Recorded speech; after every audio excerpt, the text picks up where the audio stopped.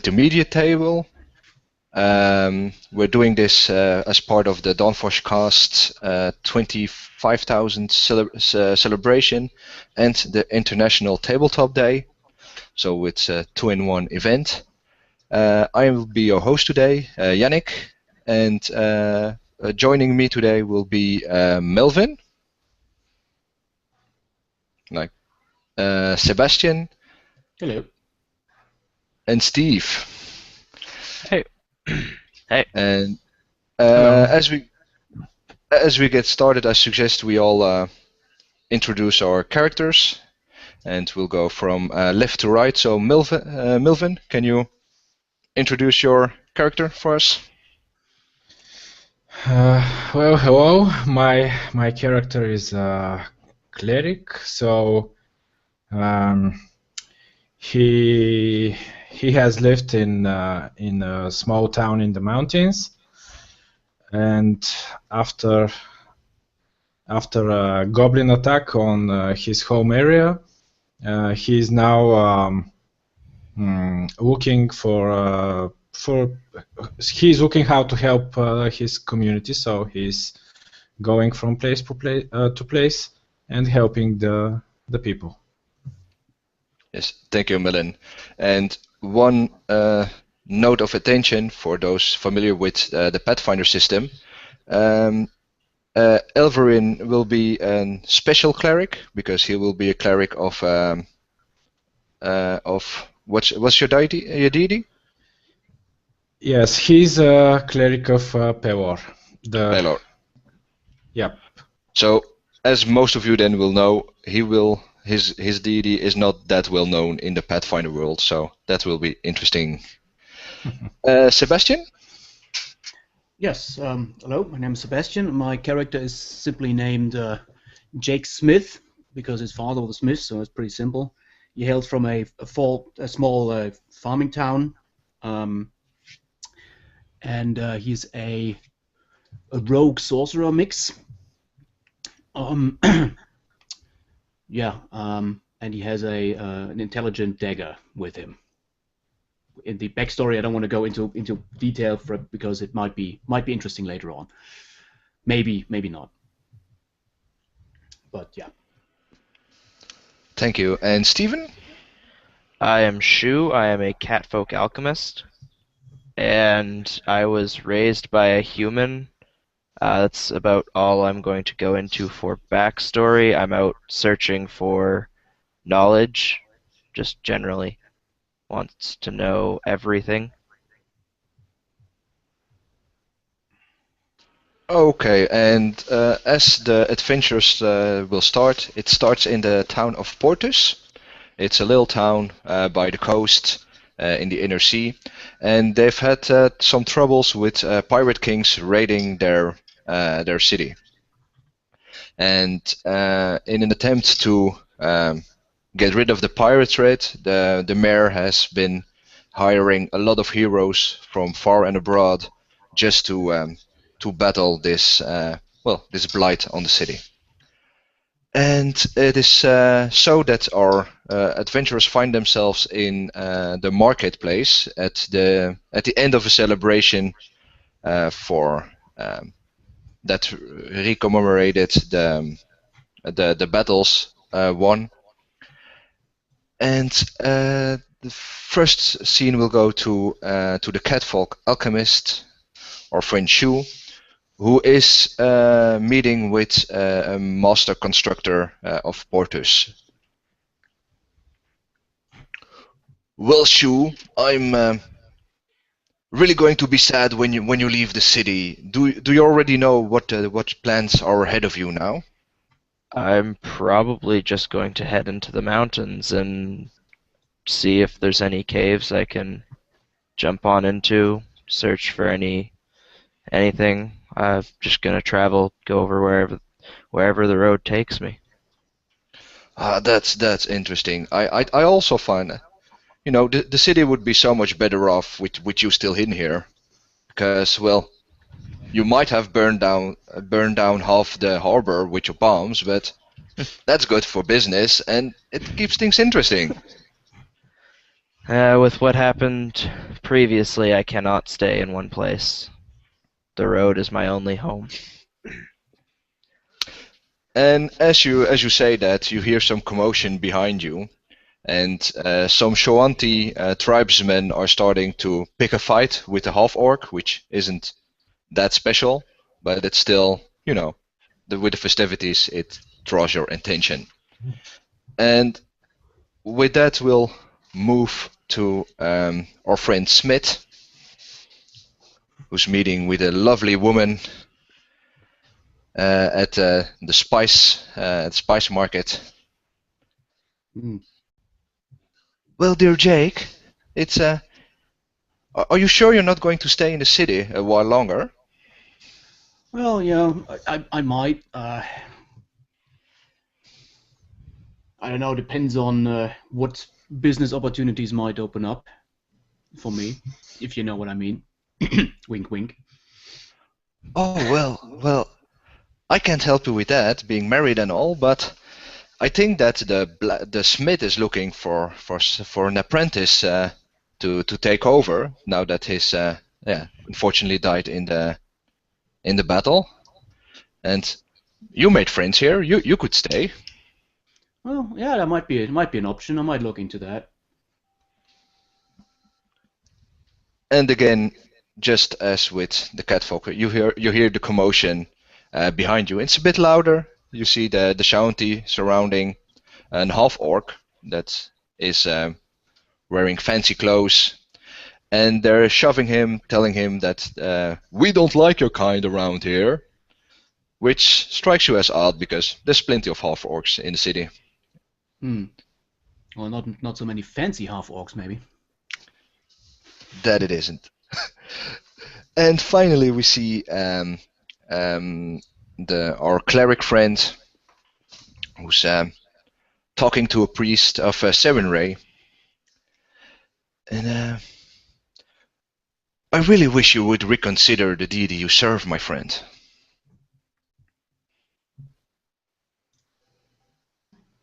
No, currently I cannot do that. But there's so much you could do here in the city as a healer if only you would accept Serenray in your heart. Why go on about the deity nobody knows around here? Well, I say that my deity is good enough for me, and it's giving me the inner power that I'm seeking right now. That is true. I don't know how many lives would have been lost if you hadn't been here. And well, even if it's blasphemous to go to Pelor, this Lord of Sun, I guess you're all right. Will you stay in the city, or will you keep on spreading the word of this minor god in the land? Well, I'll go where the people needs me, so I cannot tell you right now. Well, that's unfortunate because we really would like to keep you here around. And again, you see your attention is attracted by a scuffle behind you, and you see that it's escalating. The pushing and shoving turned to punching, and the three Shaunti tribesmen are beating on that poor, oh well, not poor, distinguished half-orc. What are you doing?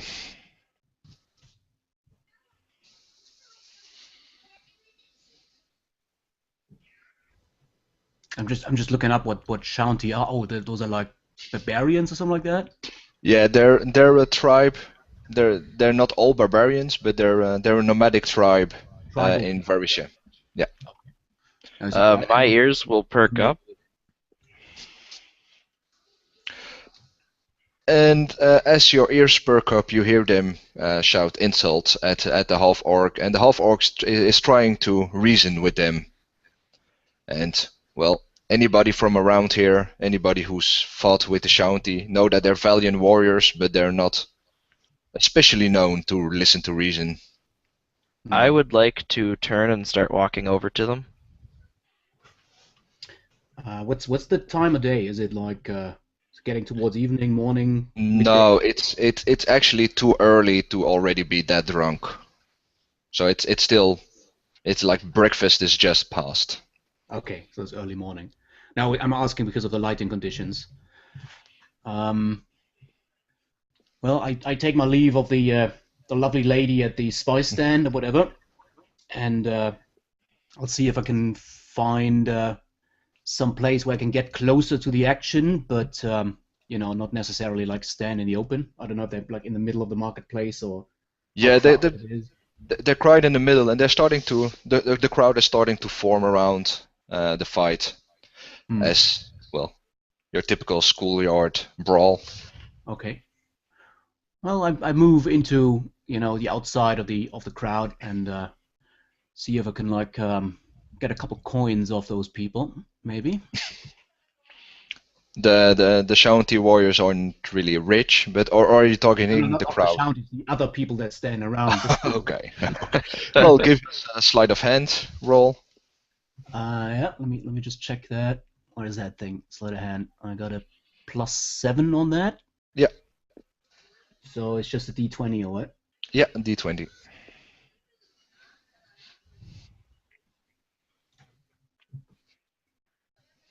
So that would be a 19. Well, you skillfully insert your hand into the pocket of one of the merchants there that's watching, but instead of finding a bag of coins, you feel something soggy in your hand. Oh, great. Or is that a used tissue or some shit? Well, Well, whatever, I mean, I'm just gonna, you know, take it, I guess. Who knows? Maybe might be worth something, might be not. yeah. As you take it out, you see that it's an half-eaten sandwich Hmm. that's probably left over from breakfast. Well, I haven't had breakfast yet, so might as well. And as you do, the merchant turns to you. It's like, oh, the Shaunti are back at it. It's really. I really hope the mayor kicks them out. We have too many of those damn heroes here. Now that the fighting is over, they're always causing trouble. You look like somebody that can take care of himself. Why don't you help the elf orc? Well, I don't know. I'm not particularly fond of half orcs and their kind, so I'm just gonna watch and see what happens. I would like to continue approaching them. Yeah. And as you do, one of the Shaunti warriors will look at you suspiciously. You have gathered quite a reputation for being reckless with your bombs, so he'll make sure that your hands are in sight. I would like to yell to them, "Excuse me." See if I can get their attention. And the leader of the group will turn to you. You are excused, and they'll keep on trying to beat on the half orc. Can I get closer to the fight and Sure. yep, and ask what's going on? Not to the one of the particular sides, but to the both groups. I mean the half orc and the tribe people. Well, the half orc is a bit busy trying to dodge and weave out of the way of the blows that the Shaunti warriors are throwing at him. He doesn't look that helpless, but it's also clear that he's not your typical fighter half orc, as you don't see any weapons on him, and while he's trying his best to dodge most of the hits, he doesn't really fight back like you would expect a raging half orc would do. And one of the Shaunti will turn to you and say, "Mind your own business."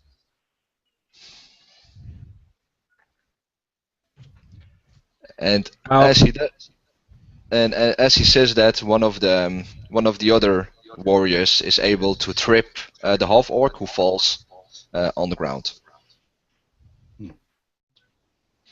I begin eating the half-eaten sandwich. Make a Constitution roll. Oh, come on. What is that? Like a That's a old- D20. old fish with, sandwich? Or something? Poison just for rogues. Oh, all right. Well, my let's see here. My Constitution is just 0, is just unmodified. Oh shit. Yeah, you'll spit it out as a foul taste is tainting your mouth. Ugh.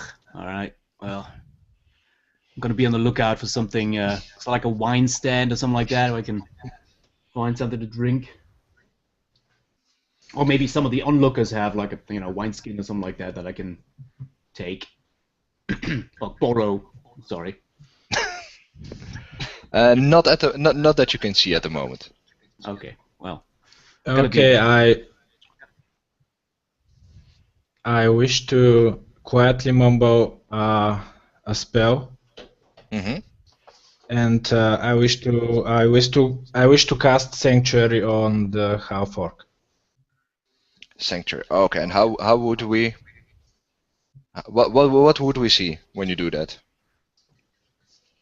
You see the cleric mumbling something quietly, and faint bluish aura covers the half-orc on the ground, so the blows cannot penetrate it.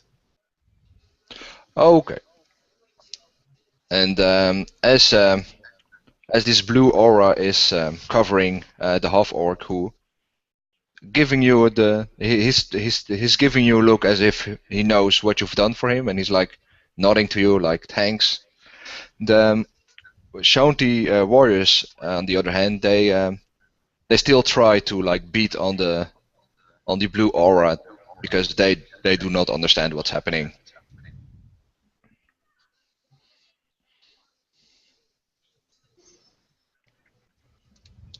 So I'll try to talk to them again and ask what's going on. And then the leader will be pretty frustrated. It's like, well, I don't know what's going on now, but we were having fun.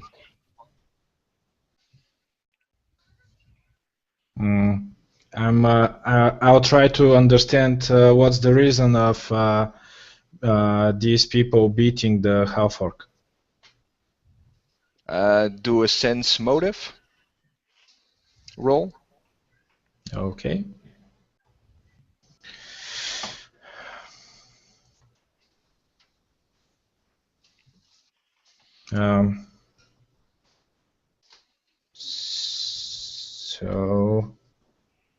So it is 21. 21. Well, you can sense that while they're pretty aggressive, it's not as if they attack him because they don't like him or hate him or have bad feelings about him.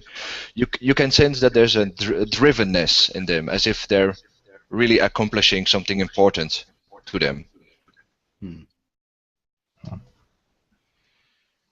Okay. I'm gonna look around and see if the I take it there's a city guard or something like that. It's a larger town, right? It's a port town. Yeah. Something like that. So I take it there's like some sort of guard post somewhere. Yeah. And if you give me a perception roll. All right. Perception is. Oh wait, there's a star next to it. What does that mean? Yeah, that means that you just rolled a natural 20, so that's good. Oh, never mind then. Well, I should be 28 then. Okay. I got a fairly high perception. Yeah, you can see that there's a little star next to it. It's probably a class skill for you. No, all the other class skills are not marked as that, but I think it's like trap finding. Oh. If I go for trap finding, then I get another +1 or something like that, I guess. Yeah, but that's all good. You have a success, and you can see that there's one guard looking, and he has his hand on his weapon, but it doesn't look like he's going to intervene as long as there's no real bloodshed. Not yet, anyway. Not yet, anyway. You can see that he's also nervously looking at Zoo, the catfolk. While you don't know him, you know of him. I've heard the stories, yeah, and I've seen Yeah. the fires in the night. Yeah. So you do think that they're more nervous about him than about the Shaunti warriors just pummeling a guy. All right. I'm going to. Oh, sorry, you go. No, I was just going to ask. We have been in this town for a couple of days or whatever. Yeah, at Already, least a couple right? of weeks. Oh, okay. So I take it that I have like some knowledge of what what the people are and what kind of people are there. And do I know who the commanding officer is for the city guard? Have I met him or have I seen him or something like that? Yeah, you would know him, but he's not there. Right. Well, the idea is that I could use ventriloquism Hmm. on the one guard, or like behind the one guard, basically, trying to imitate the voice of his commander, or any sort of like shouty Yeah, go ahead. superior voice, right? So let's see here. Do I need to do anything special, like roll or something like that? Well, he has a saving roll. DC 13 will disbelief. Yeah, and so if you just do it, I'll do the roll. All right. Well, as I said, I use the spell, and place it somewhere like behind the guard. It's like, what are you doing? You're just looking there. Go in there and like fix that. Okay, and what's the DC you said? 16? Says here DC 13 will disbelief if interacted with. Oh, okay.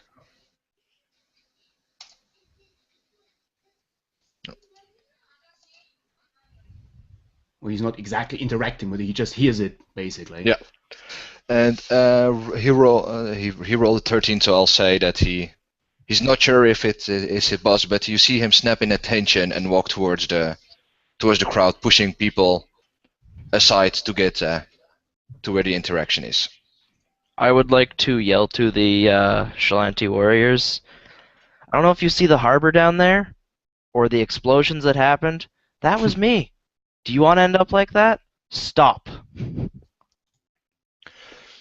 And as you threaten them with a violent death, their hands are dropping to their weapons, and they glare at you, saying, "Oh yeah, you sure you can do that before we cut you to pieces?"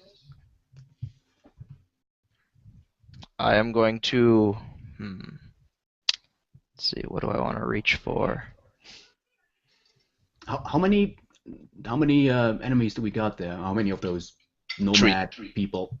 3 nomads and 1 half-orc. All right. I'm going to reach for a bottle, not like it's obviously one of my alchemical bottles. I'm just going to put my hand on one that's on my belt. Okay, and as you do that, there's screams of terror going off the crowd. Everybody like backs away. Oh, shit's going down. May I cast another spell? Sure. Well, I'll try the calm emotion, so on these guys. Okay. What do we see? You see Elvindin chanting a little bit louder than before, and pointing over to them. And what will be the DC they need to? The DC is 15. 15. And it's a will save? Oh, just a second.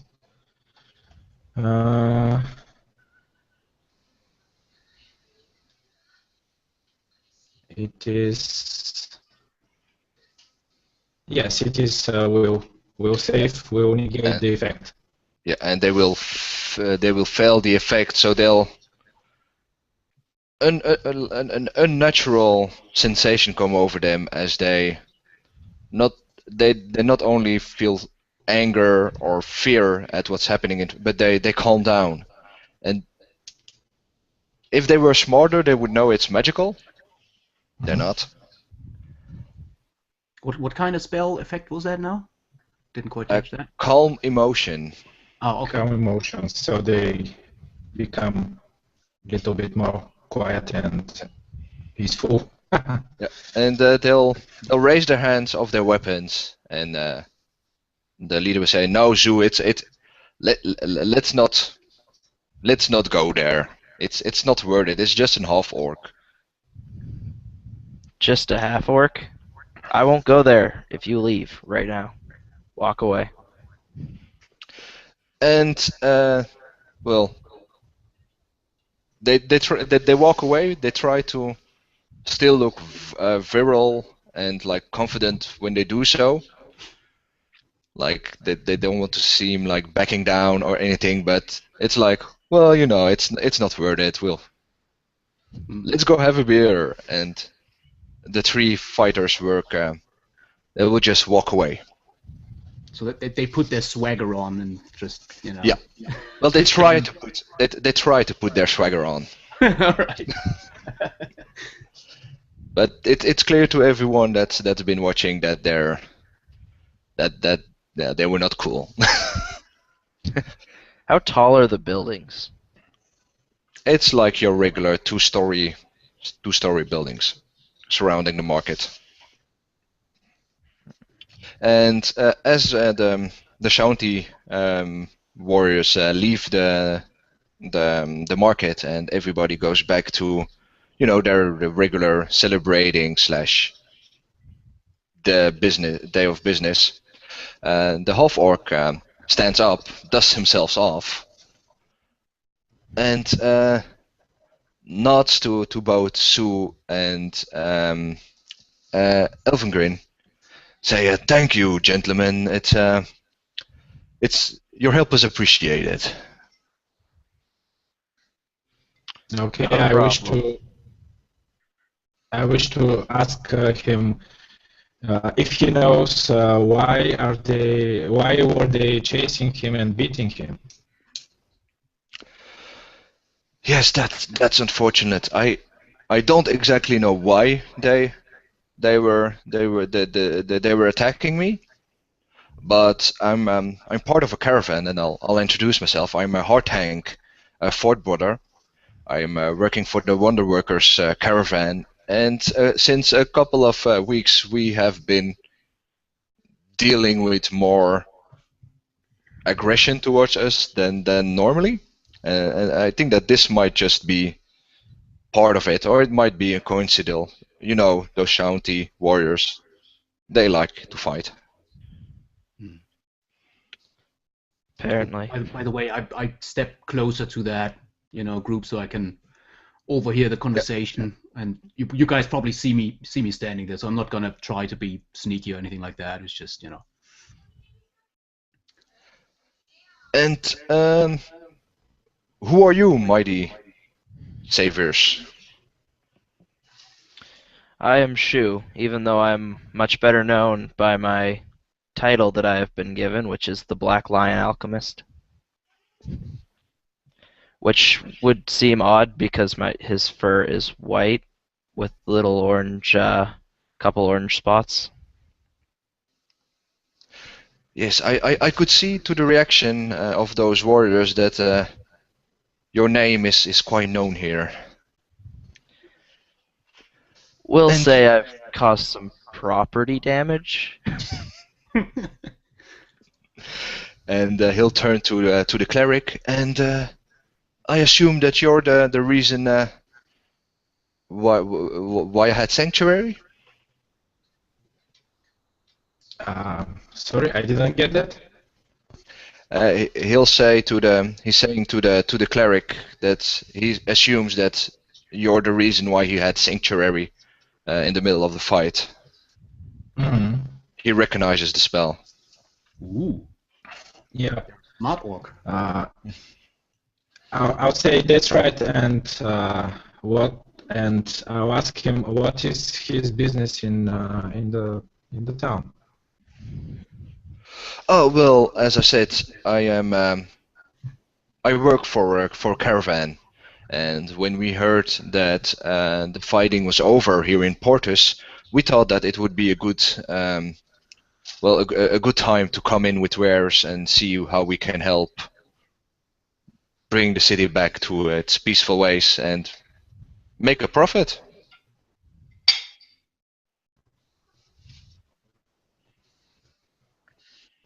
And what is with this caravan? Oh, we sell everything. It's magical things, and then just your everyday materials. Okay. I step a little bit closer and ask him kind of sideways, you don't happen to have some, some metalwork supply with you in that caravan? Oh, I'm sure we do.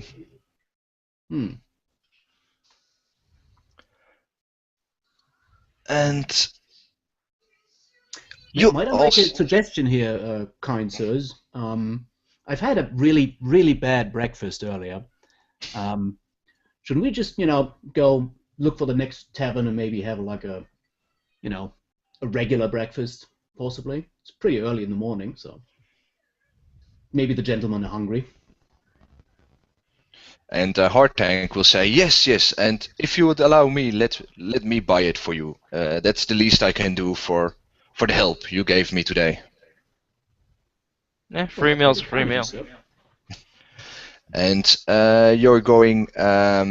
He leads you to the fatigued orc, or the fatigued barbarian. That's an inn in Portus, and you have you have like the fancy breakfast, not just the ale and bread, but like you see that the half orc is a man of means, and he's not afraid to share it with people. And it's pretty much probably the best breakfast you had in a long while. Very nice.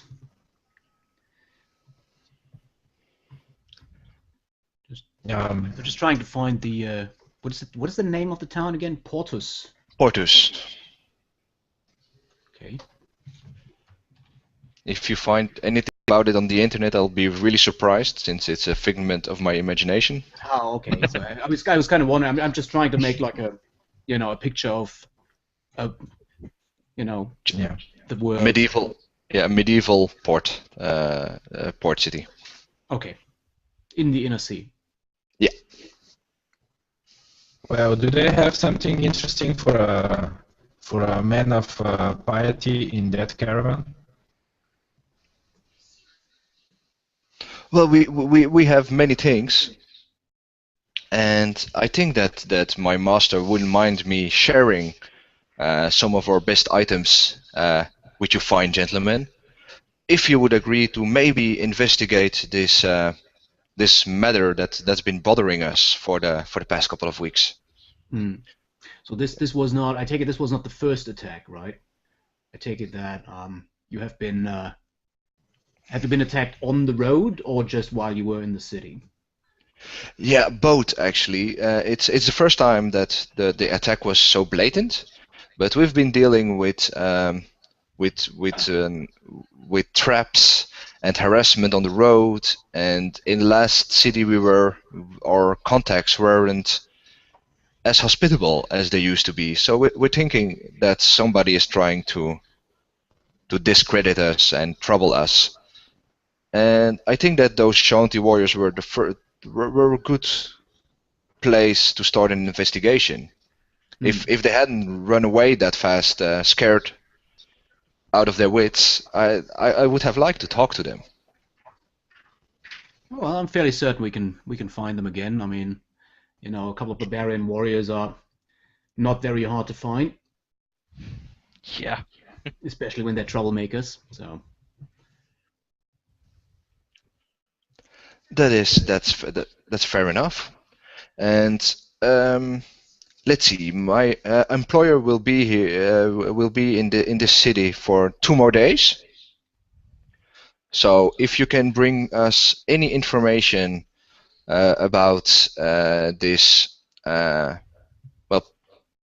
people trying to sabotage us, you would be welcome to any piece of equipment that we have in the caravan. Hmm.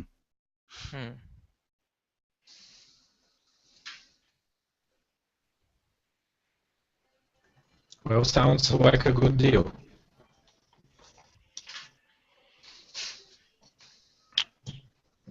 I have no reason not to be in. Well, Great. I got nothing better to do, so. Does somebody have knowledge local? Yes, I do. Yep. If you could give me a roll. Just everybody, or just a single? Yeah, just one. It's All right. Knowledge local. Where's that thing? That's a 21. okay. Well, you know exactly where you can find the Shaunti a tribe. They're just outside of the city. They have a little encampment. Their leader, Ask, is a pretty fearsome fighter, but he's also really wise, and a big part of the success that the town has had in fighting off the pirates was that they were able to secure Ask and his clan to fight for them. Hmm. And you're pretty sure that well, that would actually be the cleric. He knows that he could get an audience with Ask, since he has healed many of his warriors during the fighting. Oh, okay. Okay. So it's not exactly the normal modus operandi of those nomads to cause trouble, because they're technically integrated in, in this town society, right? Well, not really. They're still nomadic, and they're seen as barbaric, so they have a different set of rules and morals than city folk.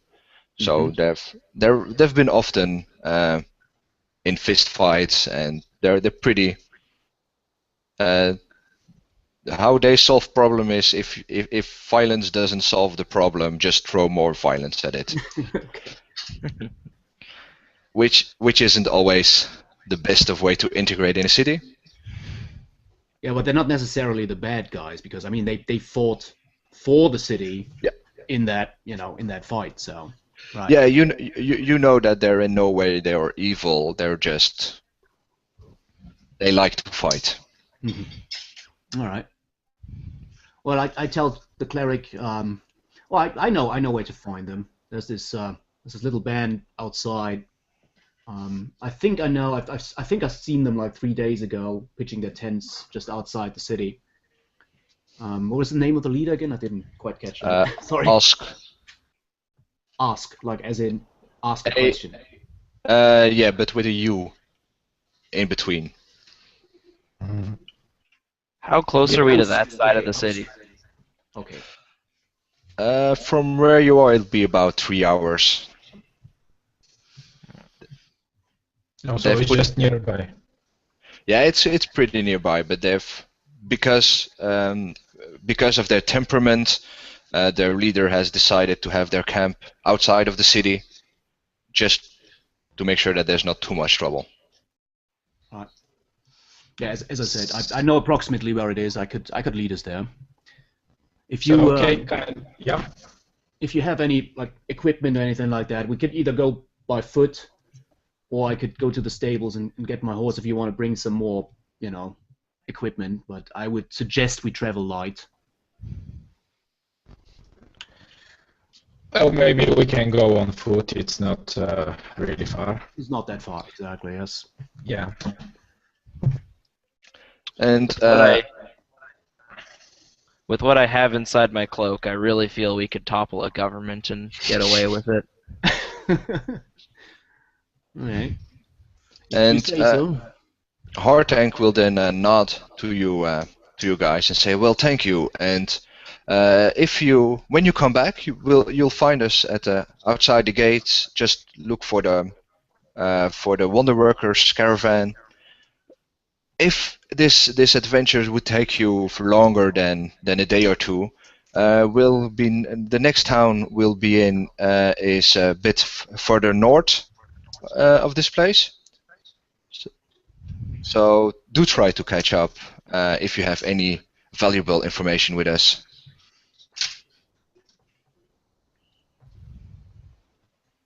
All right. So maybe we, I assume that we introduced ourselves, our heroes, I mean. Yep, and yeah, I'm ready. I'm ready to go to meet the leader of the tribe. Maybe we can really have a good talk with him and find out what's driving them to attack the caravan. If you all agree. Okay, and is there anything you would like to do before leaving the city? Oh, just I don't really need anything in particular. It's just 3 hours away, so I wouldn't exactly pack for a overnight stay. If all else fails, you know, can always stay in the woods, I guess. Yeah, I don't Okay. really need anything either. Yeah, I'm good. All right. Okay, so You you know, set off. yeah. You set off, and well, in the morning still. It's 10 o'clock in the morning when you leave the city, and you walk through the the sand and the rocks to the forest area. And is there anything you want to talk about while you go there? Do you know each other, or do you need to introduce yourself to each other?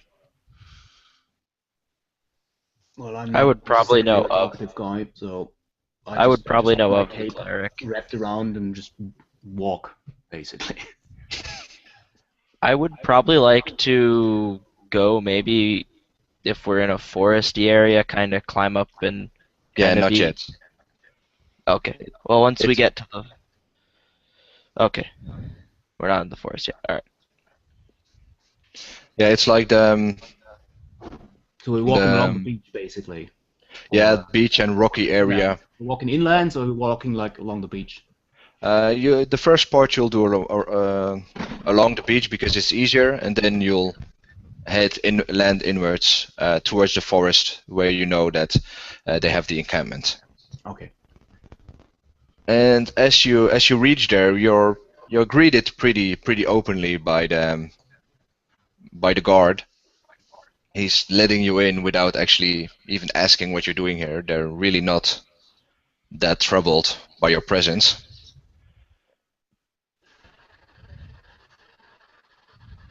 So I'm going to ask if their leader is in the camp right now, and if we can have a conversation with him.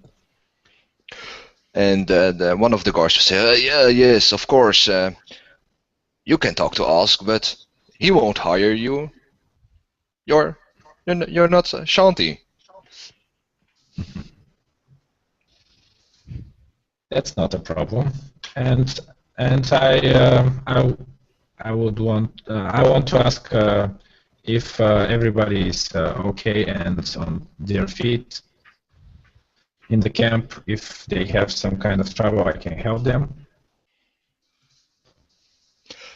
Yeah, thank you, but we're all good. You know, a couple of bruises, but what's a Shanti without bruises?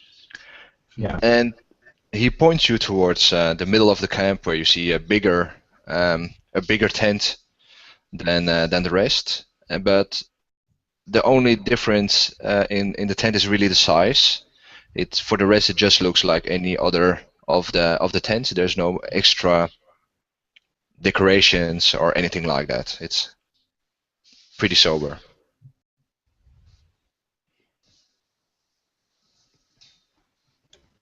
Well, I want to ask the companions, how should we approach him? Should we ask him directly or try to be? Well, from what I know about the Shanti people, they're pretty straightforward folk, relatively simple. So I would say a direct approach is probably best. I agree. Okay. And as you walk in the tent, you see it has a big table in the middle. Not like let's plan a strategy table, but really the let's all have an ale kind of table. Mhm. And you figure out that it's probably where the Shanti leaders go to talk about fighting and just pass out at the end of the evening. And testament to that, at the head of the table you see a large, like a really large man, slumped in his seat with like a tankard of ale like in front of him that's on its side. He appears to be sleeping to the roaring sound of snoring that you hear. Hmm. I'm gonna take a look around the tent, see if I can see anything, you know, standing out, anything that kind of catches my eye. Yeah, Apart from the sleeping guy, obviously. give us a perception roll. So that would be a 6, well, it's relatively low, plus 8, 14. 14. You see, well, what you would expect in a party tent. You see a lot of empty tankards. You see piles of, well, food that remind you of the sandwich you had this morning. And at next to the sleeping figure, you see an empty of an closed a closed box, where as a rogue you would assume that that probably will be where they keep their gold. Okay.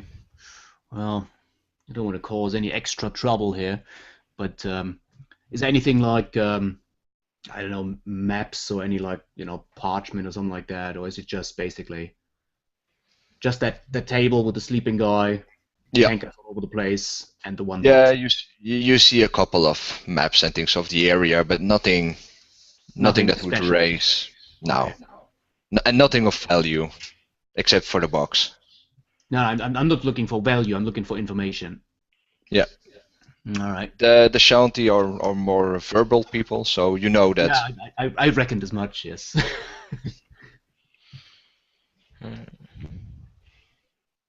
Well, I just, I look at the cleric and just shrug my shoulder and just like point, extend my hand to the drunken man there and kind of gesture into, well, go ahead. All right. Wake him All up. right. I'm gonna greet him loudly as I'm trying to wake him up, not really approaching him. Okay, so you're staying at a distance as you. Yep. Okay, give me a reflex save. Flying tanker time. Okay. So it's going to be 14. 14. Oh, okay, that's enough. As you wake him up, you see a knife just whizzing past your head. As the warrior already stands up, his arm outstretched, but still visibly shaking on his legs, as if he's not really awake yet. And as you stand there, well, pretty shocked, as you almost got a knife through your eye. Yeah. Oh, what's the matter with you? I was dreaming about fighting, he says, slurs. He obviously had a really, really bad night.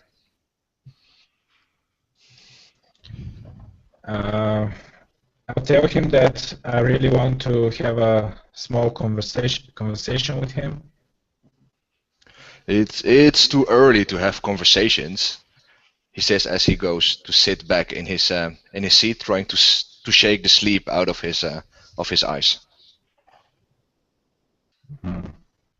I lean over to the cleric from the side and like, hey, don't you have like some sort of spell where you could get his headache away or something like that? maybe.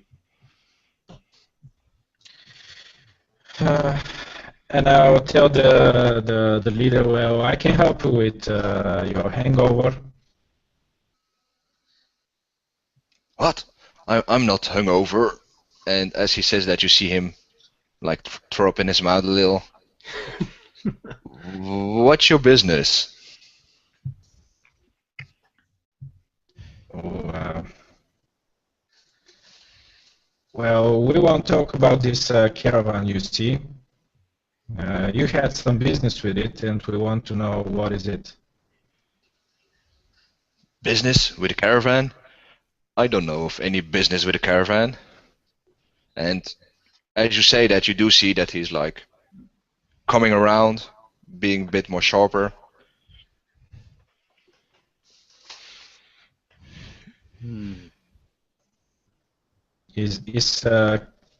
I understand if he's lying us or not? Give me a sense motive.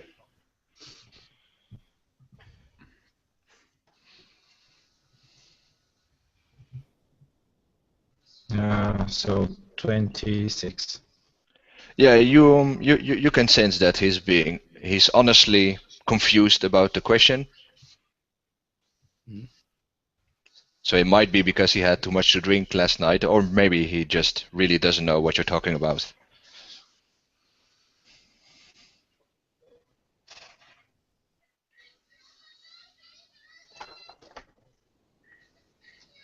Well,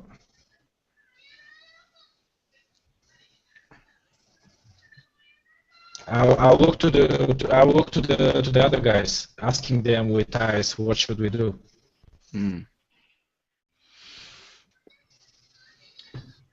Well, as I said, I'm usually not the talkative guy, but let me see here.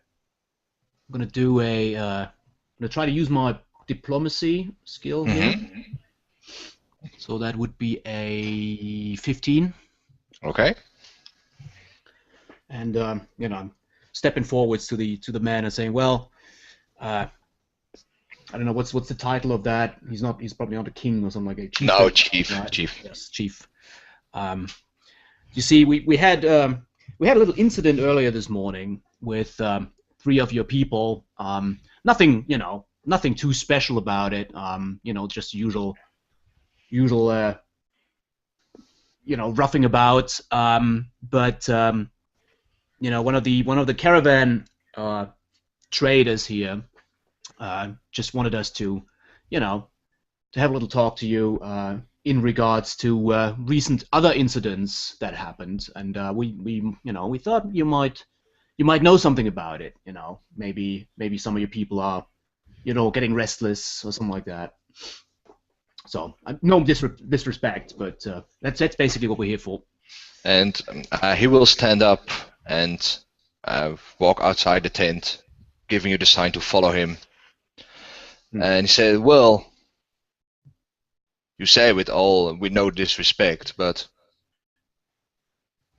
aren't my people always up to trouble? Yes, that is true, but your people also fought, against the pirates, so you got that going for you, most definitely. Yes, with the emphasis there being fighting. The day that the Shanti warrior isn't fighting is a day lost. Would we know anything about their culture, if they're like, they have any honor kind of codes or anything, or do they just fight whatever? Do you have history? Knowledge history? I have knowledge, nature, local, geography, engineering, and arcana. Oh, okay, well, Is there even a history knowledge? Yes, there is. Yeah, because it's not listed, but it might be because I don't have any levels. Yeah, you don't have it. Yeah. May I ask something? Sure. Do I have to declare if I want to use a particular skill, or it's you to decide which skill is my character doing? You can tell me what skill you would like to use and what for, and if it's if I think that that's not a good skill for it, I'll just tell you. Okay.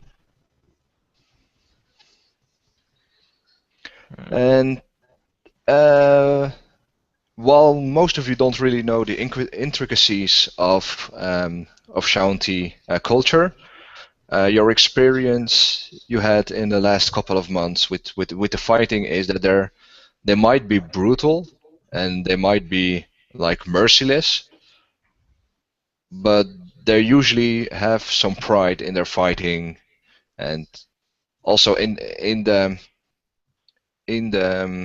market you saw that because the half-orc was unarmed, they didn't pull any weapons, and they only threatened to use weapons after Sue had declared violence towards them. It's kind of like a They're pretty honorable. code of honor in that respect, a little bit. Yeah. If They're not- Vikings were nomadic, right? They're not paladins, but they do have their code when it comes to fighting. Right. So, is it your people's idea to have 3 experienced fighters trying to beat down an unarmed merchant? And he'll scowl at you when you say that. Say, of course it isn't. And he walked you just outside of the camp where he does his morning fluid letting. And he says, there were no experienced fighters in Portus last night. There were just the young ones. Well, there's still 3 guys this morning who were beating up one unarmed man who didn't want to fight. And as you say that, you see a crease in his forehead. Yeah, that's not good. They shouldn't attack merchants. They don't fight back. Well, That was exactly what we were thinking. good chieftain. Well, the thing is that it seems like that is not the only incident which has happened in the past. Otherwise, we wouldn't be here. But with just one isolated, little brawl for whatever reason. But what we've been told is that there have been more of those sorts of harassments in the past in regards to that particular merchant caravan. So maybe, I don't know, maybe you have, a couple of your people are kind of up to something, possibly. I mean, which would kind of undermine your authority, right? If they are doing that behind your back without your distinct orders. True, but let's be honest, haven't we all been too busy the past couple of months to harass a caravan? And Yeah, that is the other reason why it's a bit, off the normal, off a little bit, unnormal for considering the last events. and as he's done, he's really giving you a look of like, he knows he's not the smartest person, but you suggesting that his people have something to do with the harassment of a caravan, it's even so ridiculous that even he would know that that's not possible. But he finishes up, and you're quite impressed about the length of his stamina in that regard. And he brings you back to inside the camp, and you see there a group of younger warriors. You can see that compared to some of the guards that are walking around, they're pretty young in their years of training, and they're about the same level as the Shaunti warriors you saw in the city. Do we see any particular ones we would remember from this morning? Can you give me a perception roll? Yes, I can. I'm going to do the same thing since I also saw the whole. Yeah, you can all 3. S- That would be Okay. 25. 14, 19. I have 21. Okay, well you all pretty much see that within that group there's the 3 youngsters that were there in the market You can just point them out to the chief without any hesitation that was the three guys that were in the market. And I nudge my elbow, towards the priest, or like nudge the priest a little bit and just point towards that group. Yeah, I'll tell the chief. Well, we think that these three were making trouble in the morning. Can we all have a seat and talk about it? And maybe I can use my diplomacy. No, it's Yeah, not diplomacy. necessary.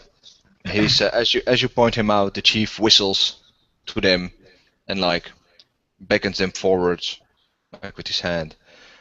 And as the three youngsters are walking towards the chief, you don't see any alarm on their face or anything like that. They don't particularly think they're in trouble yet. Have And, they seen the cat yet? Well, yeah, but they are now surrounded with like 50 of their brethren. They're not worried about you anymore. And as they arrive, the chief will try to be as chieftain-like as he can, like still being hungover. Says, "Little ones, I heard you were in town this morning causing trouble. Is that true?" And the one that was the leading guy in the morning steps up, says, "Well, Chief, I wouldn't really call that causing trouble, but we had an altercation this morning." You mean you started an altercation? Well, had an altercation, started an altercation. Details, really. Well, You won't what fight happened? who the... I didn't catch that last one. What happened this morning? I'll ask them. I'll try to ask them if they can tell what happened, why they attacked him, and so on. Yeah, and he'll just look at you square in the eye, say, "Well, we made some money. We were paid to give that half orc a roughing, and that's what we did." And he immediately looks at the chief, and we give him the money to our leader. He has all the money, so we did it for the camp. And when he say that, he does look a little nervous.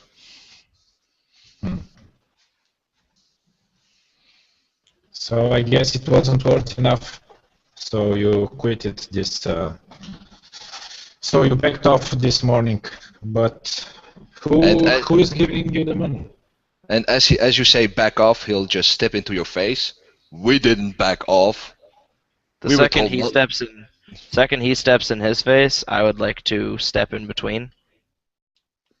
Okay, he looks at you warily, but he still puffs up his chest like a teenage on hormones.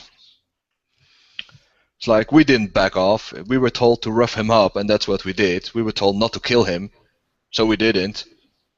There was no backing off. Really, because it seemed to me that the second someone willing to fight back wanted to step into the mix, you decided that you would put your tail between your legs and run. Well, we're not the ones with the tail. Vigorous speech. And the chief told us not to harm anybody or kill anybody, and well, we were just listening to our chief. That's not cowardly. That's just doing what we've told. All right. I would, I calmly step in and put carefully one of my hands on the cat's shoulder, on the alchemist's shoulder, and kind of, beckon him to not further escalate the situation. Gentlemen, we, no harm done. Nothing has happened. So, but Yet. could we turn to the chieftain again? Could we go back into your tent and continue this conversation between us. I think we know what the situation is. Of course, he says to you, and as he turns around, he puts like his big hand on the neck of the youngster that's talking to you. You can see at the facial expression of the kid that it's hurting. He's trying to put on a brave face like it's nothing, but he's being grabbed by the back of the neck and brought back to the tent to talk. Okay, so we have the youngsters with us. One of them. Okay, well, it's not really necessary, but well, if the chieftain says so, that's his prerogative. Who he wants to drag into his tent or not. And getting in the tent, he just sits back at the table, pick up a couple of the tankards, and tell the boy to break open a cask of dwarven ale. Mm. And the kid dutifully just picks up a cask, starts pouring for you guys. It looks like he's been going to be waitering for these talks. Well, that's the minimum he can do. So Yeah. you still had questions for me? Yeah, I'll tell the chief, well, we don't want to interfere with your business and how you earn money or what do you do and what you are fighting for. But, you know, I've done some medical assistance to you and your tribe, and do I deserve answer of one question?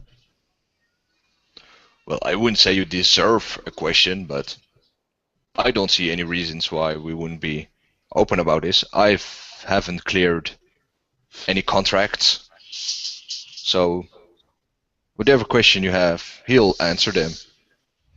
And Okay. as he says that, he looks sternly to the kid, and you see him, the youngster pales a little, knowing that he'll be in trouble if he doesn't comply to the. Yeah. So who is giving you the money to for this business of yours with that caravan? And you see the youngster pause a little, like he doesn't want to tell you, but then the glaring of his chief loosens his tongue, says, "Yeah, no, you know, it was that druid, Ostworld. You know, the guy that turns into a bear when he fights. He gave us the money to attack that guy." And Do we know this Oswald Yeah. character? I was just going to say, everybody, all of you would know Ostworld. He's a druid. He doesn't have that many magical abilities, but when he turns into a black bear, he's well, if the catfolk is responsible for like the damage in the harbor, the black bear did his part of damage in the city too when fighting. He's a bit uncoordinated with his strength. Sounds like we might have something in common. Yeah, and you also know that wherever Ostworld is, his wife is too, and that she's a wizard. She's specialized in necromantic magic. Oh, She's not that powerful, but she's really smart and cruel, and well, she's the more dangerous one of the two, just because of the way she thinks.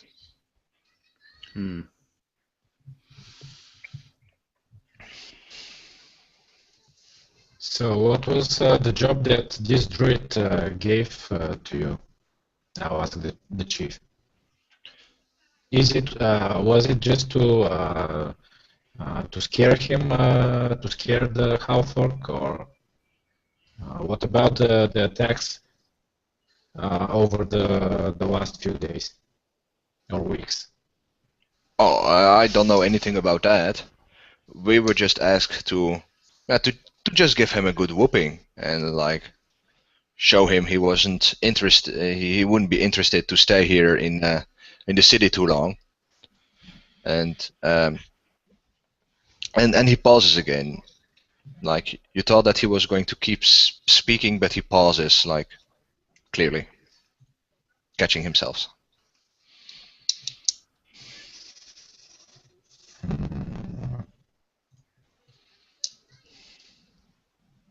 So you say you didn't attack the caravan?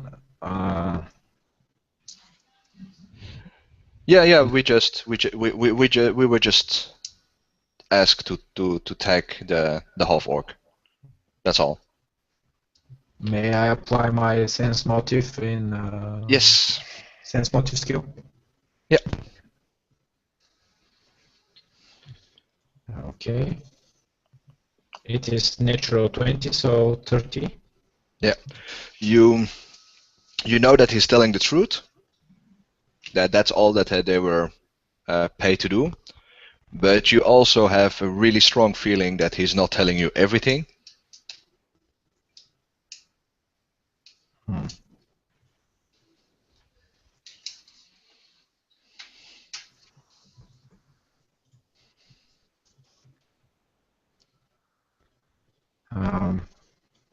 Maybe we can ask him if he has promised for something else from this druid besides the money, or some other deal. And you see that he presses his lips tightly onto one another, and he shakes no really vigorously, like he really don't want to talk about it.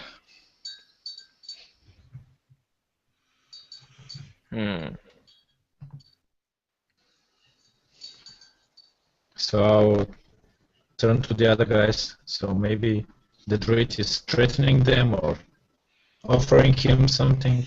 Maybe some of he's the clearly items. afraid. Yeah. I think we should try to look into what the motivation behind this whole thing might be. I don't think we can, even if he tells us that he was also responsible for the other attacks or for the other harassments, that doesn't really tell us a whole lot more than we already know. But we do know Those that the three druid is youngsters. behind this. I don't see those three youngsters being strong enough to attack an entire caravan. And they were busy in the fighting too, so in Portus, so there's no way they could have.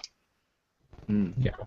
Oh, so the attacks on the caravan or the transgressions took place during the fighting? Yeah. It's the caravan just arrived there in the town, and they've already had a couple of weeks of harassments. So. Okay, to make it clear, did the half orc told us that tribesmen, tribe people were attacking their caravan? No, he said he was having trouble, but and can somebody give us an intelligence roll? Yeah, I can do that.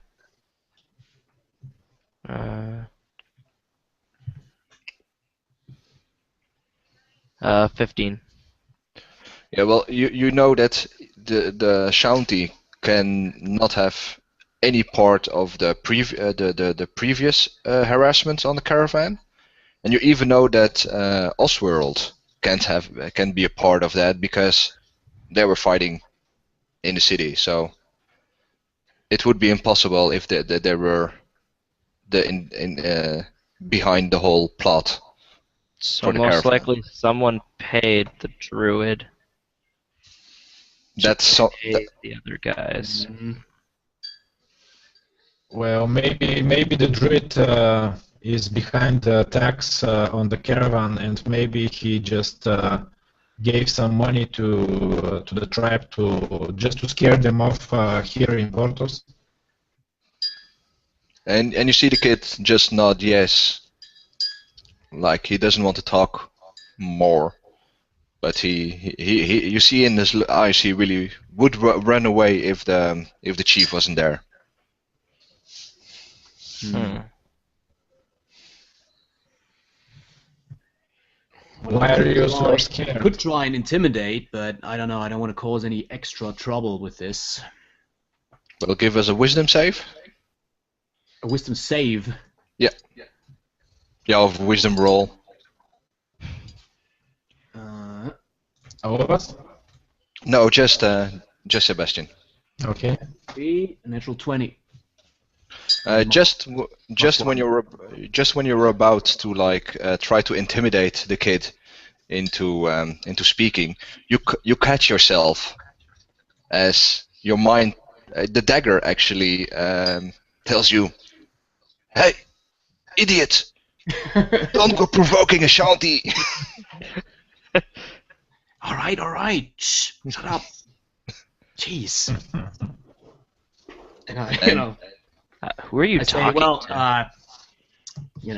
I think we've heard enough. We know what we came here for. I think we should take our leave. Isn't it that so? And I'll turn to the other guys. Yeah, I don't see any other business to do here. Hmm. Unless one of these kids wants a rematch. I don't think that is necessary, is it? Yeah, and as, probably not. No. and as you say that, like 5 kids come into the tent, like, yeah, we'll go.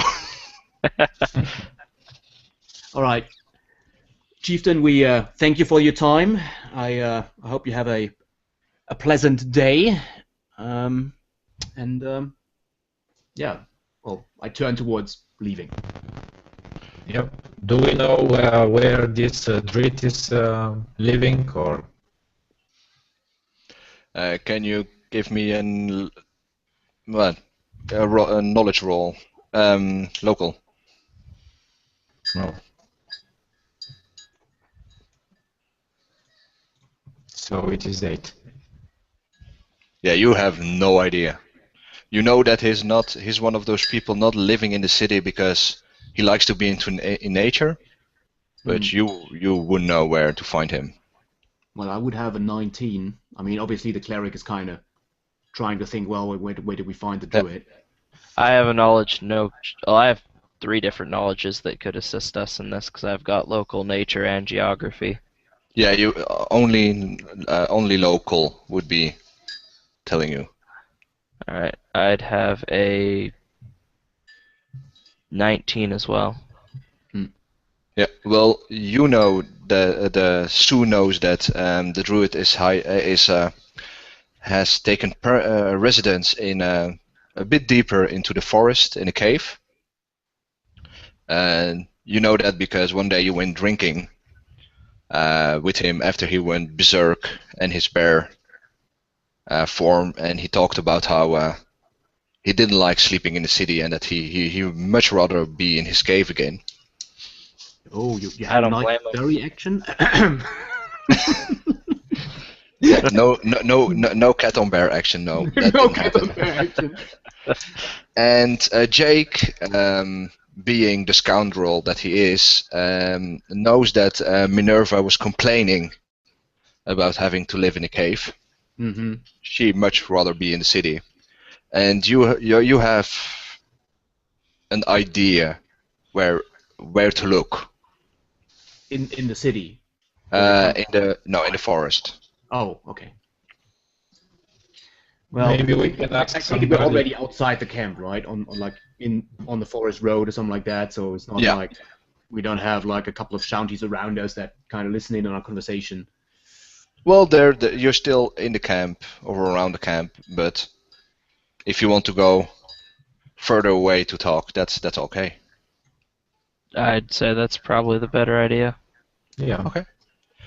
And you start walking in the forest. Unfortunately for you, this all took about an hour, so it's 2 o'clock in the afternoon now. And the area where you suppose that the cave should be, where you could fight Oswald and Minerva, is a couple of hours away from the city, but at the other side of the city. Hmm. So by the So time we get there, we should probably check that out tomorrow. Yeah, I would personally suggest that we go on the way back to the city. We're gonna swing by the caravan, and maybe try to get a little bit more information from them in regards to what those transgressions were, because I don't think that all of those attacks and like harassment was made by the same people. So there might be more than meets the eye to this. yeah, I would agree. All right. Maybe we can try to look for the druid's wife in the town. you could also try to look to find her in the city. Yeah, maybe she's famous and the people know her. Oh, the people know her. She She Okay. probably has like I don't know, a necromancy tower somewhere, with kind of the no, usual but necromancy hideout type of deal, I would no, but imagine. she has about the same reputation as Shu. People were really happy that they were there to fight, but people all are also really anxious for her to go away. Okay. So if we come face to face, there might be a couple blocks cleared out. Yeah. And I suggest that we take a 5-minute break. That's a good idea. I can get another coffee. Yeah. That's why I was lucky enough that my beautiful and great wife just brought me a cup of coffee. But it's always good to stretch a little. So I suggest Yeah, we get back here in 5 minutes. All right, Yeah, I'm okay. gonna take a run Quarter downstairs for some after, food. quarter after the hour, I take it. We have like 8. Like, Yeah, quarter after the hour we will be starting again. cool. All right, All right. I'll be right back. Okay. See you guys. Yep.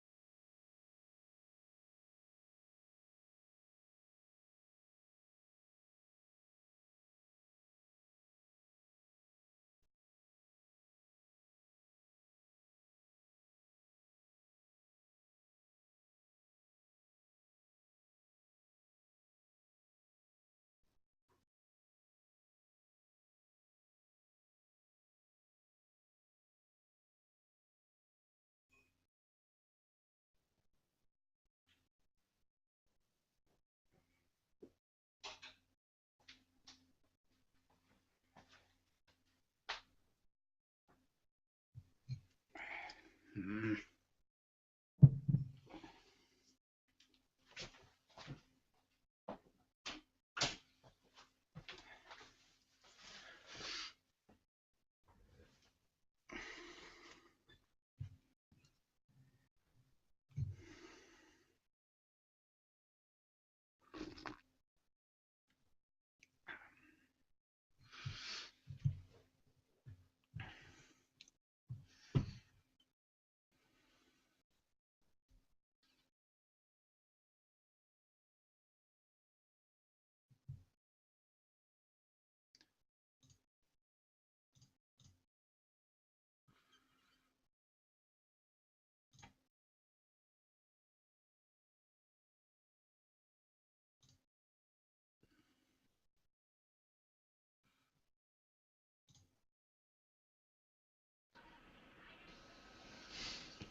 So how are you enjoying the game at the moment, Sebastian? Very nice, very nice. I'm actually kind of happy that I got this Hero Lab thing because it's really helpful keeping track of all the numbers and whatnot. So Yeah, it's easier to start with Dungeons and Dragons 5 because it has way less stats. But I like Pathfinder. It gives you, yeah, it's a bit more crunchy, but I like it.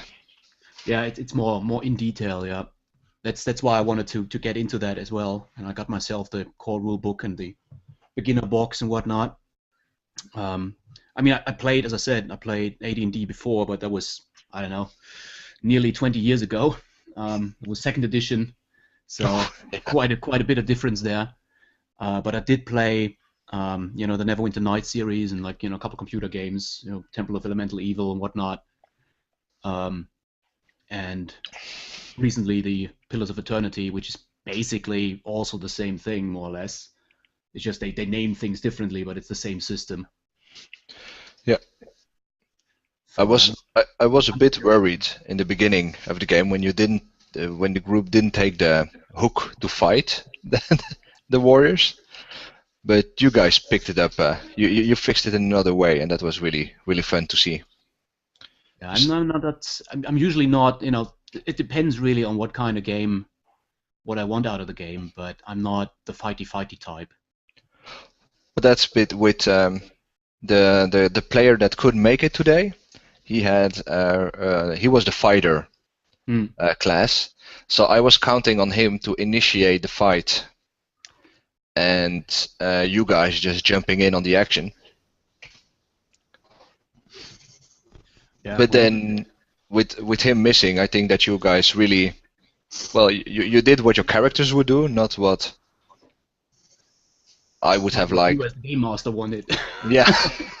But that did make for a really nice encounter, and a proof that you don't have to start everything with a fight. You can also solve things in a different way. Right. Yeah, sure. I recently had, I'm playing pen and paper here in Germany with a couple of friends, and we're playing. The system's called the Dark Eye, or the Schwarze Auge. It's a German version basically of Dungeons and Dragons. Basically. Okay. And we actually recently tried out using the combat system because they never used it, in depth before. They were just doing like the usual role playing and whatnot, and kind of fudging dice rolls and so on. And I was the game master, and I said, all right, we're gonna try out the combat system now, and just to see how it works and how it is intended to be.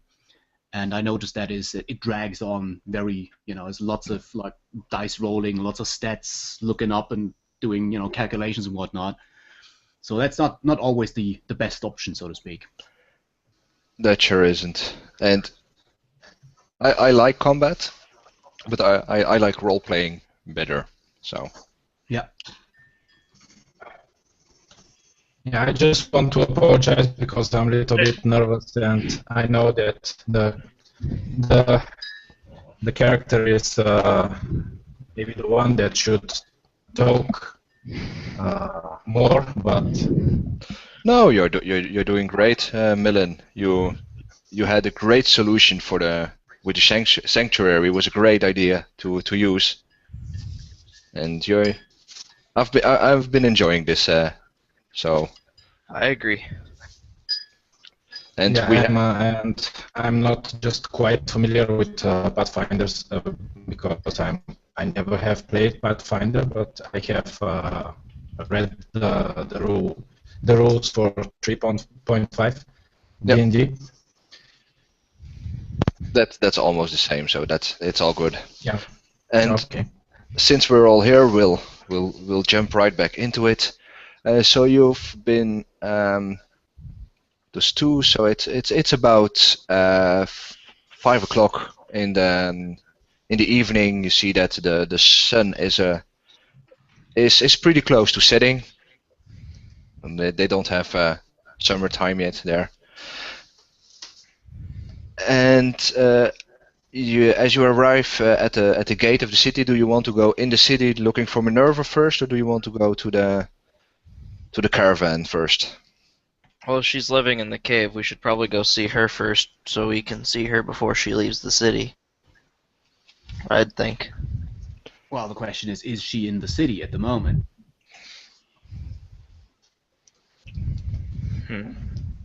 Well, maybe she is, but Right. the caravan isn't going anywhere, so. Well, I would reckon the townsfolk who we are go and ask around a bit. If she's in the city, people probably know about that, right? I can probably do some reconnaissance from rooftops. Yeah, you could do that, and also Jake was in a bit in the same group as she was during the fighting, so you know that she's a bit of a snob. So if she's in the city, she'll be like in the rich person's in the rich people's quarters, like or in the finer establishments of the city. Oh, there might be business opportunities there as well. There could be. All right. Well, we got the option now. We could all stick together and try to find Minerva, or we could send somebody to talk to the caravan leader in the meantime. I mean, it's not that it's it's right outside the city gates. Yeah. And I don't take it the town is very large. Or what is the rough population size of that? It's about 5,000-6,000 people. Oh, okay. So it's a quite sizable. It's Settlement. a sizable settlement. They also had enough money to hire many adventurers, so it's not like it's a little shabby town. Okay, so they do have like walls around it and stuff like Yeah, that. it's walled. It's Do they close the gate at a certain hour or not? well, they used to have they used to do it just before at the end of the fighting, but during the festivities, the mayor did lift the curfew. So while the gates would be technically closed, you should still be able to have somebody open them for you if you would be caught outside. So maybe we can first go and try to find this woman, and after we finish with her, we can check with the caravan. Okay, we'll do that then. Okay, so you go to the to the fancier part of town. You see that it's actually where there's been the most fighting, because every time that the pirates would raid the city, they would try to push through as fast as possible to the rich part of town to bring down as much loot as possible. And you also see a couple of houses with the clear marks of fire and explosions tainting them. And you know that if she's in the city, you'd probably or find her in one of the dining establishments. It's a really fancy inn called the Royal Maiden, or maybe in one of the in the shopping district, like buying new clothes and things like that.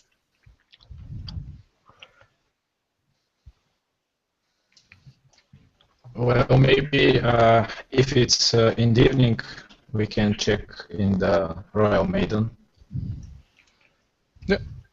And maybe Jake should do the talking with her if he was kind of part of her group during the fighting. He's got a better, I'm better not record with her. buddy with necromancers, but yeah, I can try. Yeah, She and might recognize me. She might not. I usually keep to the sidelines. I'm not really in the middle of it, so to speak. yeah, and she was always in the middle of it. Well, Like obviously. she likes spotlight. And as you get to the Iron Maiden, do you do anything before getting in, or do you just walk in? I'm gonna open up my cloak, and then I have plenty of spots to hook on my all of my bottles that are around my belt. I'll keep one on each side just in case something happens, but everything else is going to hook into my cloak. Ah, so you're dual wielding potions. Gotta keep something out there. All right. Well, I suggest maybe not going for the obvious. How to put that? Not to escalate the situation too quickly, Yeah.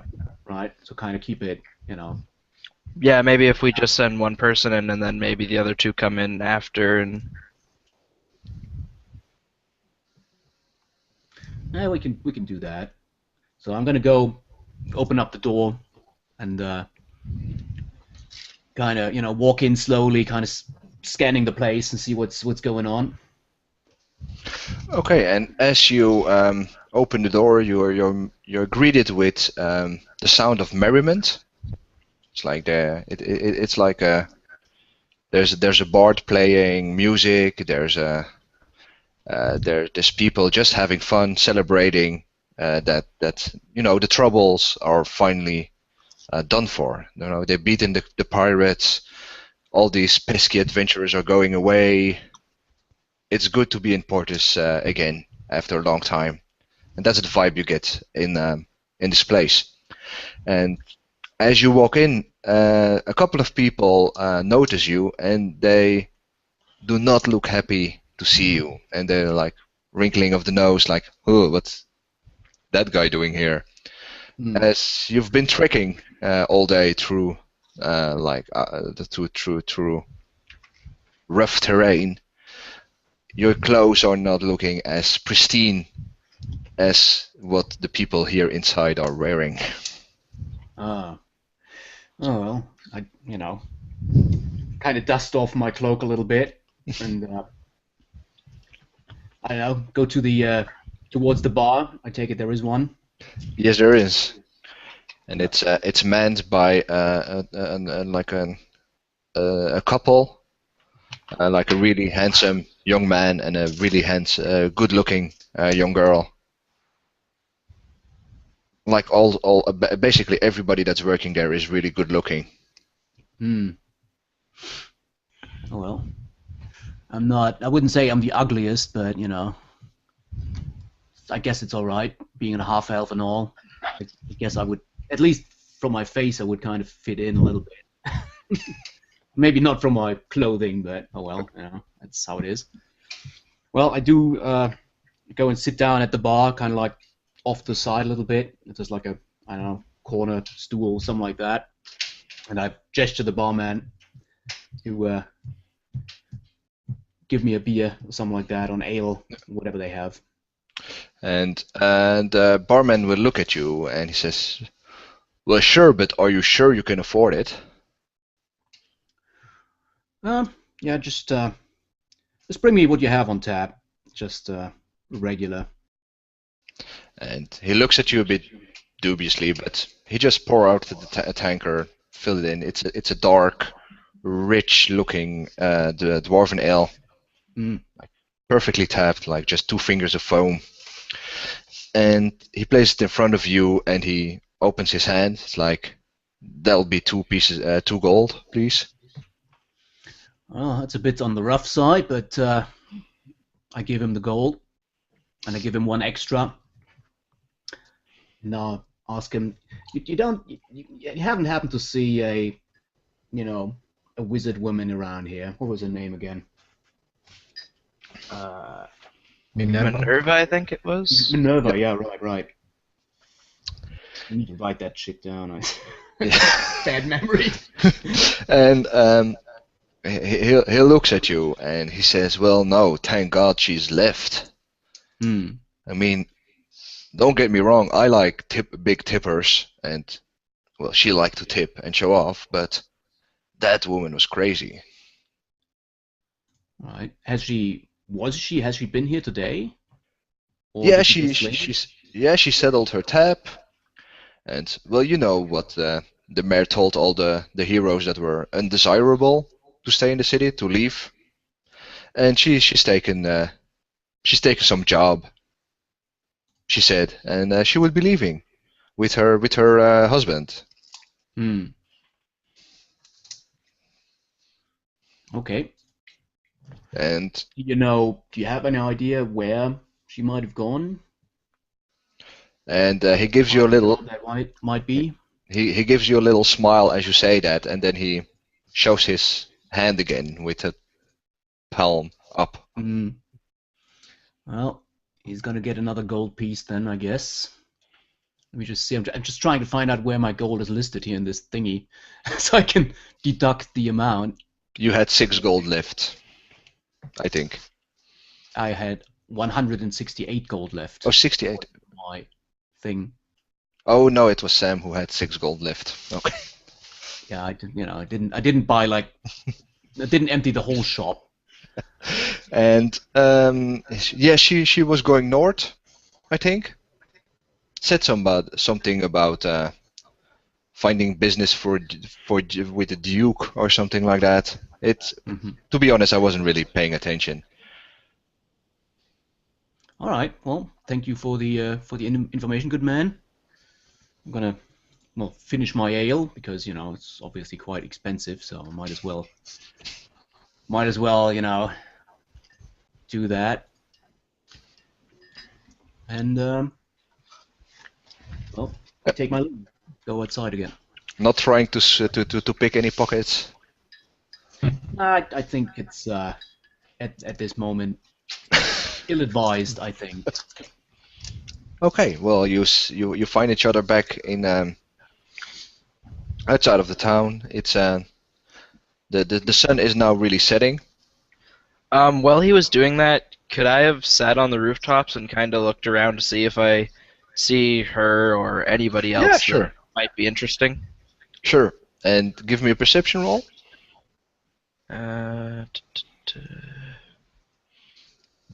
How do I modify the money that I got in this? There's 14. so many tabs in this game, in this program here. Oh, what program are you using?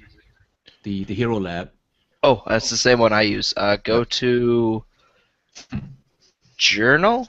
Or no, that's to get rid of gold. I usually just find something that costs that much gold, and then I add it onto your sheet, and then I get rid of it without paying any gold for or getting anything back for it. And I do it always the old style system, just writing it down. Yeah. Well, I already noted it down, but just I know you can do it. You can, basically deduct or put on gold, but whatever. But what was your perception check? 14. 14. You don't see much, except a lot of people looking up at you, thinking, "What is that cat doing there?" Like, it's a bit strange behavior in the city to climb roofs, so people will take notice and just think, Yeah. It's not my house, so I don't care, but what's she doing there? I don't care what people think. And so I assume you share the information you've just gotten, Jake? So we're meeting back out at the city gate. What? Well, they were with you just outside of the tavern. They just didn't went in with you. Right. They just waited outside in the streets. Which is smart. Apart from the alchemist who happen to climb some rooftops. So I kind of look around, and I guess I see him. He's not Yeah. trying to be sneaky, right? No, I'm just. Just And when I gesturing. see you come out, I'll just take a. Not even climbing down. I'm just going to take a massive leap off of the roof and just Ooh, jump down to you guys. it was quite an agile move there, good sir. As I'm falling, you see like a ring on my hand kind of start to glow, and everything lands perfect. Ah, I do think we have the same ring. Oh, Yeah, stops you from quite falling. practical, isn't it? Had saved my backside quite a few times in the past. Anyways, yeah, I've been told by the barman, which was by the way quite expensive to get to that information, which was not a whole lot, but that Minerva and her husband have supposedly taken up a different contract somewhere to the north with another duke. I don't know if you guys know anything about that, who that might be, and they have left town. Left or are leaving? Well, according to the barman, they have, well, they are planning to leave. So I take it that's a couple hours ago. So they're probably already on their way. Well, if it's evening time, they might be waiting till morning. A lot of people don't like to travel at night. Well, I don't know. Somebody who can turn into a black bear and a necromancer. I'm not quite sure if anybody would bother them on the road. Yeah, maybe we can wait for the next day. Well, yeah, I concur. We should not go out in the night. Probably a bad idea. Do I remember of some? Rail. So You were saying, Millen?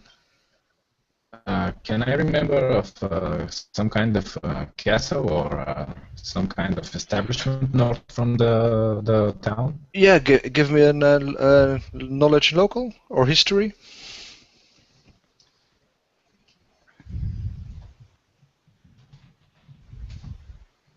Well, it is 9. 9. You can't quite remember if there's any dukes or mayors. Apart from the mayor, you don't know anybody of significance in this region. Can I roll a knowledge local to see what I know about this town to the north? Yeah. They're going to? Yeah, you can. Alright, that would be... where is it? 16. Okay, well, you know that it's a bit bigger of a town than Portus, but it's not as rich. They're just outside of the way of commerce and boats traveling, so it's a sizable city, but it's not like a metropolis or anything. You live there because it used to be important way back when, but it's in decline. How far is it from where we currently are, approximately? It's by foot it would be about 6-7 days. Uh-huh.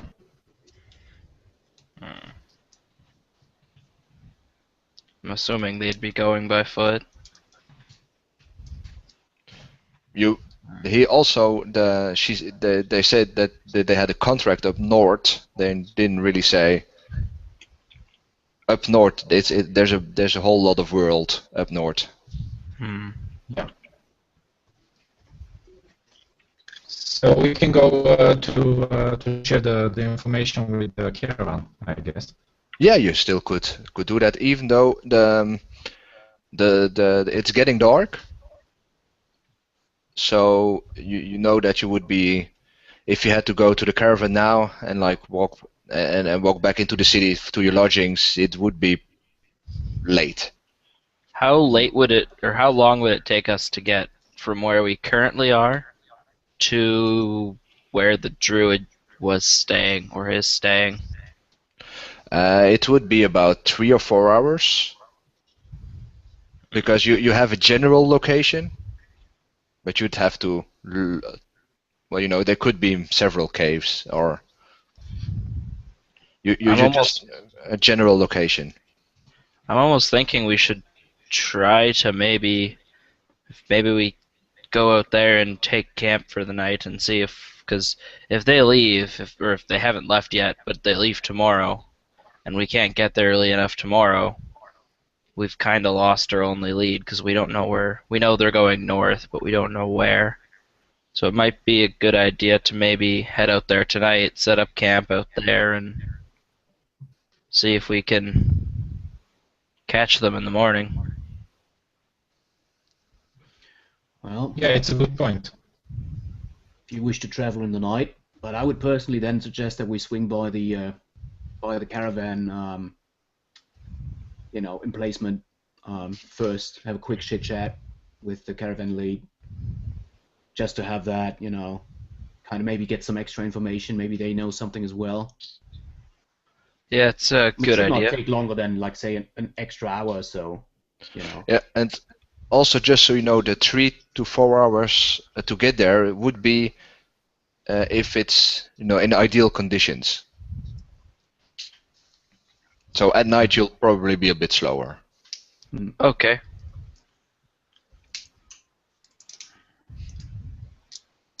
As long as we have, 16 hours so that everyone can get a little bit of sleep. As long as we get there with enough time at nightfall so we can have everyone sleep and have someone keep guard at all times, we should be pretty good. Well, we'll probably arrive in the middle of the night. It's pretty late. Or we could head out really early in the morning and see if we can hopefully get there before they leave. Can you give me a wisdom check? Wisdom roll? Yep. That's a natural one. You're absolutely sure that you have time to spend today and that you can still go out in the middle of the night and find a place. Okay. You're sure of that? Well, I don't know about you guys, but I got a horse, so. Maybe the caravan has an extra wagon? Well, we could ask. Yeah. It is a golf course after all, so it is used to, pulling wagons. That would cut down on the time it would take to get there by a lot. Well, of course, it would also not be very sneaky. We really don't need to be too sneaky. Once we get close enough that we think we're maybe in earshot, like we're not going to go right up to them. We're going to go somewhere close, and then we're going to find exactly where it is on foot, and then we can rest. All right. Well, I personally don't know the woods very well, so I don't know. I'm not 100% certain about that. I'd rather have some sort of daylight. It's just me. Yeah, might be a good idea. Well, I vote going to the caravan and maybe having some rest there. Yeah. Yeah, And sounds like a logical idea. Okay, so as you go to the caravan, see it's quite late already, but there's quite some activity there, and as you reach it, you find Hardhank. He's sitting around like a little bonfire, and there's like a drow bard there. She's like playing the pan flute, and you see a gnome and a human with his hammer next to him, just chatting, and you see a wood elf like a monk just sitting there carving up some wood. And Hardhank sees you guys and he says, "Ha! I hope you bring good news." Yeah, we bring some okay news. Well, do tell. Yeah, well, I share the information of what we know from the tribe with him. Okay, and as you do, um, let's see, do a diplomacy roll. Okay.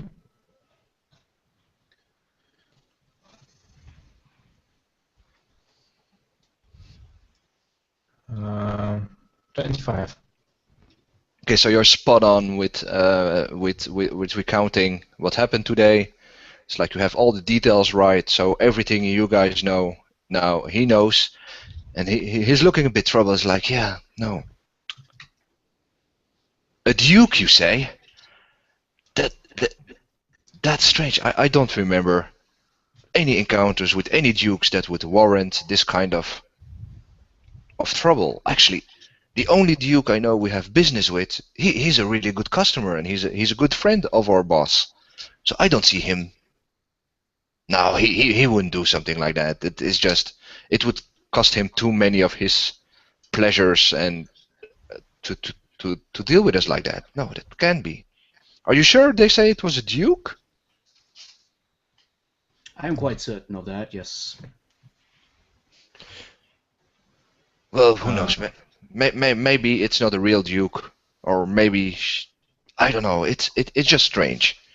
Well, could it be that this duke has maybe some interest in, when it comes to the economy of this place? I mean, seeing as this town has been attacked, and I take it that his dukedom is probably a little bit smaller than this one, and not being a port town. So maybe he has some interest in kind of trying to hurt, the merchants in this town. Trying to steer, commerce towards his place rather than, being here. And you see the wood elf monk that's sitting there. He's looking at you and he's saying, "But how did he know that we would be here?" It's like, I didn't know we were coming here, and I've been traveling with this caravan for months now. And you see the party members, like the bard and the fighter and the gnome, also nod. Yeah, that doesn't make much sense. Maybe the Duke contract has nothing to do with this. Maybe it's just the next thing they're doing. Maybe this is their own motives, not anybody else's. Well, so you're saying this caravan doesn't have like a planned route? So you're just going from place to place just by random? Can't imagine that. Well, Trade caravan. We're not going by random. We're going where business takes us. So, for example, we were pretty close by when we heard about the trouble this town was in, and our master, the Wonder Worker, he knows things. Okay. It's difficult to explain, but he's not called a Wonder Worker for nothing. And he knew that if we would make haste, we would catch the aftermath of the battle if we traveled here. But he only knew about this about a week ago, and the trouble has started before that. Who attacked you on your way? And when were the attacks happening? Was it lately or during the whole month? Yeah, it's been on and off. It seems that every time we get close to a city, we're starting to get trouble, and once we're far away enough of the city, it stops until we're closer by a city. Where have you been before coming to Portus? I want to ask. We've been to many places, and he gives you a list of a couple of the major towns they visited. And okay, which is the last town that they have visited? The last town was Valestov's Rest.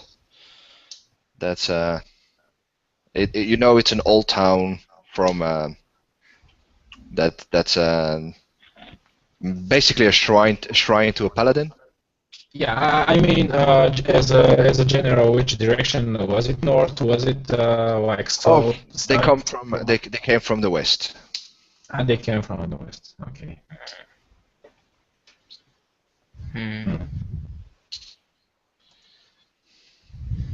Do they know of this druid? Anything about him? Do they know him? Or the No, necromancer. Necromancer. as you say, a necromancer, you all see them like, oh, necromancers. Don't like those people. But you see the gnome fella, and he looks a bit like shady. He might have a lot of things in common with Jake. With that, says no we. I don't look shady at all. What are you talking about? I'm a fine, upstanding citizen. Yes, and if you would ask the gnome called Halfsail, he would say the same thing. Not shady at all. But he talks, and he's a bit long-winded about it. But he's basically saying that there's no way that he could that they would know somebody that was in Portus before, since they've been on the road for quite some time and haven't been to Portus yet. So it's their first visit. Okay, so you basically, I take it you were traveling, you had a route plan, but you took a detour as you heard that this town is in trouble and there might be business to be made. Yeah, and Hardtank says, yeah, we have a general plan, but we take a lot of detours all the time. And then we take detours on our detours that have detours and detours. All according to whatever vision the caravan master has. Indeed. Okay, did they had some kind of trouble with bear or maybe some undead creatures lately? I mean, lately, like this week, these days. And you see the wood elf monk laugh a little. Well, we've had trouble with banshees, we've had trouble with shadows, we have trouble with quite a few things really, but no one dead yet. And I hope I ever going to get a bear, but not yet either. Banshees, shadows, well, that's quite the collection you got there. Well, yes, but the Wonder Worker's vision takes us to interesting places, and he specializes in exotic products, which brings exotic encounters with them. I see. So I turn to the other guys. So what do you think is the connection between with the druid and the caravan? What do you think that he wants, or why he wants to get rid of them? What do you think?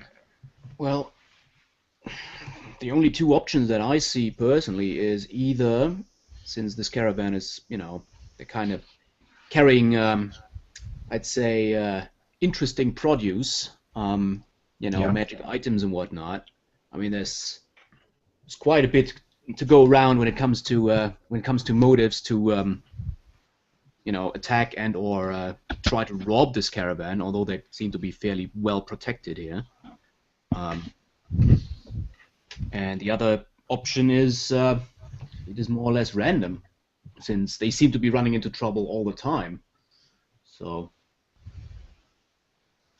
And at that, you see Hardtank say, he lifts his hand, oh, we didn't say we run into trouble all the time. It's just we have interesting troubles. And as he says that, he also looks at you and he says, the deal was for us to get real information about the trouble, and I would hate to impose, but I think that the best thing would be for you guys to talk to that druid and his necromantic wizard lady friend. We're trying to, but they're leaving town and we don't know where they're going. You don't happen to have some items in your stock that might help us with our orientation in the woods? Like some sort of like magical compass or something like that. Maybe. I mean, if it's not too expensive. Well, and you see him looking and thinking, and he says, "Well, I don't have anything for sale." And he grabs out of his pocket a Wayfinder. It's like, if you're familiar with Pathfinder Society, it's like a compass, but it has a magical property. It always shows true north, and it helps you when you're doing survival rolls to find something.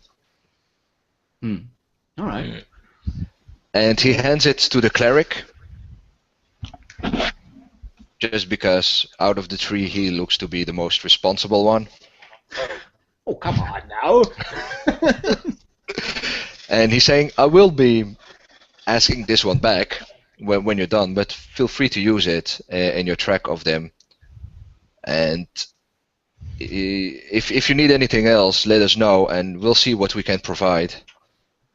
But you know, the real items, the good stuff, you'll get it when you have the information. I hope you understand, but this is a place of business, not charity." That is true. It's very nice of you. Might we ask if we could, set up camp with you here for the night, so that we can leave early in the morning? Oh, of course, that's no trouble at all. And Trask here will help you set up. And as he said that, the wood elf monk stands up, greets you, and just beckons you to follow him to where you can set up your bed rolls.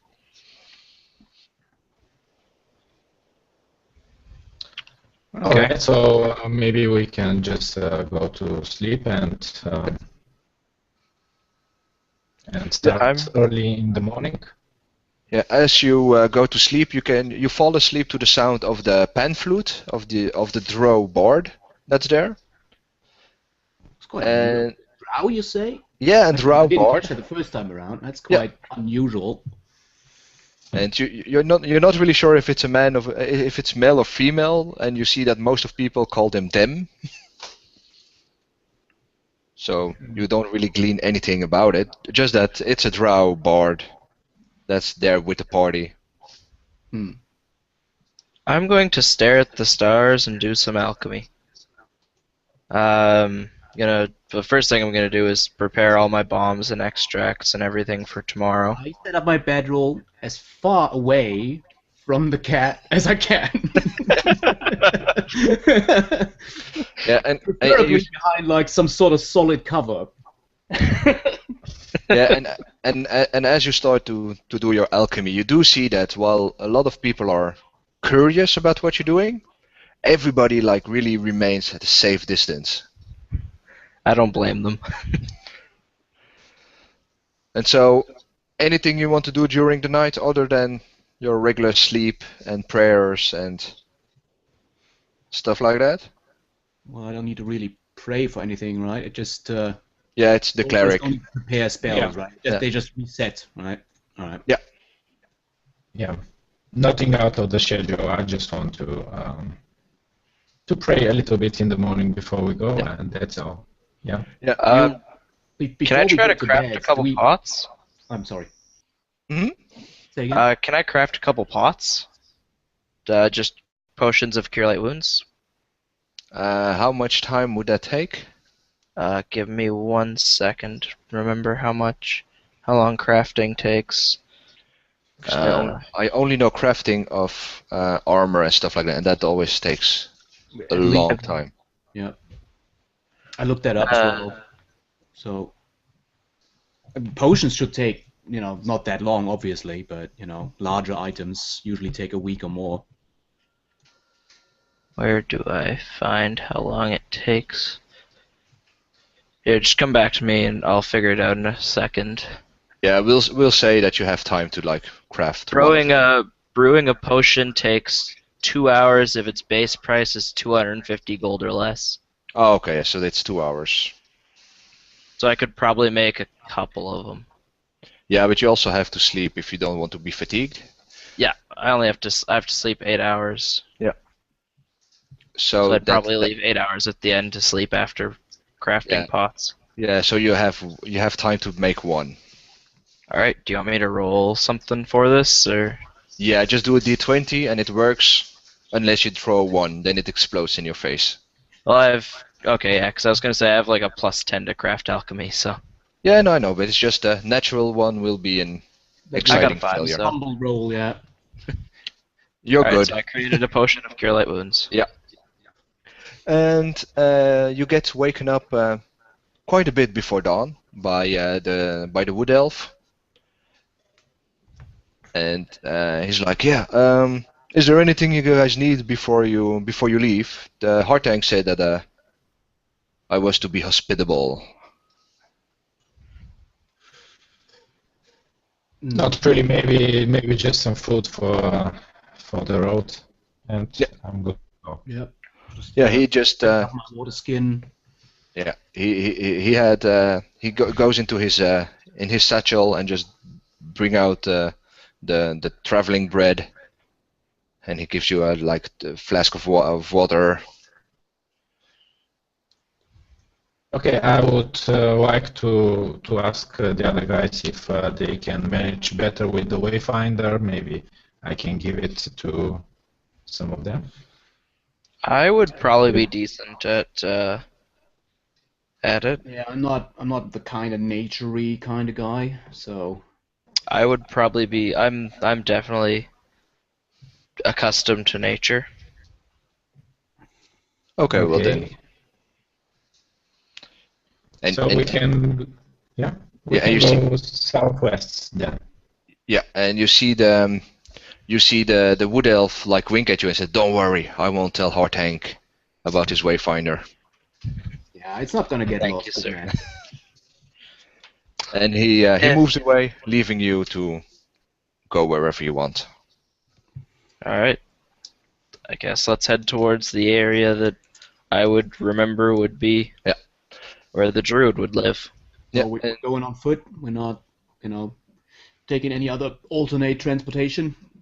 I'd say foot's probably the best. Yeah, and one thing you might have noticed is that the caravan doesn't have a lot of horses. It has mainly it uses a lot of magic. Uh-huh. Mm. So like Maybe we can ask levitating them boxes and stuff. Hmm? Like levitating boxes and stuff. Like Yeah, that. or just carriages that ride without being pulled by horses.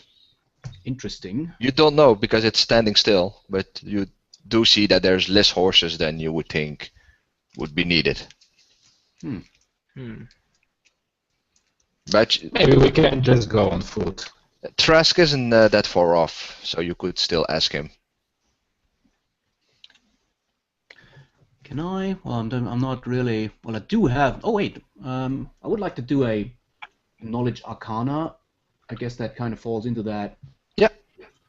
Category, right? That would be a. What was that? 17.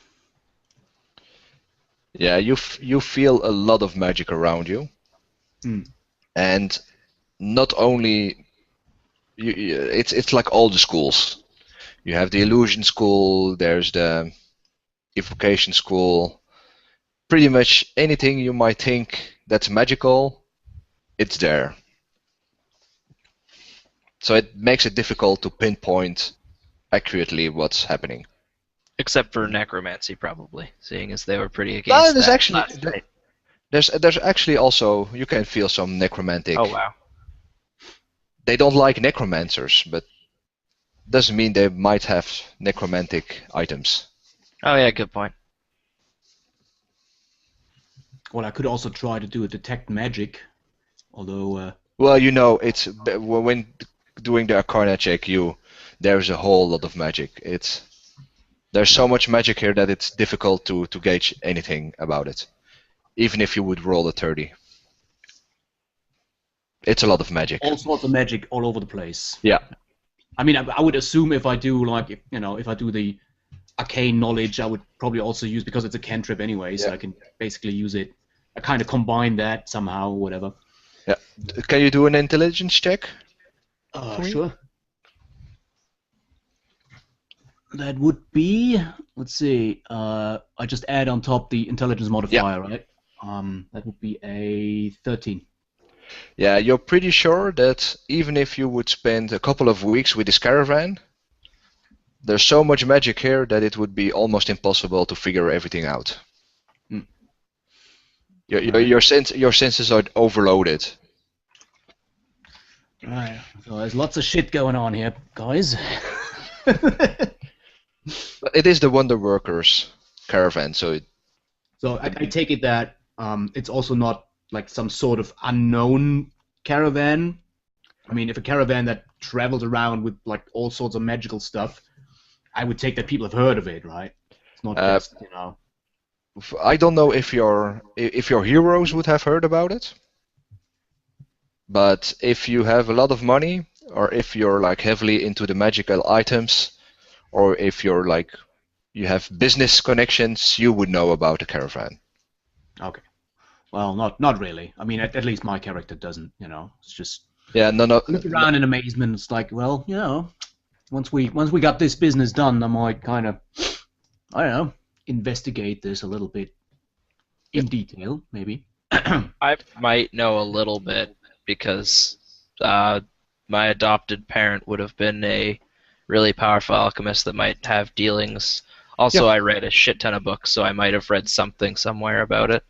Then you might know that it's a prominent caravan in magical items.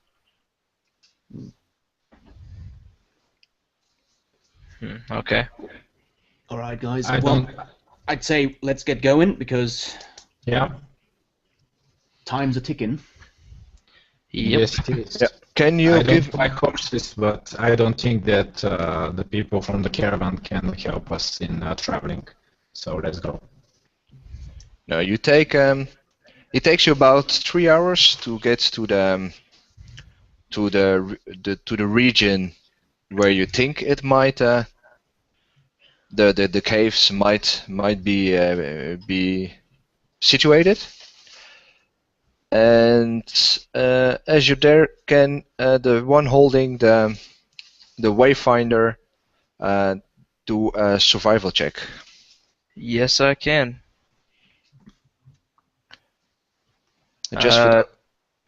And just for those that don't know, you do a survival check not because you need to survive something, but that's how Pathfinder do map reading, finding your way in areas you don't really know. So 12 plus whatever bonus from the Yeah. Wayfinder. 14. It takes you a while to situate a place in that area that has caves. But about 2 hours, yeah, 2 hours there, so it's about noon now. You find a series of caves, and if you could do a perception check, and you can all do that because I assume that when searching for an enemy, everybody would be on the lookout. Yep. Yeah, 20. probably. I have 19. 13. Okay. The shoe you don't see much. It's just you see a lot of woods, a lot of stones, a lot of dirt, but nothing Some out. fine dirt. Nothing out of the extraordinary. Um, Well, Elfingir, you had 19? yep. And if we don't find anything pointing to the right place, may I make a prayer for detecting magic? Yeah, but that's we'll first do the perception, and you don't see much more than Sue, but you do smell a weird smell, like it smells like wet dog, but then with a more ammoniac smell in it. So not. It smells like an animal that's been wet and stinks. Mm. It's not pleasant. Is it coming from a particular cave? It comes in the general area. Uh-huh. And Jake, who you'd rolled 20 or more? Well, with the perception modifier was a 20. Yeah. Yeah. Okay. You can also see tracks on the floor. They're pretty deep, but bird-like. So they look like a really big bird. And do you have knowledge nature? No. I do if he points it out to me. Well, I tell everybody to stop. I'm kind of like, hey, wait a second. And I point towards the tracks. I will roll I put knowledge my hand nature. against my lips so that, there's not a whole lot of talking here. 23.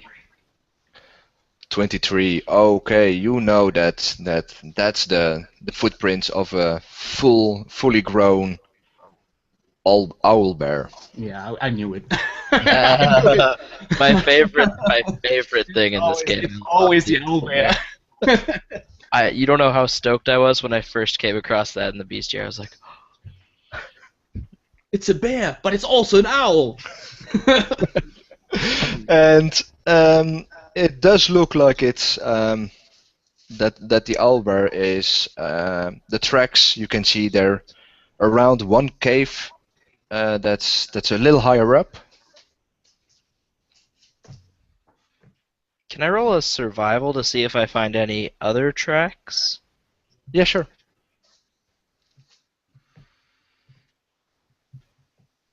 Alright, so that's a 24 with the Wayfinder. Yeah, with the Wayfinder won't help you finding Okay. tracks.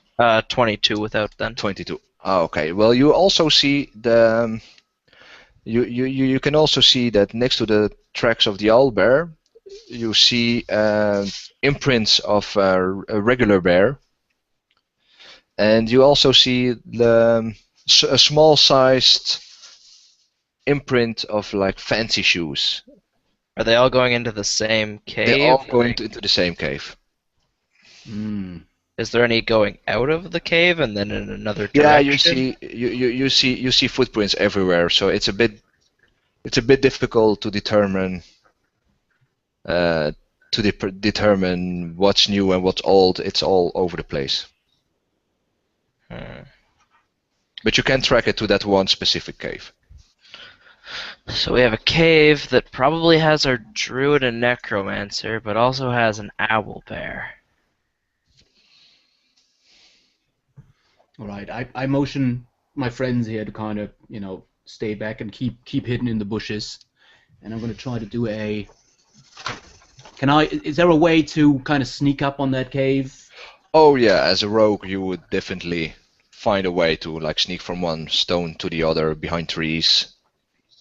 Okay, so it's not like a cave. The cave entrance is not like wide in the open, but it's actually in the forest. Yeah, it's a bit to the side, but it's not like an opening and here's the cave. It's a natural looking cave. So, and if you're going to do stealth checks, if you give me Well, it's a plus 10 on it, but it's a natural 1. So. Okay, I was going to get my dice to see if I had to do an opposite roll against it, Probably but I think there's no point check needed. well, there's still that one chance that I also roll a 1. So I'll do it here and I'll let you see it because now it's no point in telling you if you made it or not. You have a 1. So if I don't have a 1, you do not make it. I fall and hit my head or something. Oh shit! Yeah. Well, the owlbear definitely knows that I'm there. Yeah, you like you- grab it, you like hang from a tree, and you just like pull an entire Yeah, tree He branch probably, down. he with probably you. also knows my shoe size, and yeah, you were like really stealthily getting close to the cave, and just when you're about to like get a good sight on the cave, you slide off into owlbear droppings Ah, and fall face first into them. oh, that's glorious. And you can roll for initiative. Uh,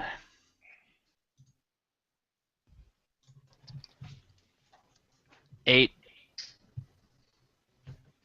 I take it the initiative is just. It says here +7 initiative. I got Yeah. improved initiative, but that's the total modifier, right? Yeah, That is plus the 7 total is your total. Yeah. Okay, so that's an 18 then. 18. I have one. Okay. And what was your score? One. No, the Steve. 8. 8. Okay, so if you could move your counter.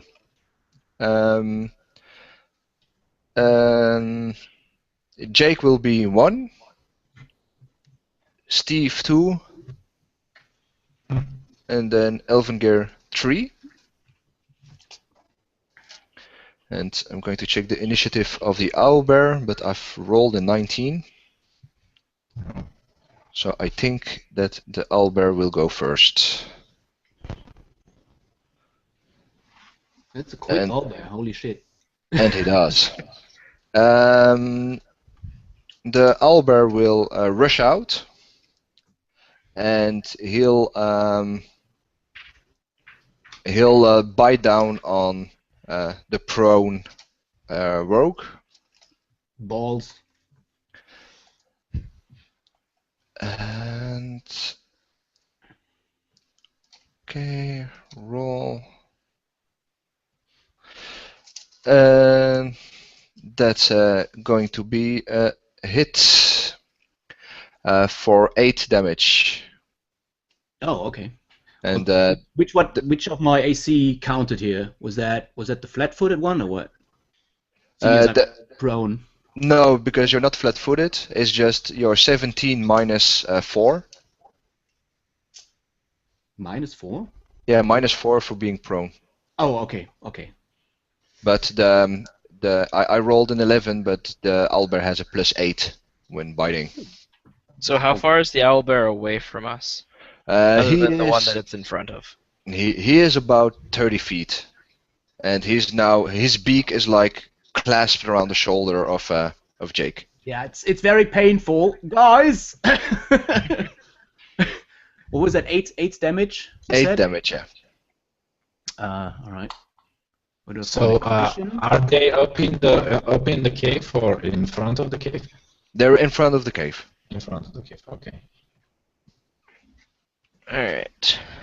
How do I want to play this? Yeah, it's Jake's turn. That's lethal damage, I take it. Yeah, it's Obviously. obviously. So I'm in major pain. All right, I'm gonna try to get that stupid owlbear off me. Let's see here. I'm gonna cast my elemental ray, Mm-hmm. which is like an innate, sorcery ability. Yep. Let's see. Does that say anything? Any foe? Blah blah. It's a ranged touch attack. Well, the ranged component doesn't really make a lot of sense here. If you energy type for every 2 level, ability number times. All right, so it's a 1d6. Let's see. This And what elemental do you have? fire. Fire. Oh, okay. So I'm trying to set that thing on fire. Yeah. So the- Oh. I take it the 16 as the to hit roll, right? Or Yeah. do I even need one because it's magic?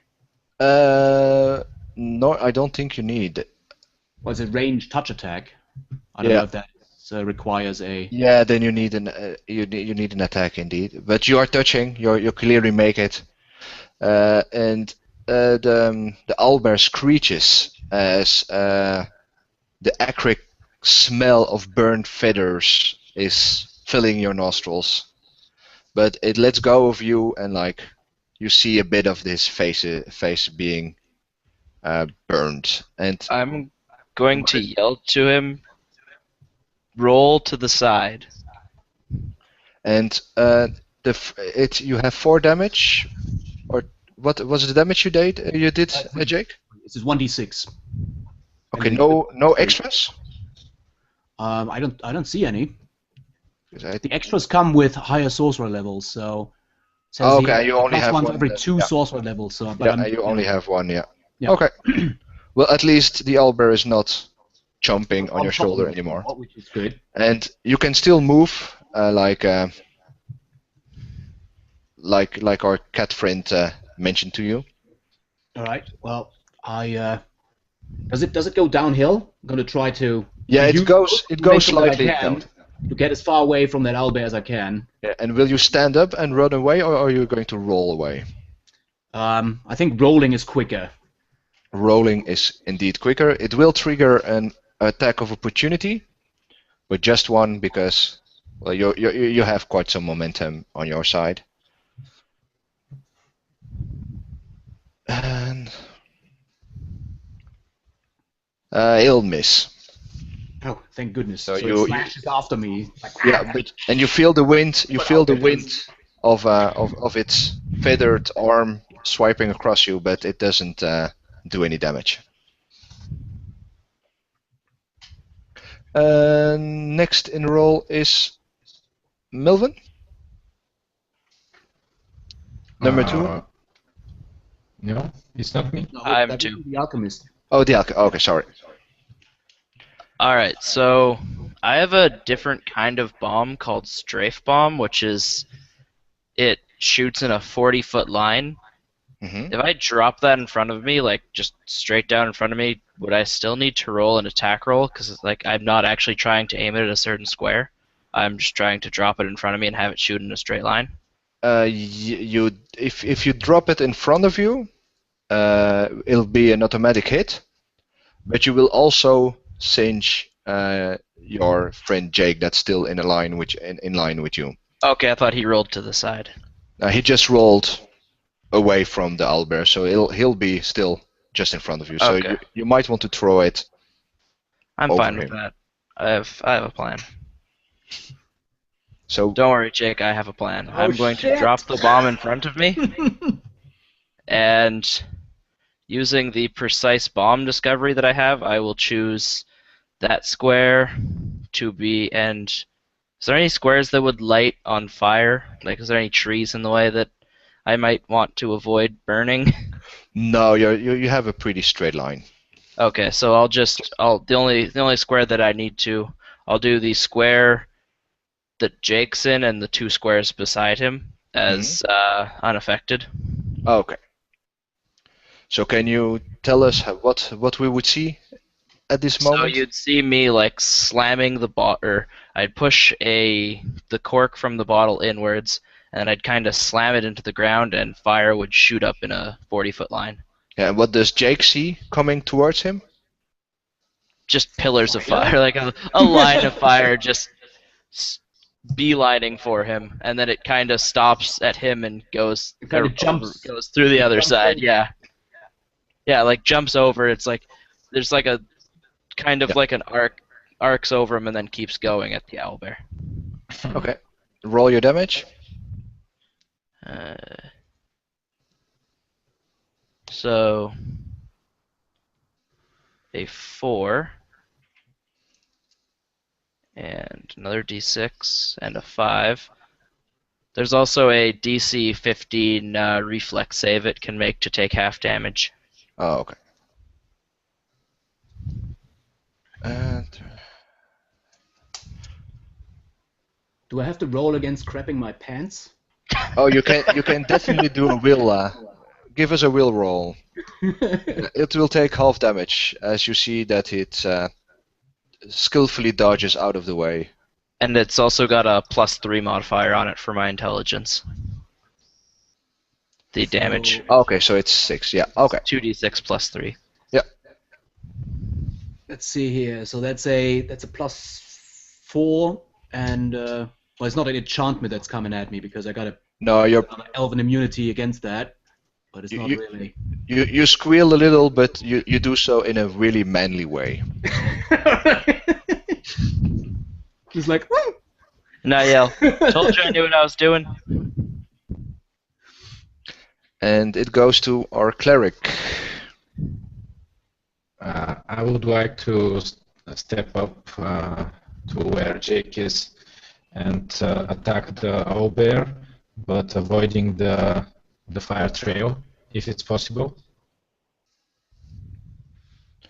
I couldn't hear what you said. I want to step up and attack the owlbear Okay, yeah. up to Jake's place, but only if it's possible to avoid the fire trail. Yeah, that's not a problem. You can you can charge in, Okay. and just you're charging in just after the fire hits in. So do your roll.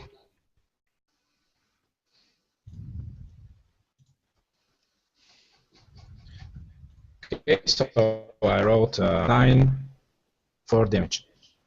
A 9? 9 for damage. Oh, 9 for, and what did you roll? 22. 22. Okay, no, that's a hit. And you see the owlbear is really surprised because he was just fending off fire and trying to not have his feather coat being complete ash. And just as he turns to see what he can do, he just takes like a sword to the belly. So he's not amused, and he will attack you with 2 claw attacks. Oh, is Okay. it Owlbear's turn again? Oh yeah, right. Yeah. With like one turn around. Okay. And he will also use a bite attack. Holy shit! 3 attacks. 3 attacks because he's not moving. Ferocious animal. Yeah, he is. And luckily, only 2 will hit for 12, 15 damage on Elvengerer. Okay. That is quite painful. So it's pretty bad, yes. And it's back to Jake.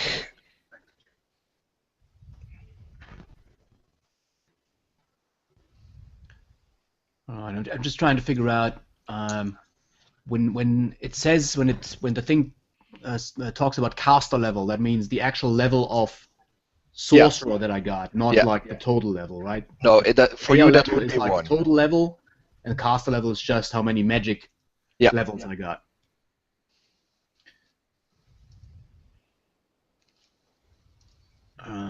It's not. Well, first of all, I stand up, obviously, not to be like rolling around on the ground like an idiot. Fire! Fire! And well,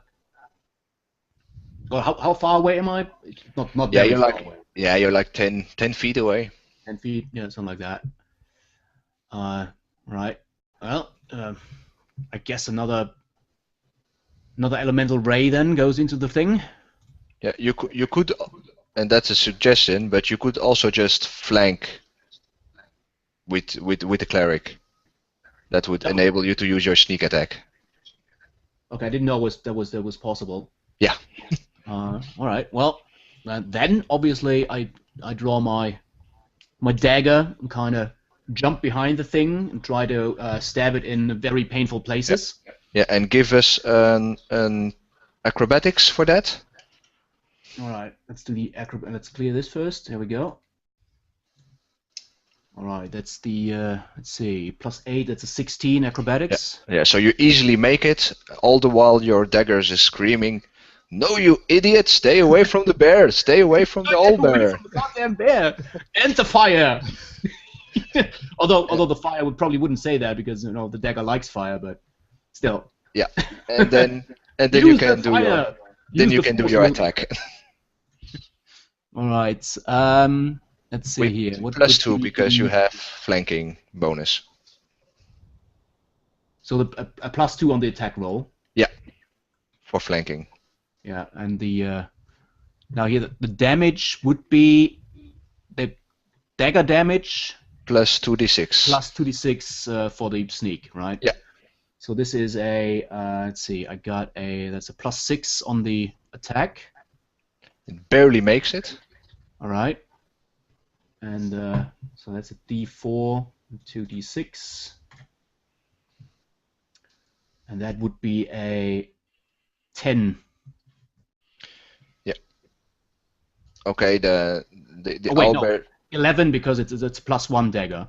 Yeah. Because it does like the +1 on the damage as well, right? Yeah, Like- no, we said you can use your dexterity modifier because Sam didn't make it.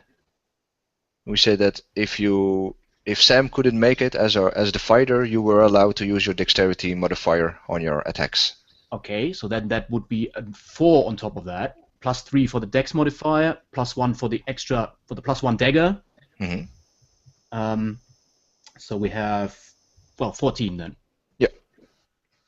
Yeah, and the owlbear is just furious now. He's screeching. He's thrashing about. He's badly hurt, and already you see that that the animal is in a flight mode. He'll fight anything in front of him, but he doesn't mind running away. You think?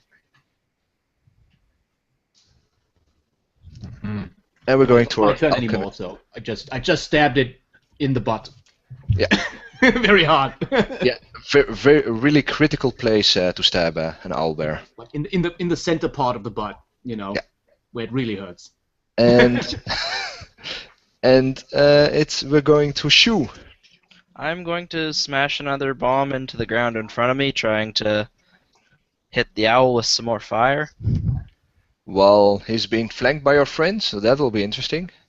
Oh shit balls. I still have up to 3 squares that I can choose to not get hit. Okay. So I'm going to slam it in. Those 2 squares are not affected by my bombs. That's an interesting ability you got there. Is that from the advanced? It's the advanced class. I think the Alchemist is Advanced Player's Guide. Mm. And then a lot of this stuff is from Advanced or Ultimate Magic and Ultimate Combat. All right, cool. Alright, so do I roll damage or? Yeah, roll damage. So a 1 and a 6 plus 3. Okay. The smell of burning feather is almost unbearable. As you guys see him just barbecue and light up the owlbear, and he'll try to disengage and run away, but that will trigger attacks of opportunity from Jake and Elvingir. So roll Would your it take attacks. Eric's turn anyways right now? Hmm? Before the owlbear takes its turn again. Oh yeah, sorry, I always forget that. Yeah, Finish you're him. completely right. Finish him and we can have owlbear for dinner. Yes, barbecue owlbear.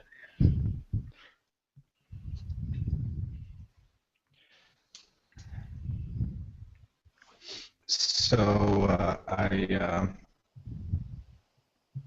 I roll 7. Yeah, you miss. That's not enough.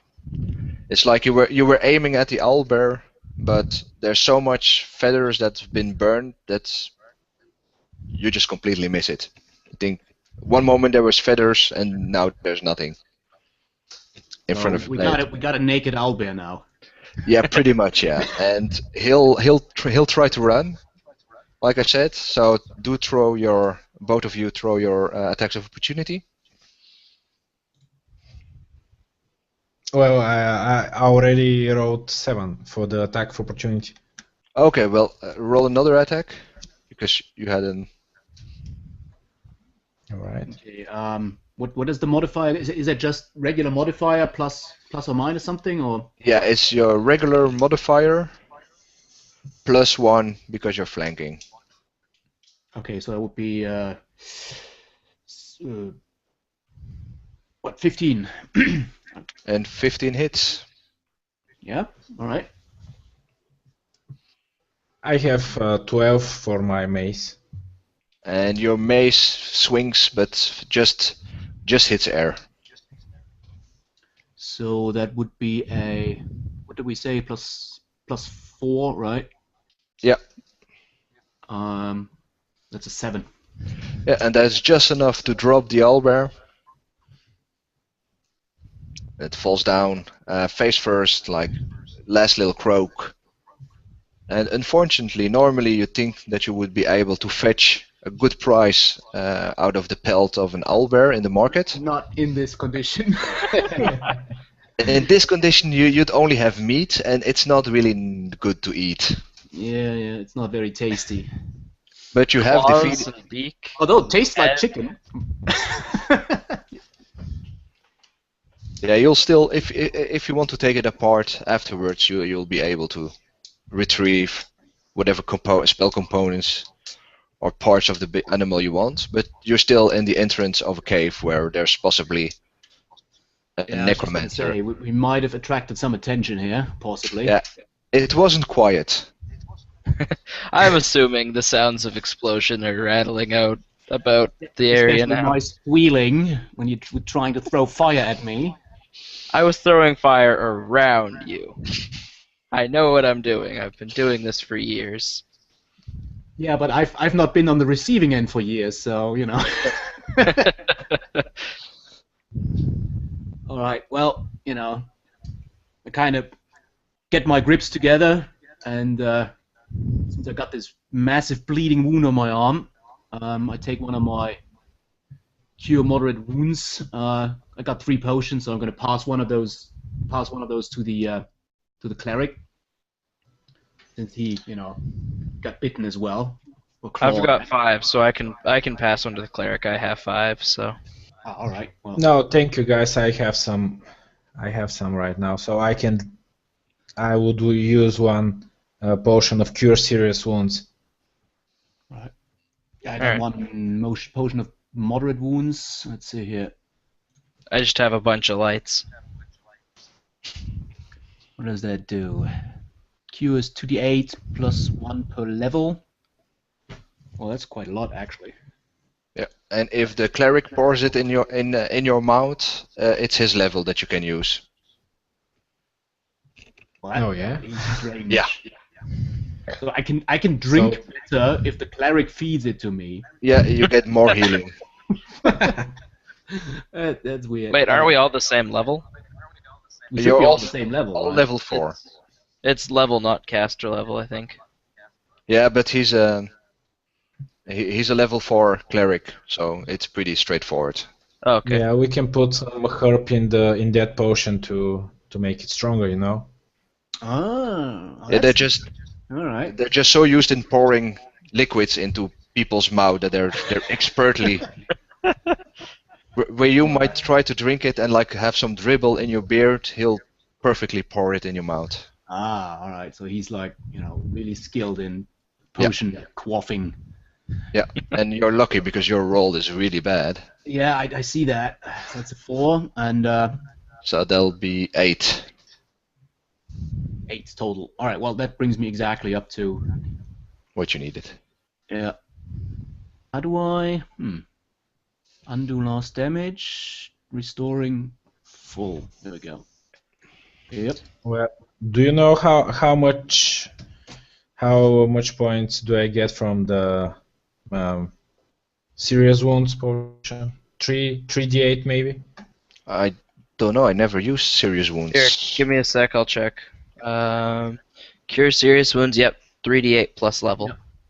It's per level. It's just 1d8 extra. So moderate wounds is 2d8. Serious wounds is 3d8. Light is Okay. 1d8. So I have 11 points back. Did you add your 4? Yep. Oh, You also rolled shittily. All right. Well, yeah. it's just really shitty potions. Where did you get them? Was it the same? Was it that little stand in the market there with the weird guy Yeah, I don't know. Just some. I got them from some guy. Yeah. This is why I make my own potions. Yeah, next can time we're only- gonna ask you. That vendor was not really good. You want something done right, you have to do it yourself. Okay, so how do you proceed for the cave? Seeing as if they're still in the cave, they already know we're here. Might as well just walk in. That's what I'd say. So you're not going to firebomb it Smart. beforehand? You know, I mean, that was just a really bad coincidence with the owlbear shit over there. Usually, I'm a lot better with that whole sneaking stuff. So You might want to wipe a little bit of that off your face still. yeah. I'm gonna take a couple of leaves and like try to clean myself. So you're trying to sneak in? Yeah, I'm gonna try to scout ahead. Yeah. Do the sneaky bit. Hopefully not massively fail again. Let's see. Flipping more that's- owlbear shit. So that would be a 20 then. Yeah, that's you think you're not making any kind of sounds, and can you roll me a trap sense? Yes, that would be. Well, trap sense is like what perception plus trap sense, right? Yeah. Yeah. Holy shit! All right, that would be a 10 for the perception plus 1. Let's see. Trap sense is plus 1 extra. Yeah, you don't see any traps around, and you just walk in fully confident that you've evaded everything. Right. And But I hear this really unnerving click sound, right? no, you don't hear anything. It's just quiet. And as you go deeper into the cave, you actually see the most ridiculous thing you can see in a cave. It's like the cave is completely tricked out to be like the inside of like a really luxurious house. There's like really expensive carpet on the floor. There's like a sofa that you would like think would be in a palace. There's like a big bed with 4 posts with like the satin drapes coming off of it, like paintings everywhere. It really looks poshy. Yeah, that wife must have been a piece of work.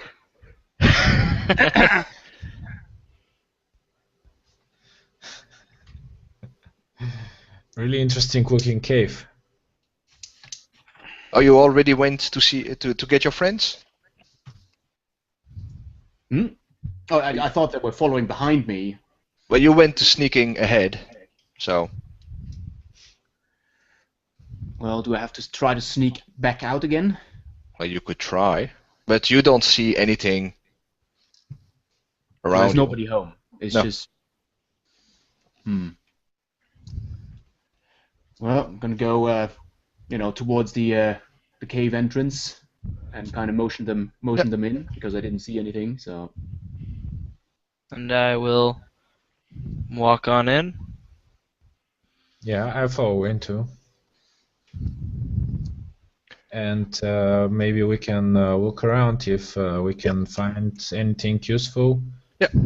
You can Well, also. it really doesn't look like the cave of a necromancer. I'd expect more like death and bones. Well, she's got. Yeah, her but it's kind bandit, of- I reckon the whole skeleton stuff is like in the next cave upwards. She has like a That secret apart from basement. the carpets and whatnot, they're very expensive. Oh. And just before you walk in, do any of you guys have like special abilities that will tell you things that I have to tell you? I could, and I will drink my extract of detect secret doors. What I do, if you're asking about, I mean, I do have. Let's see here. do have the trap spotter, but you already asked for that, so the perception check was already made. Yeah, I used that. I knew you had it, so. I don't really have anything. Okay. So I'm gonna drink my detect secret doors extract. Oh, wait a second. And I just are you- hear that the trap finding is like that I had 1/2 of my level. Yeah, I did that for you. Made a difference, right? I did that for you, so don't worry about it. Yeah. It's just I knew that somebody had something about secret doors finding. So. Yeah, that's me. Oh, you too. Okay. Well, the trap sense. I don't know if that applies to secret doors as No, well. no, there's some. I think it was Sam that had. I have the spell or the extract that. Yeah, So but the first round I know presence or absence. The Yeah. second round I know the number of them. yeah, and first round you definitely sense that there's a magical door. And can you all give me perception checks as you're looking around? And where are you looking? I'm gonna look around the bed. Around the bed. Okay. Well, can you give us a description of where things are in that room and Yeah, what? well- I mean, you have got the bed in the middle, obviously, or some other on the. Yeah, it's closer to the back of the cave, and there's the sofa. It's a bit in the middle, and next to it there's like a little desk with items on top of it, Mm-hmm. and there's a lot of luxury items laying around. Okay. Do we have like any like where you put like clothing? How do you call that? Like a Yeah, there's also a wardrobe wardrobe? Yeah. next to the bed. All right. The bear, the necromancer, and the wardrobe. Yeah. Quite interesting that the owlbear was like. Did it not shit on the carpet? It did not. So it was a well-trained owlbear. Or a summoned owlbear. You have the idea that the owlbear was trained to not go that deep into the cave. Ah, okay. Huh. So I got it's a like that. 14. 14, and you're You basically what you sense that there's something like hidden, and you tell us, right? And that's why we're looking around. Yeah, I sense there's secret doors somewhere in here. Hmm. And then I should also know how many after another round. Yeah. And Right. as you I'm look, gonna take a look at the. I got a 17 plus perception is what is that 8, 25 towards Okay. like the entrance area. I take it as like a a smaller entry part, and then the cave opens up, right? Yep. Okay, I'm gonna look in that direction towards the entrance. okay, I have like 11, and I would like to check on the desk if Yep. there's something interesting. okay. So first we'll do the bed and the wardrobe part. It seems neat. It's like you're still thinking if somebody lives here that you would think that it's a bit sign of mess, but there's like none. Everything is immaculate. There's no wrinkles in the sheets. There's no dirt on the carpet. In the closet, there's like a lot of fancy dresses and robes and shoes, many shoes. And handbags, lots of handbags. Well, no, the handbags are in another portion of the cave. Oh, okay, that's a different. There's the handbag wardrobe over Yeah. over the side. Okay. So Silly people. you're thinking that it's like there's a lot of money here, but you don't see anything out of the ordinary other than really fancy clothing and things around the bed and the wardrobe. At the inside of the cave, you see Jake sees a little alcove, and you're pretty sure that that's where the owlbear would be residing. And in his nest, you see some trinkets, you see some rubies, Ooh, you know. So Yoink. there's some loot there. those are mine. I killed it. And on the Oh well. on the desk, there's there's a couple of papers and a journal that you can see. And I assume you would pick up the journal and Yeah, look into it? Yep. It's in a language that you do not know. All right. May I? Yeah. Yeah, and Uh-huh. we'll first go back into rounds because now Zoo You're absolutely sure that there's one secret door in this area. Okay, guys, there is a secret door somewhere. You need to find I'm it. looking for it. While I say to him while I pocket the rubies. And as you do that, could you do a reflex save? Oh shit balls. Alright. Let's see. So that's a 7 reflex. Ooh, what is that? 13 has a little star next to it. That's a 1+1 bonus versus traps. Yeah. So if it's a trap, It's not a trap. You just, as you pocket rubies into your in your pockets, you do also scoop up a bit of owlbear droppings. oh god damn. Ah, And What's wrong? nothing. It's just dirty owlbear. Oh shit! All over the place. You really like that stuff, don't you? Not particularly. and Elvingir, you were going to do something on the. Yeah, I was going to ask if I can use the read magic spell with the inscription, or maybe it's not applicable. You could try. It's a read magic. Yeah, it's read magic, but it's Okay. more about Yeah. scrolls and magic stuff. Well, you could try. All right, so I mumble Manos Potentos Paro and see if I can get what is written. Well, you see a couple of words in the book change to things you can read. Mhm. But what you think it looks more like somebody's diary, Mhm. and it has some parts about magic, and those parts you can read about, but they're not really interesting. It's more like spell components and things like that. And the rest remains illegible to you. Okay, guys, I found something here, but I cannot understand what is it inside. Maybe we should take it with us. Let's see if I can read it. I'll walk over and take a look at the book and see. Yep. It's not a language you have. Do you have linguistics? Nope. Does somebody has linguistics? I have linguistics actually, and I probably know what that is if I do the check. 1 second. Well, the linguistic checks I'll be doing for you because that's blind. Oh, Okay, I have also linguistics. Well, as you both peer to the book, you can see that it's actually Druid language, but the handwriting, you would see that it's more female and delicate kind of handwriting. So you're pretty sure that it's not from Ostworld, but that it's the diary from Minerva.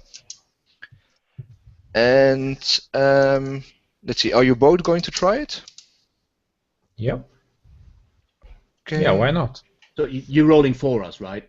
Yeah. Because yeah, okay.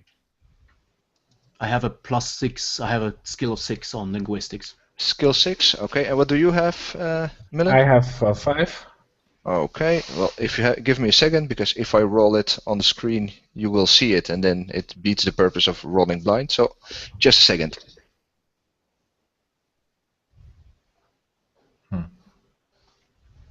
Is he going to roll the dice in the kitchen or something? Yes, probably. It's a very secret dice roll. Gonna go down in the basement to roll the dice. He's gotta go into a bomb shelter, just like close the padlock, number lock, hand lock it. You know, it's locked by my fingerprint. Lead All right. lining around it, so you can't the NSA can't see inside. Make sure that there's no secret like bugs. Just like get himself like chemically showered to ensure there's no wiretaps. Rolls the dice. All right, they passed. Now I can go back and tell them what they rolled.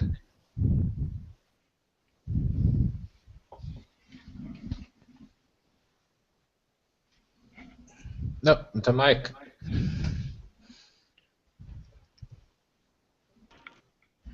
I was muted. So Millen, as you rifle through the book in the last entry, you are absolutely sure that it's a crime detective about dragons killing little kitties. Okay. No. You're absolutely sure about it. That is quite unlikely. And Jake, you on the other hand, as you watch the book, you can't make much out of it, but you do know that there's a reference to a secret storage, and it says something as an ancient treasure for my lover. That's Okay. about all you can make out. And you're not really sure if the ancient treasure for my lover is right, but you. But I'm sure about the dragon and the kitties. Oh yeah, you're sure Yeah, about it. dragons and kitties are absolutely essential. Dragons and kitties could be code. Very likely. I mean, this is a druidic hermetic language. It's basically like a secret Wait, language, wait. right? Kitties, you say? Like cats? No. No. But it does talk about a hidden door. So I think you were onto that. Didn't you say you know that there is a secret door somewhere? I can detect that there is a secret door. One secret door somewhere in this room. God damn it. No. Well, it's not where the owl droppings are. The owl bear droppings. I thoroughly searched that alcove. What else was there anyway? How come you were searching owlbear droppings? Well, I thought I might find something there, you know, like a switch or something. I mean, there's a reason why the owlbear was guarding this place, right? Yeah, let's look at the wardrobe more carefully. The handbag one or the shoe one? It's actually a good question. Search all the wardrobes. I'm gonna take the handbag one. So give me a perception roll, or if you want to do something, look at in another way. You can tell me how you want to look at it. Well, technically, what is it? There's not a special skill when it comes to like detecting secret doors, right? It's basically based on perception. As far as I Yeah. understand it. And you could try magical ways of finding it, or Well, I do have detect magic, but that's basically isn't it the same as his ability? well, he had a special potion for that. So there hasn't been any detect magic here yet. Okay. Well, then I try to just simply detect magic. So as you open the wardrobe and you see like layers and layers of bags, you do think that there's like some that would look magical on your arm, like that because they like completely fit with your boots and everything, but you don't feel any real magic in this. And why would I want to what? So there's magical handbags in there. No, there's like they would look magical on your arm, but there's no real magic there. Oh, okay. It's just like, oh, my fashion senses are tingling. And completely. All right. Well, I just turn around and shrug my shoulders like there's nothing in here. Well, it should be somewhere. Yeah. I rolled a 22 on the shoe wardrobe. Okay, and what were you rolling for? To search the shoe wardrobe for. Oh, okay. Yeah, as you rifle through, like you're throwing shoes all over the place and looking, you do find that something that might look like a switch at the back of the wardrobe. Oh, well, do I see him finding the switch, or do I see that he's like? You might. Well, that's what I'm asking, you know. Because I want to step in before he pushes that switch. And would you be close by when he rifles through it? Well, I was searching the other wardrobe while he was searching the first one, so I don't know how far apart those wardrobes are. They're about 3 or 4 paces. Okay, so they're side by side, basically. Almost, yeah. Just far enough to know if shoes are comfortable walking in or not. All right. Well, When I find it, I yell "aha!" and I start to reach for the switch. all right. I will try to catch his arm that he does not push it yet. I take Okay. it there's like a what? Reflex? No. What is it? But let's look at it that if your if your friend calls stop, would you still go on and try Oh to? yeah. No, I'd stop. You'd stop? Okay. Well, then there's no need to roll.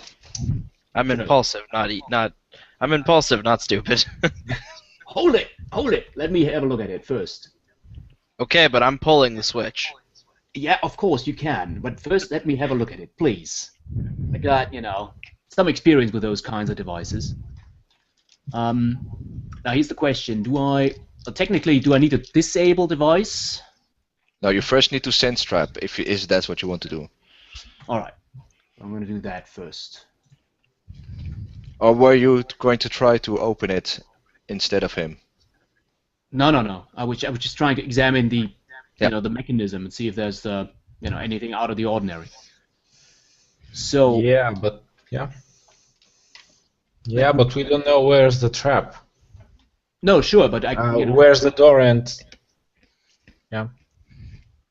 but by examining the the mechanism of Okay. the switch, I could maybe find out, okay, is this like, what does this trigger? Right? you might. Yeah, you might. So let's see here. Got a bonus of 8. That's a 16, and if it's a trap, it's +1 extra, so it'll Yeah. be a 17. Then if it's a trap. Yes, you absolutely recognize it as a switch to open a back door or something like that. But you also notice that there's a wire running to the top of the cabinet. And when you look at you see that it's actually a false bottom of a false top. And if you pry it off carefully, there's like alchemist fire bombs ready to go off if you push the button. See, Mr. Alchemist, we got something here. So I'm going to try to Yeah. disable that trap. I motioned the other two guys to kind of take a safety step backwards, and I try to kind of get the alchemist fire out of the extra hidden compartment. Oh, are you going to try to disable the device, or are you trying to take the alchemist fires out? Because it's just connected by a wire, isn't it? Could you not just cut the wire and... Well, that will trigger the effect. Oh, but okay. Depending on how the trap is wired, right? So cutting the wire is maybe not the best option. So I'm going to try to first disable it so that it doesn't, trigger the trap. So that's the first step. So disable device. Indeed. So that would be a 24. And that's just make it. You manage to manipulate the switch so that the wire connecting it comes loose, but without snapping. And you can see that it actually makes the mechanism safe, because it doesn't There's a pull. safety catch involved. It's a safety catch, yeah. And you were really dexterous about getting it out. And now lays the switches, as far as you can see at this moment, trap free. Okay. Is there the possibility to kind of get the alchemist? I take it the alchemist fires like bottles or something like that inside the compartment, right? Yeah. You So- think that you could get them out,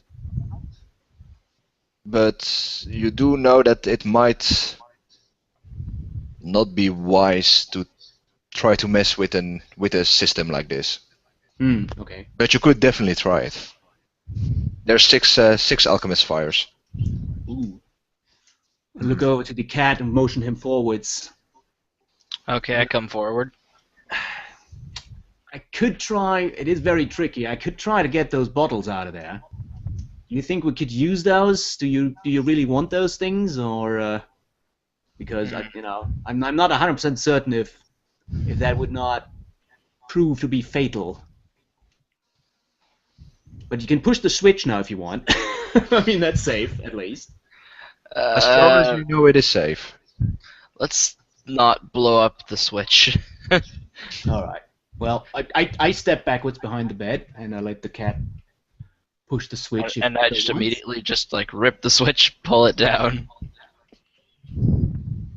Okay, as you hit the switch, it's there's like a line appearing in the middle of the wardrobe, and the sides of the wardrobe move inwards, opening into another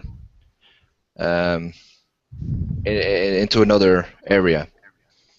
And how I'm imagining it is you're half into the closet to push the switch, and then your friend you have Jake behind you. And where is Elvengear? I'm a little bit in the back of the. I'm just back in the back of the party. Okay, so you're not still at the desk reading about murdering Kitties dragons. and Did we pocket Not really. I'm in the middle of the room, and I'm gonna tell Jake that he has really good sense of the traps, but just don't try messing with those potions. Yeah. And as it opens up, Shu can do a reflex save. Sounds like Hours? No, sure. Okay. that's a 24. Okay, you as the doors are opening, you see something leap up at you, and you see nothing else than teeth and like reptilian scales. And out of the hidden passage comes not one but two velociraptors. What the? What? Well, they were ancient treasures for her druid lover. This place is full of surprises. I thought we were playing Pathfinder, not Savage Worlds or something. Velociraptors! Holy shit! Crikey! And yeah, they'll be they'll land between the cleric and you two. Oh, so they're jumping through us, basically. Well, he made his reflex save, so he was able to get out of the first attack. Uh-huh. And if you can all give me initiative roll.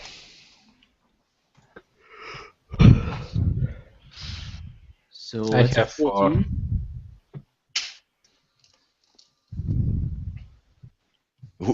Do you have one again?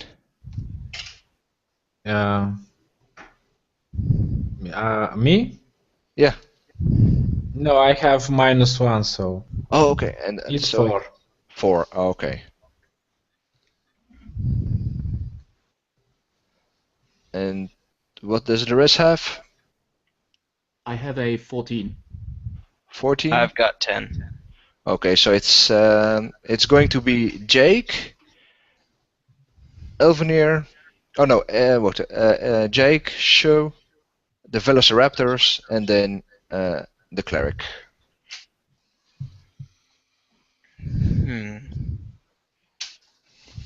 All right. I take it they're just regular issue Velociraptors, right? Yeah. Standard military issue. standard issue dinosaurs. Well, are they the feathered kind of dinosaurs? No, they're this small, sleek dinosaur has vicious, snapping jaws and feet that end in large talons for gutting prey. No, I was talking about the scientific, Yeah, just a scientifically correct Velociraptor. Like the correct, like the regular issue kind of. All right. Yeah, the Jurassic Park kind of. Okay, well, the Jurassic Park kind of did not have feathers. They did Whatever. not. All right. it doesn't. It's just. All right. They are. Well, are they? Like how far away? Am I next to them basically? Yeah, Or- you're in melee range. I'm in melee range. Okay. And it's a male and a female. How do I know? The one has lipstick. Okay. Just to make them easy to keep apart. Okay. Well, I'm gonna try shocking grasp on the I don't know, well the one that is closest, the one with the lipstick, and I'm gonna try. So to the male. The male one is wearing lipstick. No. Now I'm just gonna Yeah. try to strangle it. And yeah, as I said, shocking grasp. So you successful melee touch attack, 1d6 points. So it's basically essentially the same as the elemental ray. Yeah. Let's see, touch attack. Oh god, where do I Is find the that- touch attack? Yeah, that's natural 20, so that's a hit, and you can double. shit. Oh yeah, I didn't see that. All right. So And that's fire damage. now I could go for fire damage if I wanted to, but I'm going with shock, with electricity. Okay. Yeah. So that would be a 2. So oh well. Okay, so 4. Oh yeah, because of the Yeah. the double damage. All right. And it does not look amused. All right. Sue. Okay, so they're between me and the other people in the party, right? Yeah, and you see, well, you're next to. They're between you and the cleric, but next to you there's Jake. What seems to like trying to choke. Okay. So all right, as long as nobody's between me and the Velociraptors, I can do this. Yeah, so I'm going to reach into my coat. I'm going to pull out a different shaped bottle. It's kind of more of a hourglass shaped bottle, and I am going to drink it really fast. Going to tuck the bottle back in, and then after it digests, you see like in my throat kind of starts bubbling as I vomit forth a swarm of spiders at them. So I just start vomiting spiders at the dinosaurs. Well, that's an interesting. Mr. Cat person that is very nasty. That's what I said. While I strangle the Velociraptor. I think this is I probably can't the most tell you. interesting way of defeating dinosaurs ever. Let's choke them and vomit spiders at them. And what does that do to the Velociraptors? I Does it creep them out? I summon forth a swarm of spiders. So the spiders then attack the things that are in the area that I plus I can make them move. Oh, okay. I have some That's the control. next round. That's the next round. So it's essentially a summon creature type of deal, right? Yeah. Okay. Except for it doesn't take an entire round to summon. It takes one action. Okay. And do they get an action right away, or do they act on your next turn? It doesn't say when they act. Well, then it would make sense that if they attack next round. Yeah. So they're just a spider swarm. So the male Velociraptor will.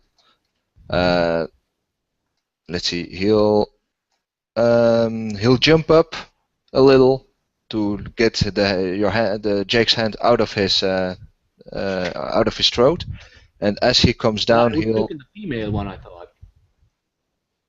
The female? Oh, okay, also good. The female one, and she'll land with a little bit of more of grace, but she'll swipe her talons, coming down at you. Hmm. And oh, that's really funny. because that is 1 critical hit and 1 critical fail. That's Oh. ironic. Do they So- cancel each other out, I hope? Yeah, as the first talon is like just about to slice your throat and kill you, the other one catches on your armor and she like falls prone. Or she doesn't fall prone, but she stumbles a bit awkwardly as she's trying to regain her balance. The male one, they're clearly intelligent creatures because as you throw up spiders at him, he's like, heck no, and he tries to bite your face off. Wait, says heck no? Heck, well, he thinks he has that feeling that you can see in his eyes that he's not happy with that, but he's really polite. I would assume he's not happy. I wouldn't be happy if someone was vomiting spiders at me. And that's 12, so that's 10. That will not hit. And we're up for Elvingir. Yeah. As I see everything, I'll try to swing with my mace Mhm. at the male. At Let's the- say. Okay. Okay. Do I have Yeah, you have flanking bonus Flanking. with. You have flanking bonus with the Okay. alchemist. Okay, so I have 24. That's a hit. Okay, 7 damage. 7 damage. Okay. As your hammer cracks on the backside of the Velociraptors, he screeches in pure pain. Mhm. It's not a happy kitty. Really? Because Uh, I'm quite amused right now. well, you are, but not the Velociraptor. And we're back to Jake. Alright. This time I'm just gonna do a regular stab with my dagger Hmm. to keep the Velociraptor like at bay. And of course do damage. So let's see here. 13 plus what is that? Plus 6, right? Would be a 19. Okay, so that's a hit. And then the 2 plus the Dexterity modifier, dexterity plus the plus 1, so that's 6 damage. 6 damage. And as you pull your dagger out, it screams like, "Ooh, never had Velociraptor before." Shut up and do your job. And we're back to Shu. Okay, so I am going to drink my extract of enlarged person. Okay. So I pull another bottle, I drink it, and I kind of just start like gradually growing until I'm what a large size would be. Okay, so you're a bit hunched over as as the back of your head hit the ceiling of the cave. Okay.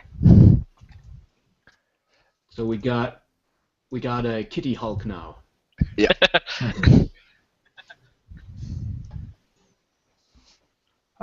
Does that increase the damage dice of my unarmed strike? Yeah, it does. It levels it up by 1.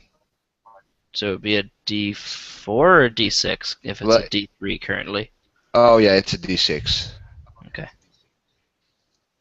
And then, yeah, that's my standard action, so I don't think I can make an attack, can I? Not Alright. if you've just swallowed the wrong. But Yeah. what is the? What does the spider do? They're just gonna bite the Velociraptor that I vomited them on. Okay. Horde of small spiders, or is Uh, it like one large spider? No, it's Um, just it's a swarm of small ones. Okay. And so, what the kind of damage did that do? Give me a second, I have to pull out the bestiary to get If you use that kind of things, always have it at the ready. So just roll a d4.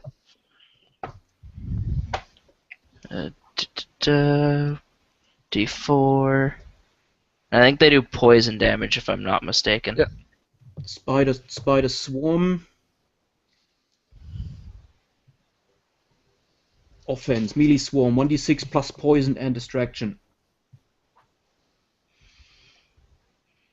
Save fortitude, DC 11. 11.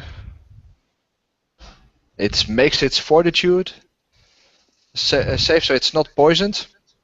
And you see it awkwardly with his Velociraptor like legs, like trying to beat off the spiders.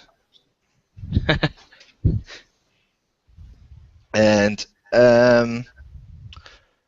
the female will try to she'll do something fancy. She'll jump up, do 2 claws backwards to the to the cleric while she tries to bite Jake, because she's really good at doing freaky stuff. So first, Marcus does it, Velociraptors. All right. Funny dragons. so 1 claw will hit, doing 7 damage. Ooh. Ow. Oh no, That's- my bad. It's just 5 damage. Oh, okay. Well, that's a whole lot better with my 30 points. Well, it's the talents were on On me? Elvengear. Yep. Oh, I thought. So 5 oh, wait. damage. She claws at him twice and then bites me once. Bites you, yeah. Okay. And that will be.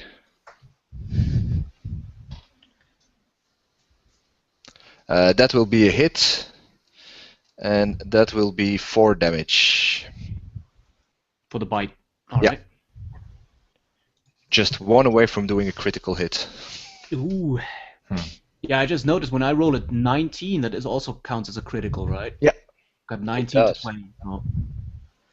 Also, with my large size, my AC goes down. Yeah, I know. Okay. -2 to the AC. Yeah. And it's back to our. Yeah, I'll swing again at the male one Mhm. with my mace for 19 attack. Okay, and is that Is that the total 19? Yes. Okay, well that's a hit. Okay, so 5 damage it will be at the creature. Okay. And we're back at Jake. Let's see here. What would he do I'm as not he? flanking the female one, right? I'm not flanking anybody right now. No, it's you're one-on-one with the female. Okay. No, because I'm asking because she tried to like claw the cleric once. Yep. But she, Yeah, it's she like she a wanted to. roundhouse kick type of deal. Yeah. She's It's very adjacent. aggressive one. They're adjacent to each other. It's you have to see it. It's you and Zoo are in one next to each other. In front of each other is the Velociraptor, and then you have Elvengear behind the male. Okay. So to flank, you would have to sidestep to get a flanking position on the female. Would that be possible? Is that a combat maneuver that I would have to pull for that? It's an acro. You could actually do it with a 5-foot step, so it just tells you that you're doing it, and it's okay. All right. Now I'm just trying to wrap my head around Yeah. how the combat works. So I'm obviously going to do that because got the option now on a backstab basically. So I'm going to step to the side, do like a sneaky stabby maneuver here. All right. So that's a 14 plus it's a 20 Yeah, that's a hit. attack, and that would do 8 damage. 4, 5, no, 9 damage with the modifiers. Oh yeah, of course. There's always a +4. It's the +3 dex modifier, +1 for the dagger. Yeah, I forgot the +1. And that's oh, she's not looking good. If you had a bit more oomph in your stab, you would have killed her. And your dagger tells you that. It's like, come on, Better. aim me better. I was this close of killing her. God damn it! Shut up. Stupid dagger. Don't make me cut you. Well, I would have to handle the cutting then. And we go to Zoo. Alright, is there a way that I could... So the one he's fighting is the male or the female? The female, so Is there a way I could punch the female and the male? Because I have 2 unarmed strikes.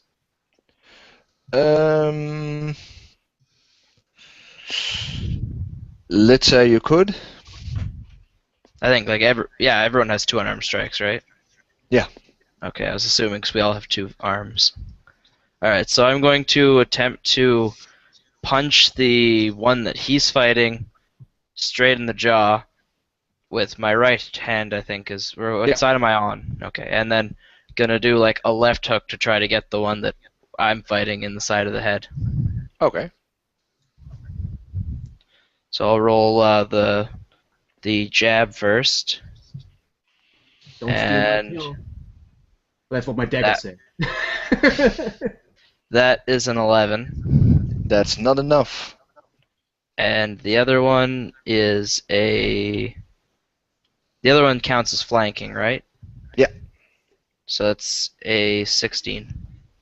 Okay, the first one doesn't hit. She's like weaving and being a bit cocky about it. Like, hee. And that's because that's the sound the Velociraptor makes. The female one. And the second one is a hit, so do your damage. That's be a d6. 1 + 4, so 5. Okay, and you see that he's staggering. He's not looking well. And then the spiders, I assume, get to try to bite him again? Yep. Do you want me to roll an attack for that? Or Yeah, just no, the damage? they bite. It's just do your damage. So that's 5. Yeah, and Plus he poison. falls. He just collapses on the ground. As dead as dead can be. And As I see the male going down, I'll swing at the female well, once more. she has initiative on you, but you can ready No. that attack. Yep. I'm sorry. That's not a Sorry. problem. As she sees her companion, her life mate, collapse, she'll go into a frenzy, and she'll just full on attack the big cat in the room with both her claws and her biting. Oh dear. Um, He deserved that. He was trying to steal my kill. well, your AC is at 17. 15. I Yeah, had 15 19. because you're enlarged. Oh, yeah, Well, you I were now had 19. Yeah, so 19, 17. Yeah. Yeah. So that only the bite will work, and she'll bite you in the tender parts, because that's about where she would reach in your enlarged state, and that's 7 damage. Well, the question is that part enlarged as well? Not anymore. Not anymore. And I'm going to scream, biting's not cool! And now it's to our cleric friends. Somebody get this thing off my nut. Don't worry, Sue. We'll stitch you after that. Okay, so I swing with the heavy mace at the female. So I have 11. 11 is not enough to hit. All right. I finally and- get my kill. As you swing your hammer, you were aiming right, but just as the moment as Zoo gets bitten, he jumps up a little, and she follows him and just that's why you missed, is because he twitched, sending her sprawling a little, and your mace flew through the air. All right. And Taking Jake- it back to me then. Yeah. I take it she's still kind of entangled with his man parts, right? Or slash cat parts, whatever. So is that But, another flanking attack, or is that? Just you have another- such a dirty. I said tender parts. That could also be the belly. It's also tender. But yeah, you can just attack her. Wait, a regular attack, or is it a flanking? It's flanking. All right. If not with one, then with the other. Okay, that would be a. Well, flanking gives me +1, right? Yeah. So we get a 13. Yeah, and as you only hit air, your dagger saying fun. Are you even trying? All right. And we're going back to Zoo. Alright, so I am going to, like, kind of just try to punch each side of the head at the same time and try to, like, squash its head between my fists Okay. as I punch it. You realize you will make the jaws close even further, right? It's fine, I've got both. It's fine, this will be so painful for it, I can heal after. Well, not if there are bits and pieces missing. So that is a 16 and 20. Ooh. Yeah, that's both a hit. And that is... Enough. Yeah, total of 12 damage. As the face cracks open of the Velociraptor and falls down, you see still like bits and pieces of fur between the teeth. But it's dead. It's more than dead. It's really dead. And then I yell to the party, "Everyone back away from the spiders, because they will bite you. The spiders will bite Oh, you. no. Please back off of the spiders." Okay, that was this fight. And yeah, I think the spiders Um, disappear after 4 rounds, or 4 rounds. Yeah, you can squash them with your big feet. Yeah, and then I'm gonna sit down in the middle of the room so I don't have to like hurt my neck on the roof anymore. Do we need to sew something back on, or are you all right? That I'll looked be rather okay. painful there a minute ago. I'll be okay. I pull out my Cure Light Wounds extract and chug it back, which is a D8. And sorry, how much damage did I take from the Velociraptor? 6, I think. Okay, so yeah, I'm fully healed now. See, told you guys it's fine. Well, I certainly did not expect that. I expected many things, but not dinosaurs. Yeah, I expected some kittens, but But it's close enough to murderous dragons. Yeah, we now know how Yeah. the cats killed the dragons. Maybe by dragons she meant dinosaurs. There was a cat that killed 2 dinosaurs. Well, we can count ourselves But- lucky that those were not actually dragons. That would have been inconvenient. yeah, I'm sure the spiders would have still handled it. Mm. No. I wonder how the kittens would look like. Well, there are also kittens. I don't know. What are you going to do now? Could I suggest taking another quick break, because otherwise I might have a slight accident here. Sure. Go ahead. That's all right with you guys. Yeah, that's okay. Okay. Before we move And I'm on. assuming I have to sit down for. I'm assuming I have to wait 4 minutes because I don't think the cave entrance is big enough for me to walk out in my enlarged form. No, you would see trouble walking around. Was it 4 minutes or was it 40 minutes? 4 minutes. It's a minute Oh. per level. Oh. 40 minutes is another thing I have. I have a bunch of stuff. Oh, okay. So that was not the, you know, the No, the that big. was not the big transformation that my class has. Oh, right. Interesting. All right. I also decided bombs probably wouldn't be a good thing to do inside a tight enclosed cave. I felt like that could leave a problem for the party. Yeah, I Yeah, had damage the handbags too. I still got my eyes on those two over there. They're pretty neat. yeah, I actually had so many good things to throw at the party if you used bombs. Yeah, that's happened before. I remember fighting a Tyrannosaurus Rex and the entire field lit on fire. We were fighting a T-Rex in the middle of a flaming field. It was badass, but also extremely harmful. 2 people almost died.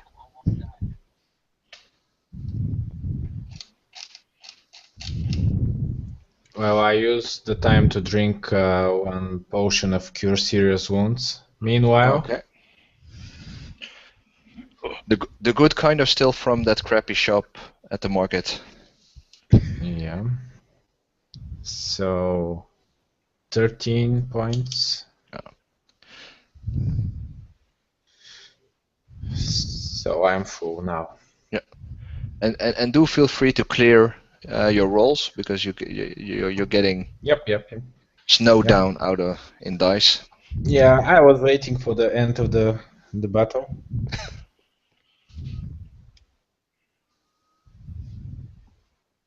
So now we have the clear path to the other area, right? Yeah. Okay.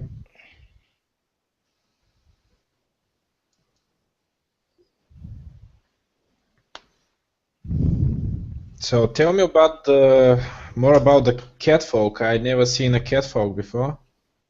I really don't. Let's see here. Let's see if I can sum it up from a picture. Well, I guess they depend from different. Because I'm assuming they're like cats that there's different breeds. But like mine Okay, would be mine was based off of the Flame Point Burman cat, which is like a long white furred cat with like orange on the face and orange on the paws.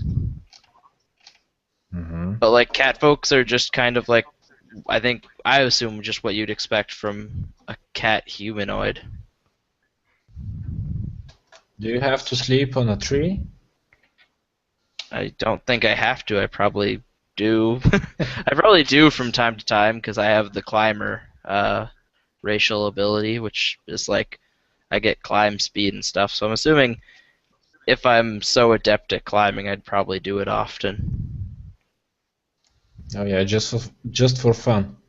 Just for fun.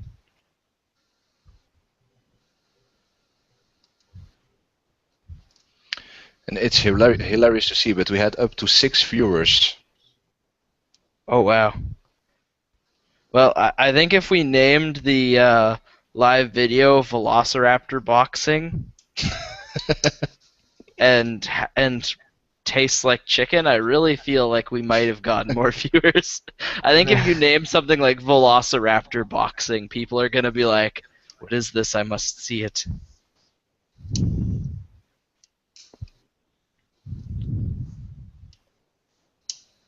That worked out well though. I was like, I have 3 options for this fight. Which one do I want to do? I still have another vomit swarm left too, so if we get into another fight, I could vomit more spiders at people.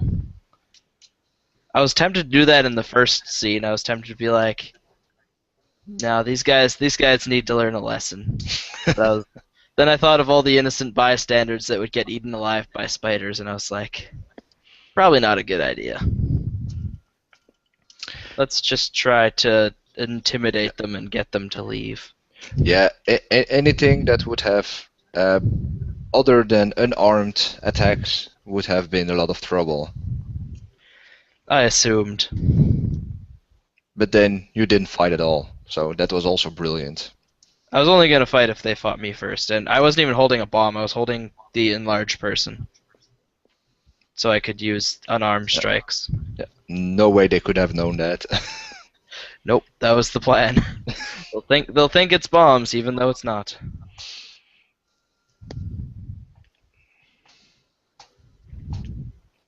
What was going to happen if we put our arms in the square? The guards would have reacted, taken you in, and then you instead of having a nice breakfast with Hartank, he would have bailed you out and sent you on a mission. No, right. Interesting. Yep. Okay, so I see that our friend is back. Quick question. Ask a DM will start in 5 minutes. We can wrap up the encounter, the adventure here, or we can do like one more scene. What do you guys feel like? I personally don't mind. Are you currently using the? No. That's why we're doing it on my channel. Oh, Well, okay. on my Facebook, on my YouTube. That way, if we ran late, it wouldn't interfere with the channel. Well, I personally don't mind. I mean, I don't mind either. Hockey Okay. game's not on for another 2 hours, so. You're Canadian, right? Yep.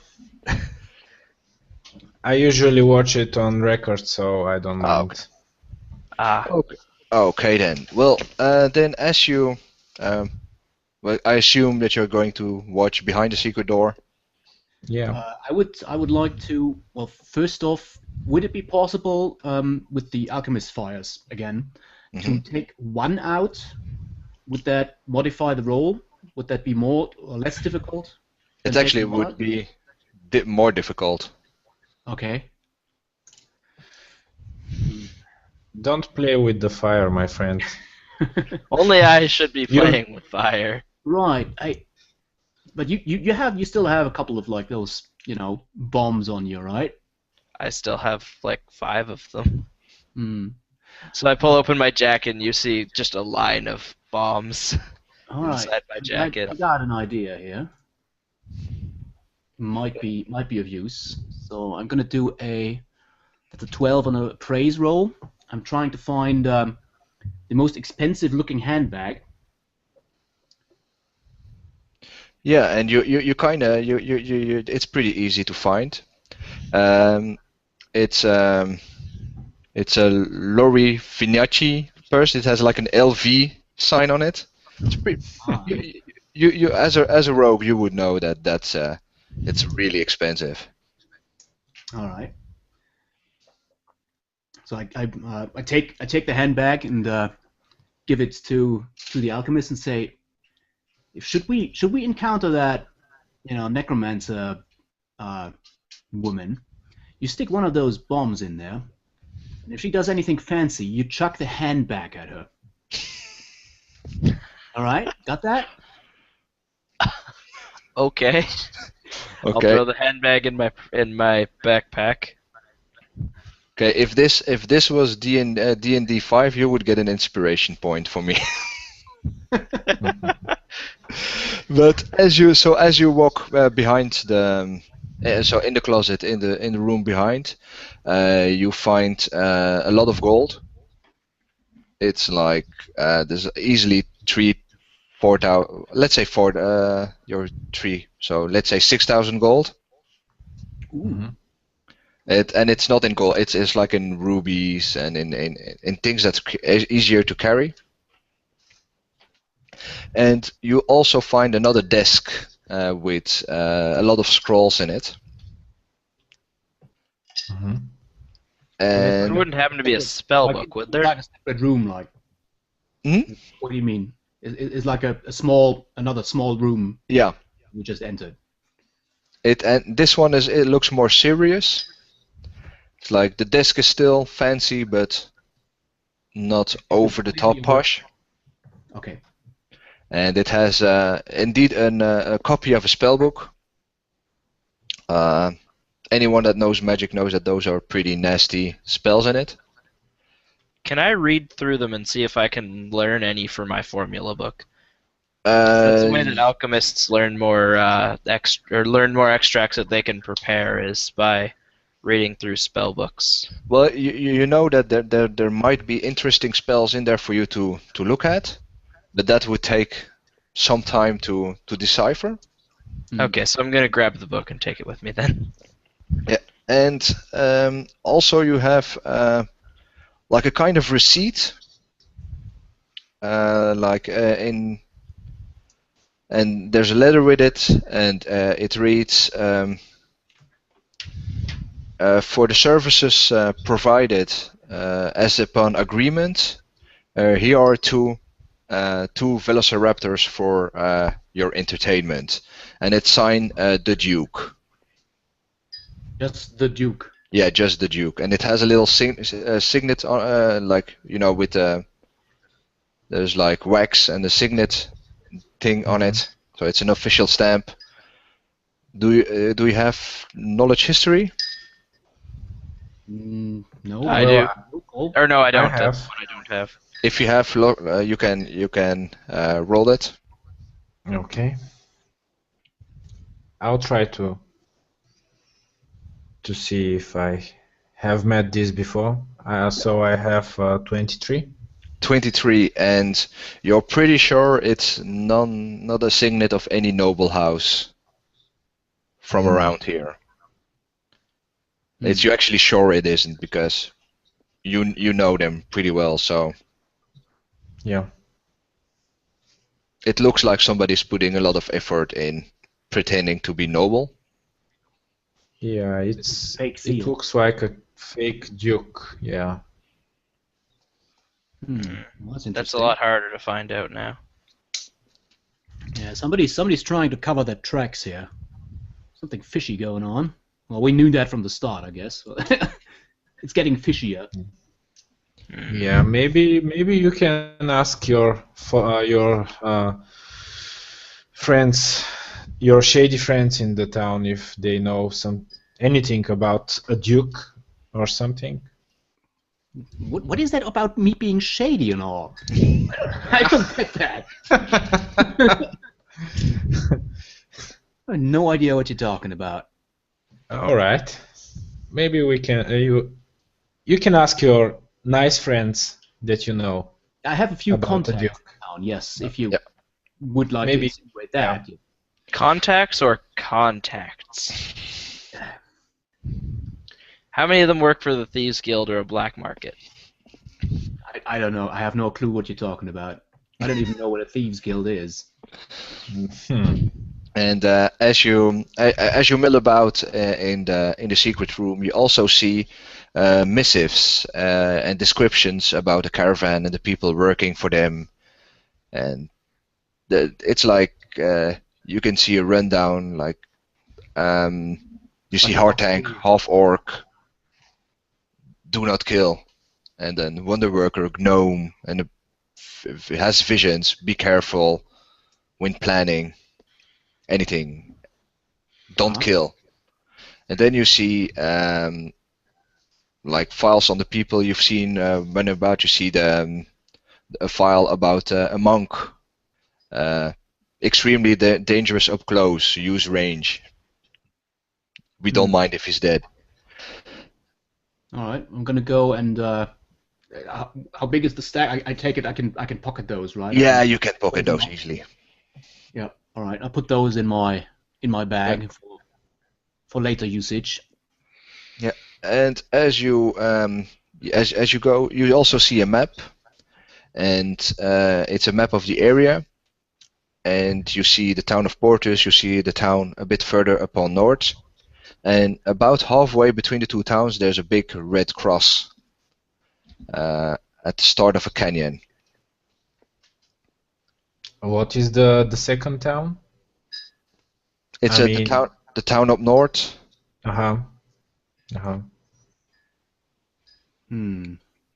So this note with is it again from the Duke? Is it seems like from the Duke? The writing? It looks like the same handwriting that you found in the tales about dragons killing kitties. So they are notes from the wife. Okay. Did we did not pass that point on our travels here, right? That No, is it's like the other way. It's the other way around. we went east, right? And this is Yeah. like north of town. Okay. Do we know where the caravan's going? Do we know if that's the way the caravan's that supposed would. to go? Yeah, when talking to Hartank, he did tell you that their next stop would be to go to the town north of Portus. Okay, so we need to get back and talk to them ASAP. I would feel like this is sufficient information.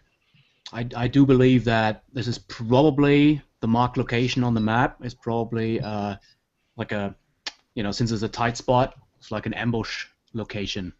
Yeah. I would assume that we'll probably try to ambush the caravan at that point. So we should make haste. If I'm kinda somewhat friendly with the druid, would I know if he would be the kind of person to do something like this? Oh, you're absolutely sure that he would? Not because he's a bad person per se, but because he really loves his wife for some reason. Okay. So he's not much of a fighting kind of guy. He's more like following whatever his wife does, and that's why he's so dangerous in combat, because usually he starts against his own wishes. So he has to build up kind of a frenzy to get into things. Okay. Yeah, druids are normally rather neutral. They're not, really that combat inclined, so that's kind of off character for any type of druid, at least the ones that I've known. Okay, so we should definitely rush back to the Wonder Worker caravan and give them this information and see maybe if we can help a little bit more. And it's about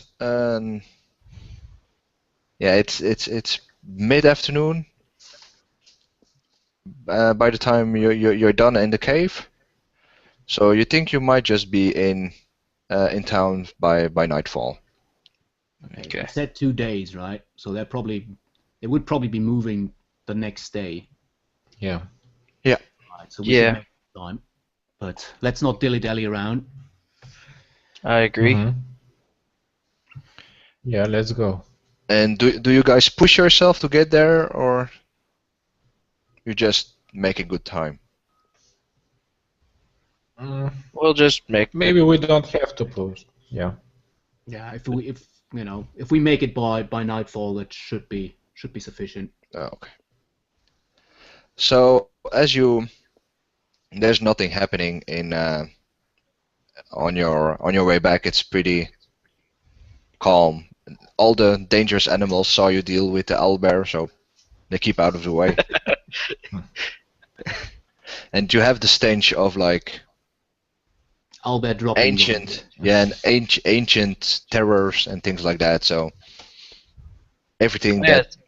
Can I get like a fang from one of the velociraptors? Oh yeah, you took your Fang. time. You took the fangs. You took the teeth. Any tokens you need, you have them. I am And- going to make a necklace out of its fangs. Well, I Why made not? sure before we left the cave that I draped the 2 velociraptors on the bed, just to make a statement. Just to make a statement. Yeah, why not? It does make a bit of a mess, but you managed to do it. Point. And by the time you get back into to the city, obviously with the whole the home makeover, anything like that, it's already after sunset of nightfall that you arrive there, and you do see that the caravan's not there. Oh. Oh God, we're late. That is unfortunate. If we rent a couple horses, we could. I'm not really adept at riding horses, but if we rent like a horse and a couple wagons, or if we use your horse and we rent like a wagon, maybe we could catch up to them? Well, it's not the fastest horse in the world. It's pretty old, actually. That's a problem then, because we need some way to stop them before they get to the The canyon. Yeah, well, you would know that the caravan doesn't particularly goes fast. Caravan will always be as fast as the slowest part of the caravan. Plus, they'd probably stop at night somewhere, I assume. Yeah, I'm kind of surprised that they actually moved so early. Well, so late in the day. So they Yeah. would be traveling at night. So that's strange, but oh well. Well, is the road going by the sea line or no? North? Yeah, the road is just following the coast Yeah. until they get to the other city. Okay, And there's other maybe. caravans around, so it wasn't the only Yeah, caravan maybe. there. Maybe we can try to find a wagon or something, but otherwise we can talk with some of the fishermen to take us there by water. Maybe it will be faster. Yeah, the What do you fishermen think, already, guys? the fishermen would not be there at nightfall. They Well, would like in already the be. morning. Okay. Are there like stables outside the city gates or somewhere in the? Well, I obviously I put my horse somewhere in some stables. Yeah, they'll be just outside of the town. Are there horses to rent that we could get so that we? I'm sure that you could that you could make a deal with I'm a little bit afraid of riding a horse, but Well, we got no choice. We've got to make good speed. Yeah, me too. I'm not trained at horse riding. you could sit I'm not behind perfect someone. at riding as well, but Hmm. I'm not very good either, but we can ask Pelor for support. So let's risk it. I agree. All right. Okay. Well, you go to the to the to the stables. You see a young man there tending to the horses.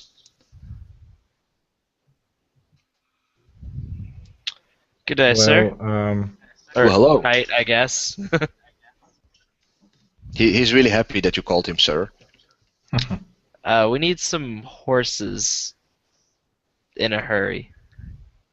In a hurry? Well, I can get you horses, but why would you want to go now? Let's we see. have some business that we have to deal, and fast. Okay, well, if you want fast horses, we have a couple of good horses here, and he brings you to a part of the stables where you see horses that are not looking really fast or new or fresh, but they seem well healthy enough. It's not like they're in bad shape. It says Are these? Yeah. I can sell those for 750 gold. 750. We just want to rent them. We're gonna bring them back. It's not Oh, like- we don't rent horses. Hmm. Hmm. Also, not if we are. Um, Heroes. I'm looking for a word here. Working for the city guard. Because Well, if you- we're actually on a mission, good sir. Which Oh well, if you go, if the city guard does have those pamphlets where they can get free horses, but I do need the paperwork. So if you're working for the city guard, I'm sure you can provide those. Oh, right. Well, give me a minute. I'm gonna go. I'm gonna go to the gate, basically where the guard post is. But obviously, I'm not gonna go in there. Let's see. I don't have a skill in forgery. What Could bribe. what would be the closest for like forging documents? Is there a skill for that or Yeah, you could use your linguistics for that, yeah? but that would take some time, and you would need to have an Yeah. example. Oh, okay. May I try to talk the guy into giving us horses by saying that we're doing something to protect the town? Sure, Well, you that's can always basically try. the idea I was having. Yeah. I take it. Does the guard post have? Can I sneak up to the guard post and kind of look inside, see if they have possibly those documents there lying around? You could try to break into the guard post. Or is it locked? Well, there's no lock. The door is not locked, but you know that you're Probably not guards inside. invited. Well, I would be able to look inside from the outside, right? Or not? Yeah, you could look through the window. All right, I'm gonna do that. Is there anybody inside? Give me a perception check. That is a 14. Yeah, you see two guards in there, just one sitting at the desk doing paperwork, the other one like cleaning his weapons. Can I tell if there's if they're like low ranking, just regular guards, or is there like a sergeant with them or something like that? Yeah, the one making the paperwork is a sergeant. The other one is just a regular guard. All right.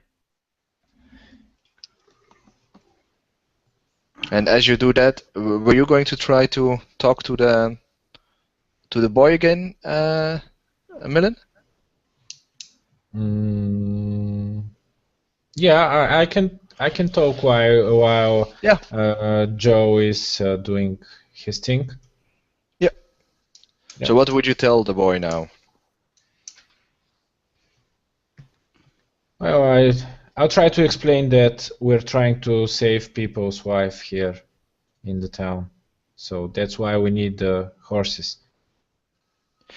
Oh, yeah, no, but no problem. Like I said to your friend, if you have the slips from the guard, you can get the horses. Otherwise, it'll just 750 gold.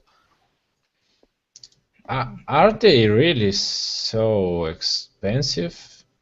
Well, it's I think 250 gold a piece, and you get the saddle with it and the harness, and it's late, so I'll have to do the paperwork tomorrow. I'll probably get in trouble because I asked not enough. So I think it's a fair price. I have seen better horses than yours. Yes, and I've seen clerics of an actual deity too, but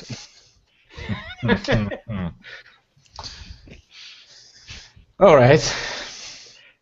Well, I'm gonna try to, while I'm still at the while he's trying to talk the stable boy into giving us the horses, I'm going to cast outside of the the guard post. I'm going to cast dancing lights at the. I take it there's like is the guard post like inside the gates or like on the which side of the gate is the guard post? It's like on the outside, like a hut on the outside, or like. Yeah, it's on the inside of the gate. All right. So I cast dancing lights on one of the buildings, like a little bit further down. Yeah, I know that we have gold, but I just don't want to get it for free. I've written it down. I know that we have loot, but might as well try. So dancing lights, just to like one street down. Well, let's see what the range is. So that would be 140 feet maximum range. So I try to cast it at maximum range, and then afterwards I use ventriloquism to make a large racket from inside the city, yelling "Fire! Fire!" Like kind of making commotion and trying to simulate that one of the buildings is on fire. Yeah, and you'll hear in the distance like a little bell going off, and hear people rushing into the streets, but the guards are not. If you would have asked me, we could have made an actual fire. Kill anybody just to get some horses.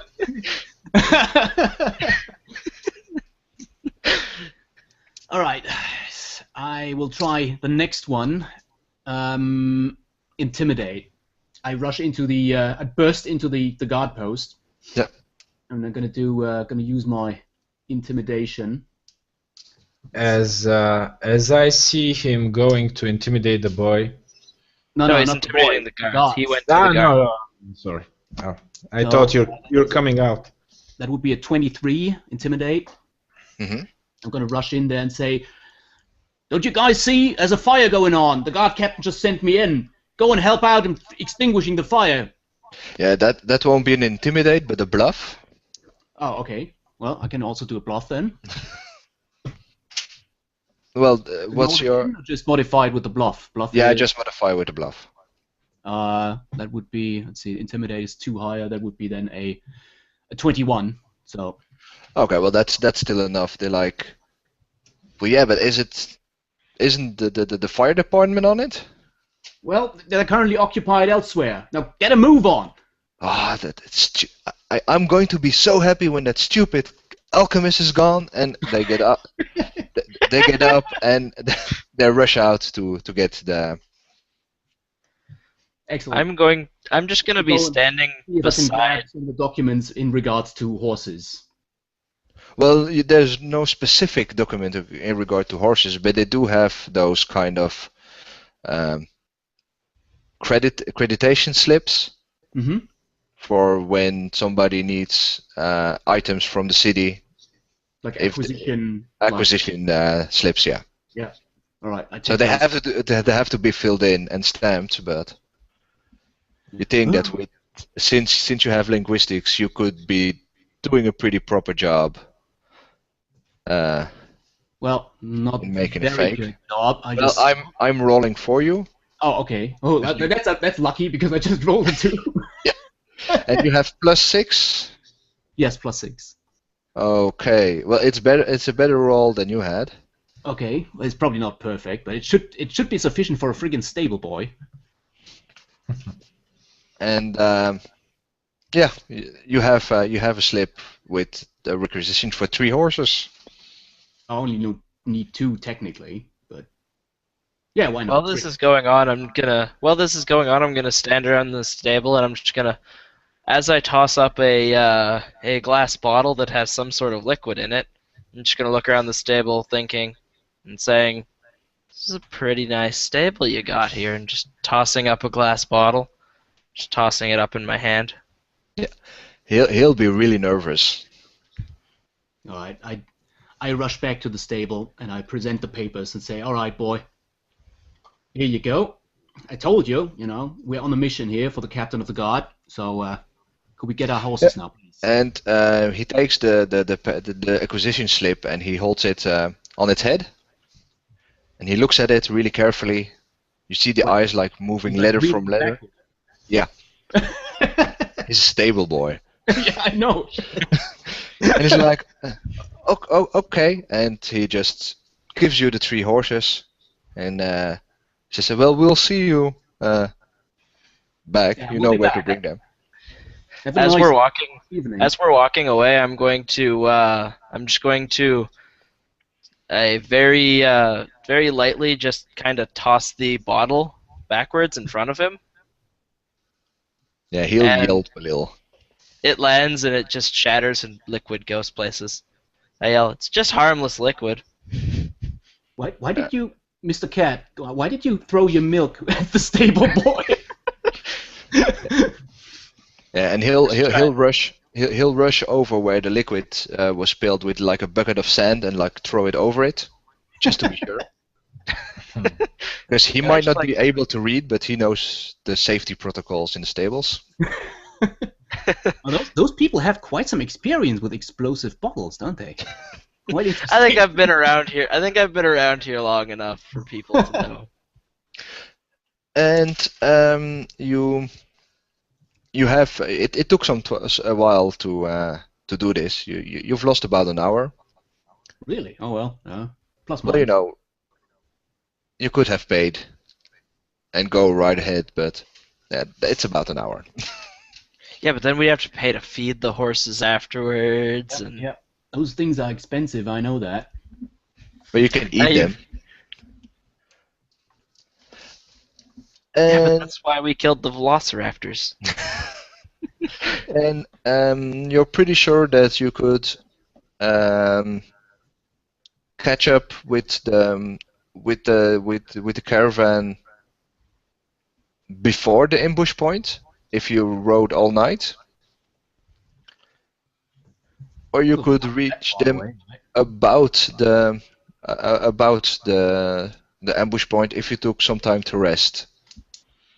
I really feel we should get there before, so that then we can warn them not to go there, and then if they need our help, we can have our rest first. Yeah, we should not waste more time. Yeah, let's get there as quickly as possible. Okay, I so take it we do know that, I mean, that we'll be traveling on the road, right? As a road going. yeah. You're a bit slower because it's nighttime, so it's not you're not going to be that fast, and you will be taking a -2 on every attack or skill Mm-hmm. because you're getting fatigued. You know, you had a big day, and Well, riding. wrestling owlbears and velociraptors and whatnot. Yeah, I was literally wrestling velociraptors. yeah, except that wrestling is fake and this was real. And you catch up to the caravan actually later than you would expect, No, no. Oh no. and you're not quite at the ambush site yet, but it's clear that they're using magic to propel themselves, and so they didn't stop during the night to rest or anything like that. They obviously in one of the in the magic that you sense, there's like charms that let them keep on going if needed. But you're pretty sure you could catch up to them with a little sprint now. They're inside. They're just at the start of the canyon, basically. Well, yeah, almost. Well, let's stop them before they get in the canyon. Okay, I would like to I would like to pray a little bit and touch my party members with the touch of the fake god of Peor. But he's not fake to you. Yeah. I know, I'm just kidding. Okay, well, give us a roll on your prayer. Okay. So it is 2. Yeah, you feel its presence, but it's a bit distant. You usually have a stronger connection with your god, but it still works. So what happens to your friends? It helps on attack rolls and skill checks plus 2. Okay, well that's good then. Then you're basically negating the. yeah you feel as the cleric rubs over your shoulder, you feel like the tiredness and the fatigue just flow out of your bodies, and feel as if you had just a good night of rest instead of a really bumpy and dark ride. Well, I'm going to start riding. I'm going to start the sprinting up to try to catch up to the caravan, and as I do, I go, "Yeah, boomstick." You named your horse Boomstick? What kind of silly name is that? My horse is named Bubbles, by the way, but you know. Mr. Bubbles. It was actually Mrs. Bubbles because it's female, but whatever. Do we need to do like riding checks for this? Yeah. Or? I'm just. Are you going to stay together, or are you going to try to get somebody as fast as possible to the caravan? Well, whoever gets there first, you know. I guess. Maybe Joe is a better rider than us. Oh, okay. Name's Jake, but I'm not a good rider. Jake, sorry, Jake. Well, I have a really bad rider, so. All right, so I got Me plus too. 3 on the right, but I think that is just because of dexterity. Well, you can all just roll for ride. Yeah, it would be an 11 on, let's see, if there's a special modifier for, what would that be? It would be spur Yeah. mount, right? Or something like that. Yeah, but that's only with your own thing, so you're barely hanging on. I have 14. 8. And actually, the Elvingir is the only one who's looking comfortable in the saddle. Yeah, let's go, sunshine. And can Zoo make a reflex save? Yep. That's a 9. Yeah, you fall flat on your face. Ow. That kind. Fuck. This is why I don't ride horses.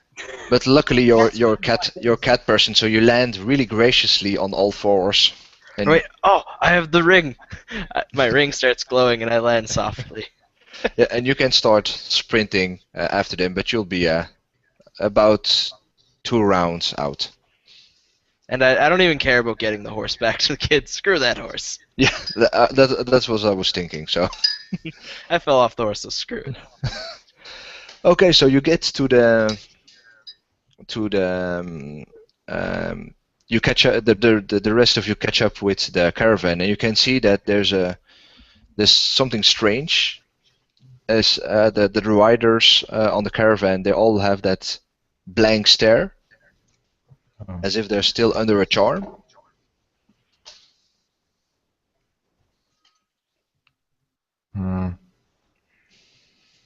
Well, I tried to talk to somebody. Well, you get there first, obviously. Yeah. So you mean that I cannot communicate with them? I cannot speak with them? But you can speak, but Yeah, but they don't respond, obviously. they don't really respond. It's as if they're under some kind of charm. Okay. Do we see the other adventurers or Mr. What's his name? Hardank? Yeah, no, you haven't. You just caught up with the last wagon,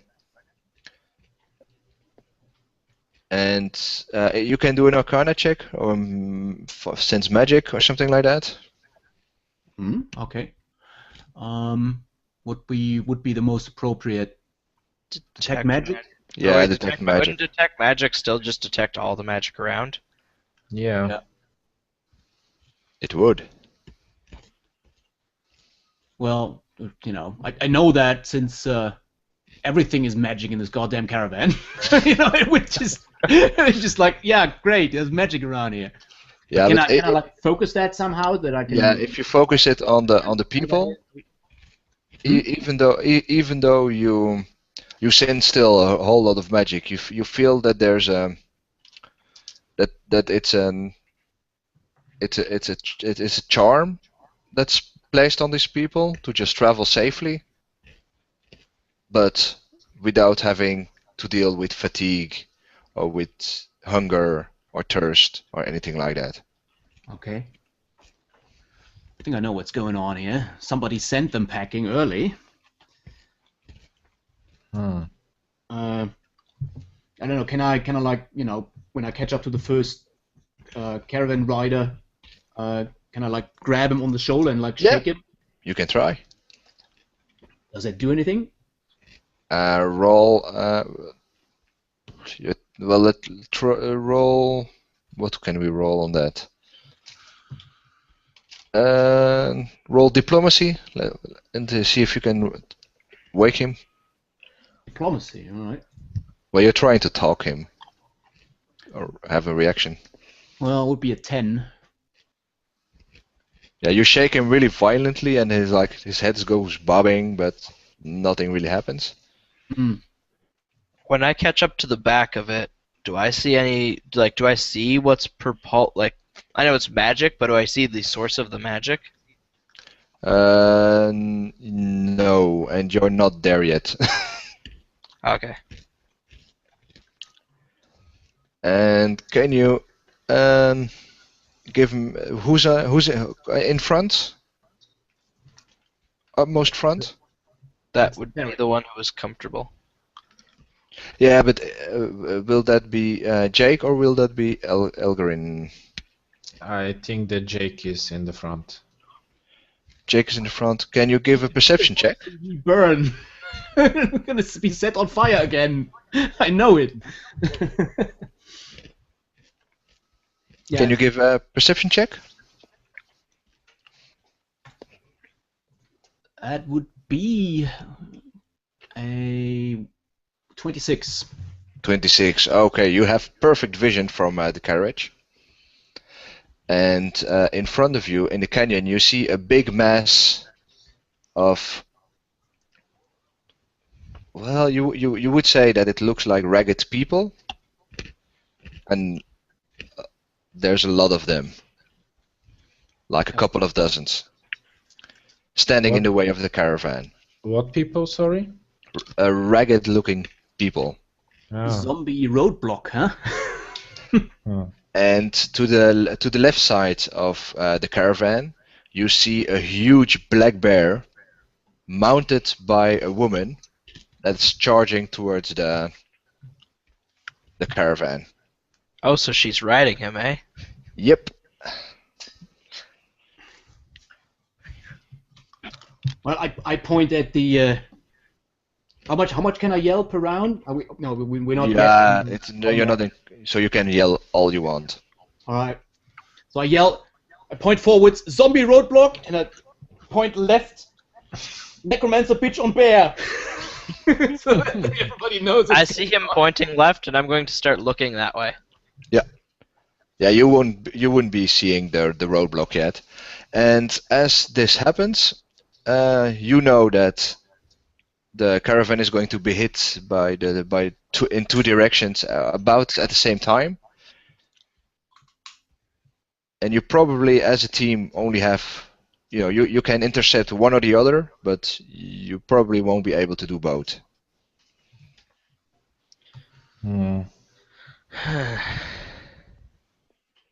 Well, I can try to deal with the guys in the front. How wide is the canyon? It's like wide enough to have the caravan pass and maybe two people walking next to it at each side. So, Oh, really The narrow. caravan is going single file, right? It's not Yeah. like. A single file. so like 15 feet then? Yeah, 15 to 20 feet, yeah. Well, one or two bombs can take, or 3 bombs can take out like the entire roadblock. So we don't know exactly what the roadblock is. I was just assuming that's what they are. And you don't have that much time to think, because the more you think. I'm gonna cast. Can I cast something from the Yeah, sure. horseback? Let's see here. It doesn't really. Just gonna see what the range on this one is. I think the range is probably the same one. 25 plus 5, and this one. Okay, this is like 30 feet. So the other one is like 35 feet. So I'm gonna use the They're both out of range. for the bear. Yeah, they're still they're about 60 feet in. All right. Can I steer my? So we. At what point, like how well, since that's 60 feet away still, I still have time to react and kind of steer my horse towards the bear, right? If you're going for the bear, yeah. Yeah. All right. I'm gonna do that. Try to get closer. I'm gonna start running in that direction. Okay, and May I Elvin go in the front with my horse? in the front, as in going to fight the roadblock. Yeah. You could try that, yeah.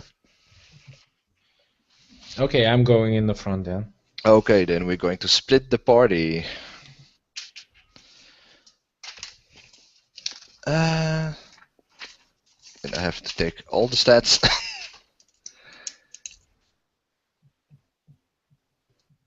And All right.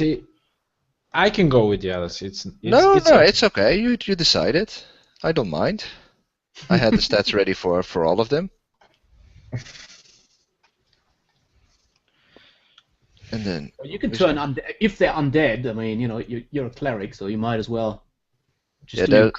there's cleric. like 60 of them, so Ooh.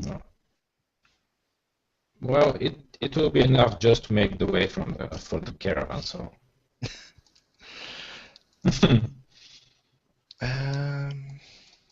So the nobody. caravan have one person watching. yeah. Okay, so roll initiative. Nobody woke up from the caravan. Not by yet. us. Not yet. 11. Maybe the sounds of an explosion would help them wake up. I got a 12.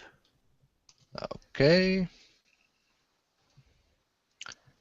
And Millen? I have 8. 8. Okay, so that's again Jake, Sue, Elvingir. And for me,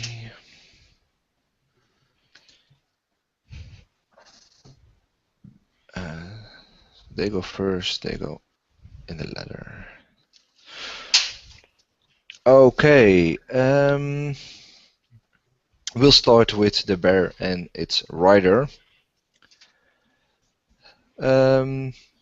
Jake, they're about 40 feet away. Okay. What do you do? Oh, I thought they were reacting on me. Well, not yet. Can I tell if they've kind of seen me yet, or are they aware of me? They, Going towards them?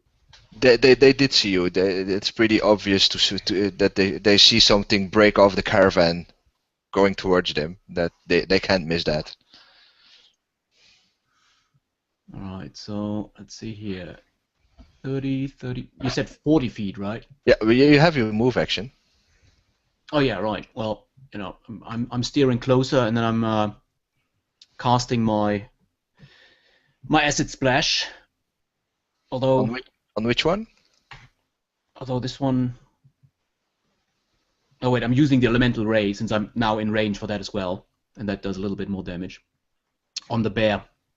On the bear. Yes. That would be a ranged touch attack. So we got 9 and where's that for the touch attacks again? Is it just regular melee unarmed or what? Well, it'll just be your BAP, your base of attack. Range touch, it should be under your sorcerer tab on Hero Labs. It should say at the very bottom melee touch and range touch. Oh, okay, yeah, it's +5. Okay, so that would be a 14. Okay, so you just hit him. All right. So that does a d6. That would be 5 damage. Okay, and our female wizard will have to do a right check, not to be thrown off as he takes damage.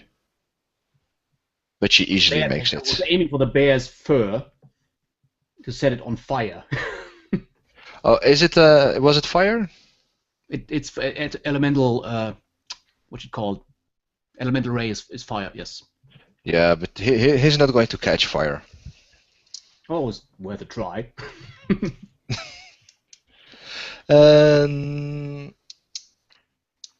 That will be Zeus' turn. I am going to move up so that I'm within 40 feet, and I'm going to do the regular smash my bomb into the ground so it fires 40 feet forward at them. Okay. Damage is 6 plus 5 or 6 plus 3, so 9. Okay, the first one will be the bear doing his dodge. And that was DC 15. I for half damage, yes. and he makes it.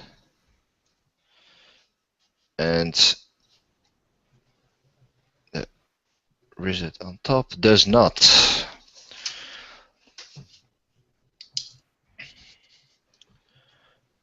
So that will be 4 damage. 9. And let's see if she manages to stay on him. And she does. She's really good at riding him. Mm. Well, she had some practice, I guess. Maybe that's why they had that bed there. Hmm. And it will be. Oh, let's first go to the zombie of the undead horde. As Elegrin, you stand in front of the. You stand in between the caravan and the horde, and you see that it's all ragged men wielding scimitars, and you actually recognize a lot of the bodies are from the pirates that were killed during the raid. So they're clearly dead people. Oh yeah, they're absolutely Okay. undead.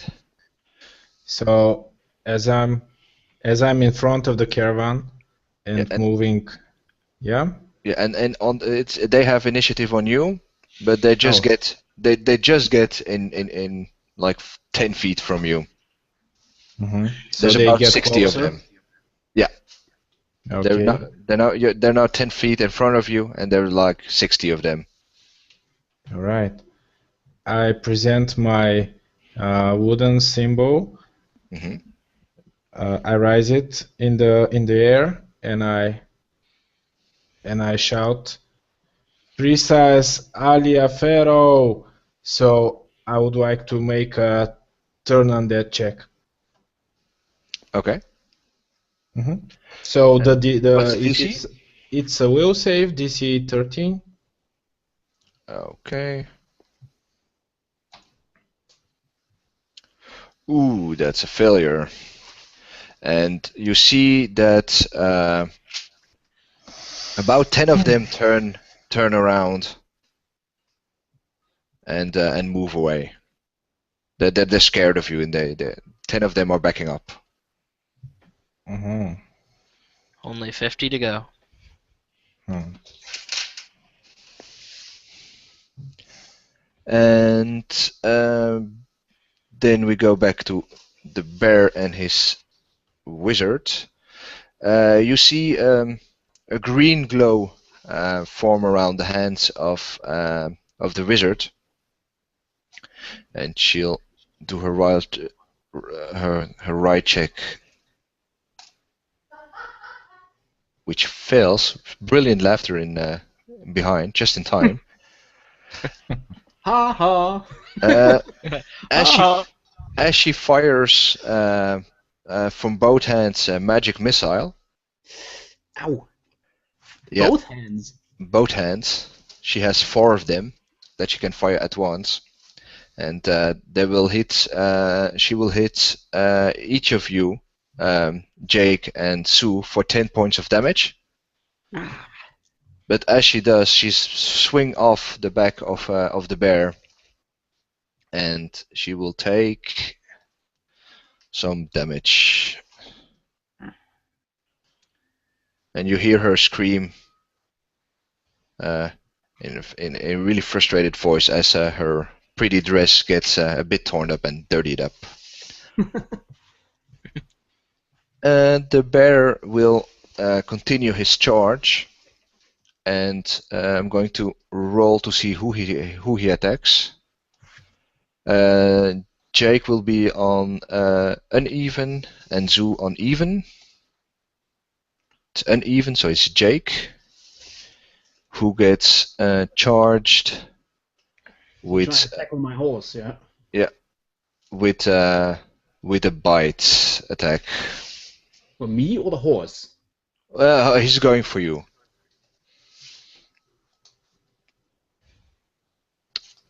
And that will not hit. He just flies past you. And how is your reaction, Jake? You see a woman falling off a bear just swishing past you. I'm gonna go for the goddamn wizard. I'll take the bear. You take the wizard, I'll get the bear. Yeah, you're gonna set that bear on fire. I'm gonna get that. Oh, I'm gonna do more than that. Yeah, I'm gonna go for the necromancer, because wizards are, dangerous. Especially since he just, bolted me with friggin' 10 points of magic damage.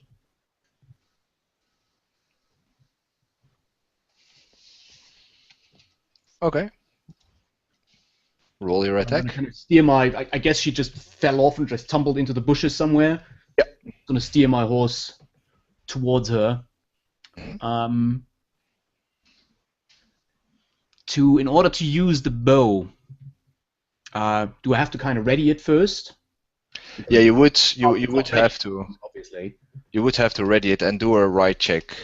Okay. But that would take my turn, right? That would take your whole turn, yeah. How far away is she? Am I already close enough for my move action to get to her position? No, you would be able to get to her and do a melee attack. Well, I'm not going to do a melee attack. I'm going to do and ride over her, like trample her with a horse. Okay. Go ahead, do a right check. And that will be opposed by her reflex. Well, it's not particularly good. It's like 5.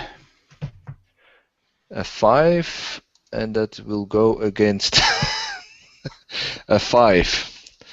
So you hit her with let's say D4 of damage. Well, actually, let's see here. It says immediately 2 hooves, -2, 1d4 plus 1. Mm-hmm. I guess per hoof. So I guess I hit her with 1 hoof. Or something like that. So that would be it says here in the bestiary for horses. I don't know if you want to take that number or just the regular D4. Yeah, just D4. Yeah, that's 2 damage. 2 damage. The horse barely touches her, but Yeah, she knows I'm there. just enough to send her sprawling. Yeah. Okay, Zoo? Alright, so I am going to... I am going to keep some distance between me and the bear, but I am going to move in so I'm between the bear and Jake, and I am going to drink my shield extract, which gives me +4 AC for 1 minute per level, so 4 minutes. So I now have 23 AC. Okay. That's not bad. And we'll go to the zombies. So they start marching towards the cleric, and they'll take a swing. Well, the first ones will take a swing.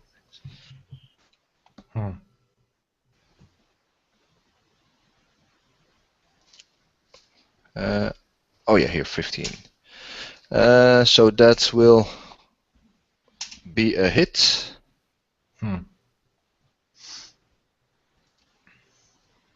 For 9 damage.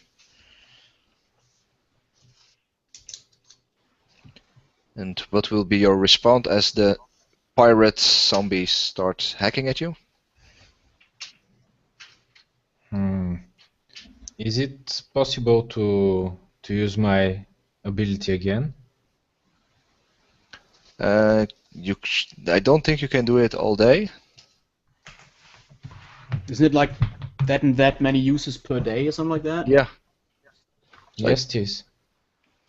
Well, it's instead of the... If I have channel energy, I can use it. Well, you can. You can do it. Try it instead of channel energy. So I guess I will try to protect with my shield and try to use the power of my god again, presenting the holy symbol of Pelor. You see some of them already shrieking a bit away as you show the holy symbol.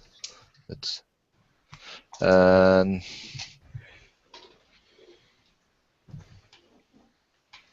there's terrible saving throw again, and you see another 15 run away.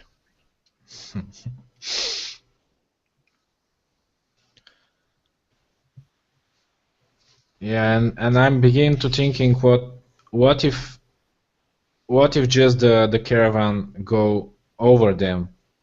Maybe it will be no problem. Well, you're almost going to find out because the caravan is about 10 feet behind you now. All right. At what speed is that caravan moving anyways? Is that just regular, Yeah, like 15, speed of 15 feet around. Okay. So relatively just medium speed. Oh.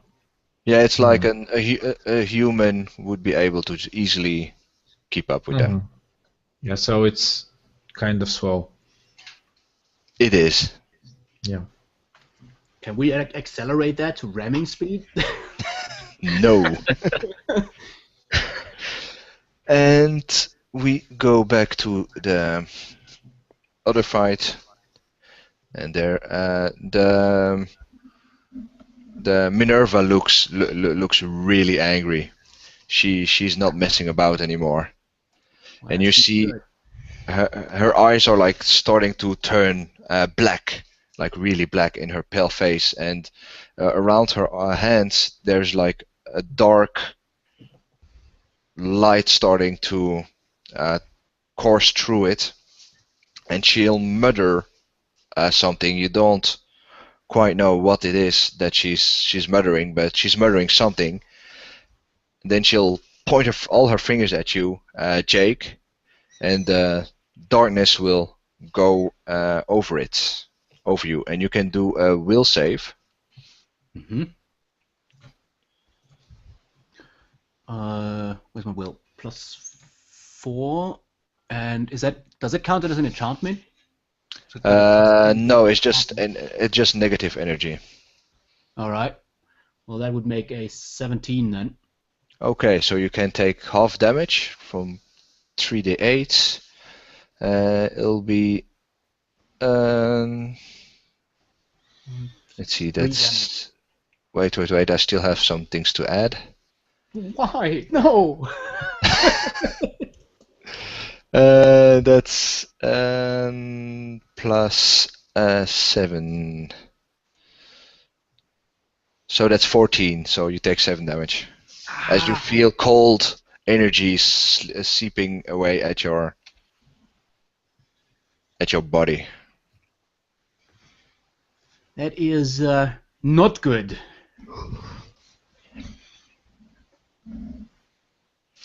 And the bear will wheel around and just claw at our friend, the cat.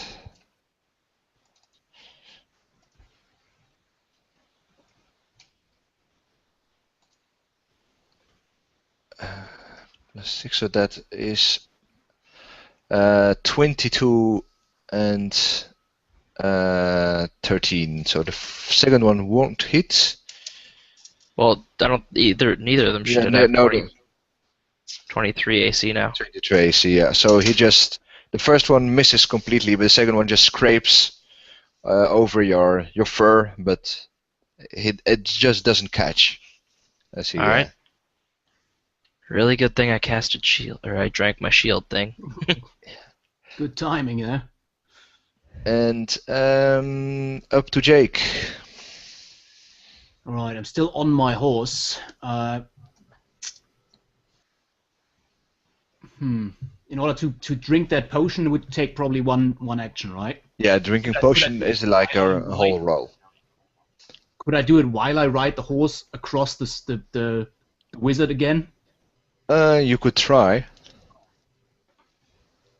Yeah, I'm gonna do that. I'm gonna keep her like tumbling. So. What do I need to do? Just a First ride do check? your ride check. All right. So that is a 12. Okay, that's enough to stay on the horse while you're trying to drink, and she'll do a reflex save to see if she can. Yeah, she avoids the horse this time. All right. But I do drink the potion, right? Yeah. Okay, so the potion does what is that? 2d8 plus 1 per level. Yeah, just one for you. Yeah. Yeah, so that's a 12 hit points. How do I? Oh wait, I could use that. It's not quite the right option, but there we go. His interface is a bit wonky because you can't, like, if you do damage, you can't, like, give damage back. It's kind of weird. Oh well. But it worked that way, so I'm back at 21 out of 30. Okay. She'll be really happy with that. And Zoo. I am going to take a step back. I am going to grab the bottle that is on my right side of my belt. Mm-hmm. I am going to say, time to release the inner demons. I am going to pop it. I'm going to drink the liquid inside. And as I do, my fur starts changing from white to black. All of the color in my fur changes to pitch black. I start to gain a really large, like, lion-like mane. My fangs grow really, really big and sharp, as do my claws. I bulk up an extreme amount, and I kind of look like this giant, like, bipedal lion thing. Okay. Now we know where you got your nickname from. And I let out a very savage roar. Okay, and do intimidation roll for that roar. Alright, 3. And the Or, nope, 6. Or 6. 5. Yeah, and the bear will respond with a roar of 12. So he's better at that. you sounded kind of savage, but then your growl was like completely like pushed away by the massive bear growl. I think if anything's gonna wake the caravan up, it's gonna be 2 really big beasts just growling at each other. And as that happens, we turn back to our friend Elvingir, that's still standing in between the caravan, that's not seeming to slow down for him. And a bunch of, undead who will attack him. Is he actually still? You're still on your horse, right? I mean, you just rode past the caravan, right? Yeah. So I would have to get through the horse first. Sacrifice the horse. Sure, with a critical hit, his horse just collapses under him. Oh, No. I should not have said that. I'm sorry. Well, he didn't take damage. Do a reflex save. Oh no. So it is 17. Okay, you as your horse collapses under you, you're able to just gracefully slide off it and land on your feet. And it's your attack. So the other guys are like far from me, right? Yeah. Yeah. Because the things are not working as I thought. And I'm surrounded by zombies. Yeah, you have a tough fight ahead of you. Mm.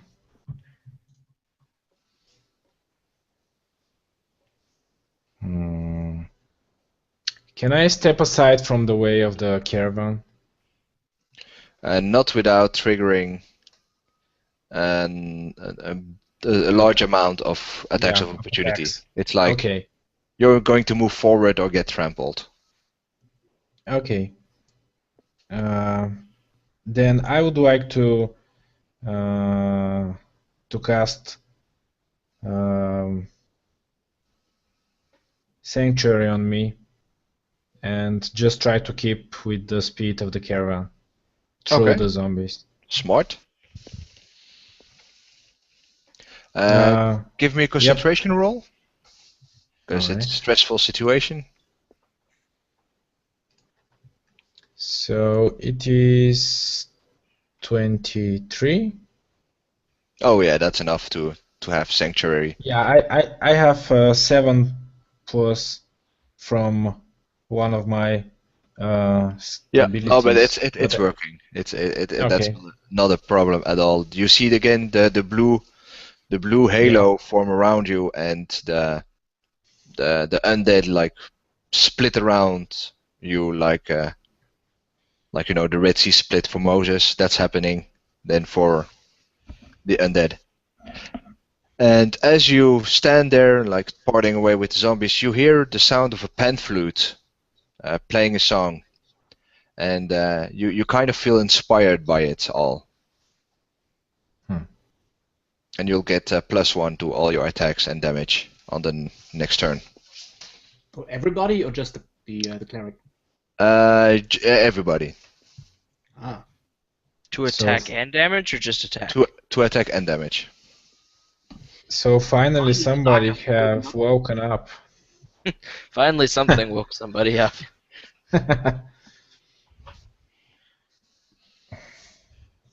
And we're back to Jake and Sue. You have the initiative, Jake. Oh, okay. She's still rolling around on the ground, trying to evade my horse. Yeah, no, she's standing up. She's standing up, and now is just making sure that you don't trample her. So she'll have easier times evading. Right. Can I mean, I do have a ring of feather fall. Can I jump off the horse and attack her with the dagger? I wouldn't see why not. I will do that. All right, let's see. Attack roll. It's not going to do a whole lot, but oh well. So that would be you said +1 on the, so that's a 16. Yeah, and because you're coming from higher ground, you can add a another +2 on that attack. Okay, so that would be then a 18. Yeah, that's hitting. All right, and then you said the Dexterity. plus dexterity, so Yeah. it's +4 +5, it's 7 damage. Ooh, she's not looking good anymore. Well, she wasn't. She's not a pretty woman, so she wasn't looking good to start with. But You're dead. but she's looking even worse for wear now. And Zoo? So I'm going to take a step back in to go after the bear, and then do I only make one attack if I'm just taking a 5-foot step, or do I still? Yeah, no, 5-foot step. You can still do both. All right, so I'm going to dig both my claws into his shoulders and start trying to rip his shoulders apart as I bite down right on his head, like right about one of the ears, and just try to take a chunk out of his head as well. Okay. How much larger are you? Are you like bear size as well now? I would assume so. I bulk up No. and become like. You bulk up, but see it as like a big mountain lion bulk. Okay, yeah, I'm still a medium-sized creature. Yeah, you're not large. It's Okay. You're larger, but catfolk are pretty slim. So you see now like the size of a bulky human. All right. So 3d20s.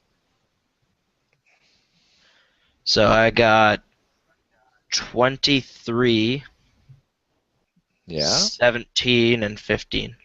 Okay, so that will be 2 hitters and 1 misser. Okay, so and then bite goes first because bite's the first one on my sheet. So Yeah. So bite and claw hit. So that's d6 and a d8.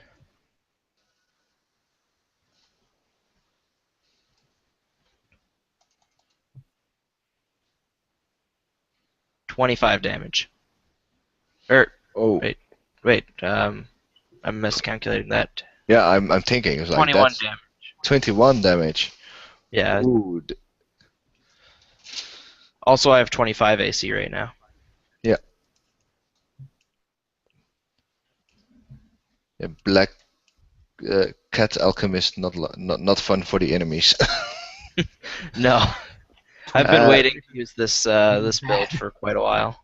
the bear is desperate now, and you see that he's on his last. He's on borrowed time, and he'll just throw himself fully into this attack, like clawing and trying to grip you and biting. And that will be a really good attack if you hadn't had that potion. Because that'll be 21, 20, and 20. So he'll just be scratching and biting and trying to grapple you and just failing miserably. Well, not miserably, but He's almost getting there, but not quite. he's almost getting there. And Minerva, she will cast Death Knell on Jake. Uh-oh. It's a touch attack, and because you're right on top of her, well, that's pretty much an automatic hit. But you get a will save to negate. All right. So but that's not power word death. That's just, Mhm. or is that the equivalent of power word death? Well, you wouldn't die. Okay. So that is a 20. You suck. Did I She- just avoid the death spell? Not a death spell, but she was trying to suck away to heal herself, and she would have. Yeah. So she would have taken a big chunk out of your health and getting a lot of hit points back to herself. Ah. And as she does, she looks a bit shocked at you. Well, she touched right on my mithril chainmail and looked down at her and said, "Not today, bitch." And the dagger is like la la la la la, just adding injury to insult to injury. And that will bring the initiative to you, Jake. Well, I'm gonna stab her right in the eye. I try at least. Yeah, she needed that health, so do try. So that is does the music still add on top of that, right? Yeah. So that's a 17. Yeah, that's a nice shed for your new for your dagger. A nice what? A nice shed for your dagger. I see. You sheath the dagger into her eye socket. And the damage would be then 4, 5, 6, 8. Yeah, that's enough to kill her. All right, one dead mage. Yep. Yell All right. triumphant towards my other people behind me. One dead necro! Yeah, keep going. And you'll hear a savage roar out of the bear, as it's Zeus time to attack. Alright, so I'm going to dig the claws in each claw into the middle of its face and try to pull its face apart as I bite into its neck. Okay, that's a bit brutal for a guy that just lost his wife. Oh, you're doing the King Kong attack, like the King Kong versus the dinosaur type of deal, with like ripping the mouth apart. Pretty much. I haven't seen that movie, but that's a good representation of what I'm doing. Mm. Okay, so that's a 24, 25, 12. And I'm going to tell you how this ends, because your first two rolls, that were the hands gripping the jaw of the bear, and as you start pulling and you go to bite, you actually pull so hard that the head rips off, and you just bite into air as the head of the bear rolls around and transforms back into his human shape. Well, that's not a pretty sight. That's not a pretty sight. And that will bring us back to. Wait, is the head still in my hand? No, there was so much force that you have his body, his body, and his lower jaw still in your hand, but the top part just flew off. Okay. Can I just take like a bite of the lower part of his body and just kind of? No, you can't, because that's disgusting. I was just gonna say, that is savage, man. I was just thinking, because I'm in beast form, stuff that might happen. Yeah, that's where I draw the line as a GM. No cannibalism. Well, he's a cat, so technically that would not be cannibalism because he's not the same. It doesn't change the visual I have in my mind. Okay. So, zombies still struggling to. Isn't the control spell broken on the zombies now that the necromancer is dead? They're not. Or are they just like acting on their own? Now they're acting on their own. They're not compelled anymore. But they've still been turned as undead. But they can't reach our friend, the cleric, because he has sanctuary on it. And as they swarm past you and actually start to touch the caravan, you see a lot of you see the spell snap on the people, and they gain full control, full action, and you see a whole swarm of the caravan guards, the monk, the rogue, and the human warrior just swarm out of the caravan and just like a wave, killing everything that's in their path, because they're just awesome people. You actually, even when you see this, you actually think that they might have taken some damage from the mutual, from the bear and the wizard, but the zombies never had been an issue for them.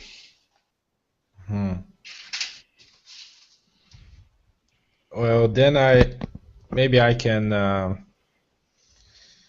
leave so they can deal with the zombies. I don't want to attack them because I don't want to ruin my spell for this round. Yeah, maybe I can start walking toward my friends in the back. Oh, it's like a movable globe, right? It's not like it doesn't fix you in place. Yeah. You can move it with you. No. It's pretty practical. I assume that. And I'm assuming Jake would have seen the transformation, but would anyone else have seen it? Would they know, like, that I'm the giant black? They wouldn't. Because I'm just gonna start now that he's dead. I'm gonna start walking towards the caravan because I don't have anything else to do. Yeah, and you'll see that some of the guards are just readying their bows and trailing on you, just to make sure that if you would attack. I'm just gonna put my hands to my sides, like I'm not an enemy. Yeah, and as you do that, you'll hear the voice of Hartank yelling at them. He's okay. He's the little kitten from before. Not so little anymore, but. And you see the crew of the caravan cleans up the roadblock in front of them, and Hardtank approaches you guys. So I see that my master was right. He said that if we would leave at that earlier, that you would come with the answers we needed for this issue. So tell me, what did you find out?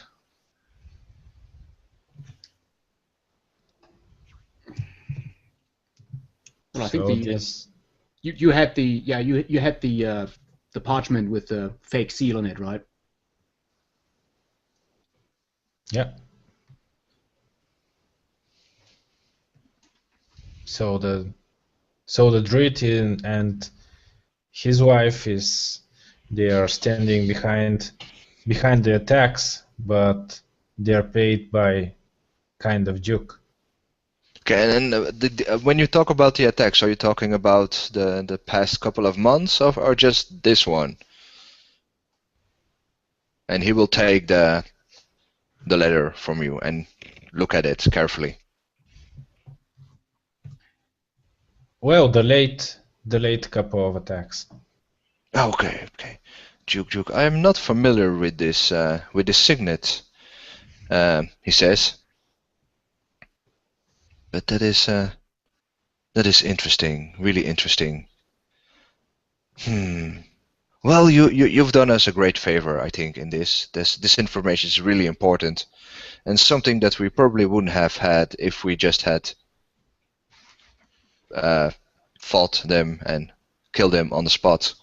So good job, and I think we had promised you magical items for your service, or didn't we? Indeed, you did, good sir, and I do believe we earned it. Well, yes, you did. You From did a the good army job. and all that, bears and necromancers. I mean, just saying. Yeah, and you see that most of the people are like bear and necromancers. Like, yeah, sure. It's just regular issue stuff, There was also an owl bear and like 2 velociraptors, so You all see, in a day's work. you see the monk, the elven monk. Before it's like looks at you and is like, "Where's the bear?" Well, was the druid over there? Oh, that won't do for pelt, he says. Nah. Even if it still was a bear, I don't think its pelt's any good. Its pelt would be any good anymore. Yeah, I just wanted some to trim my bracers and things like that. But yeah, I won't do that with human skin. That'd be disturbing. And he walks off. It's like you see, he's actually disappointed. He really wanted to fight a bear. Well, we did have that owl bear, but also that pelt feathers was also not quite usable anymore. So I guess the Hard bear time. pelt would kind of also been burnt too. Yeah, and you'll see Hardtank say, "Oh, don't worry about him. He really likes to fight things." And well, an owl bear he already defeated, but like a big bear that's still like on his list of priorities. But don't worry about him. And he'll take you to one of the carts. And he said, "What kind of items were you looking for, gentlemen?"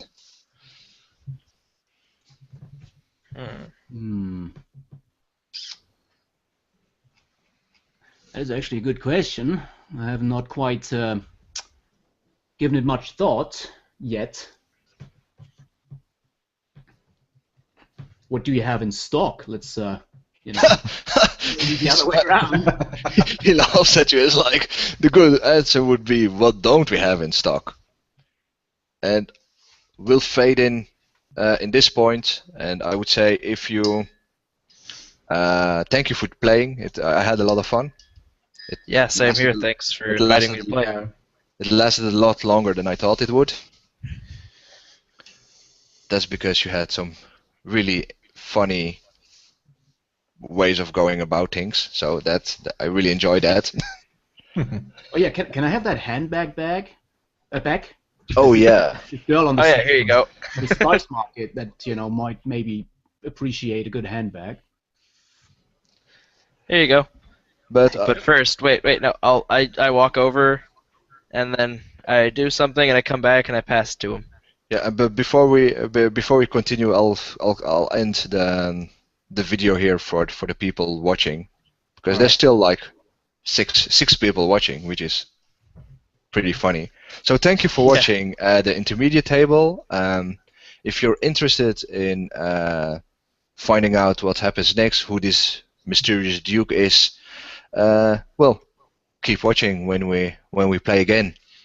I wish you a very fine day, and I hope you all enjoyed International Tabletop Day today, and happy gaming. Yeah.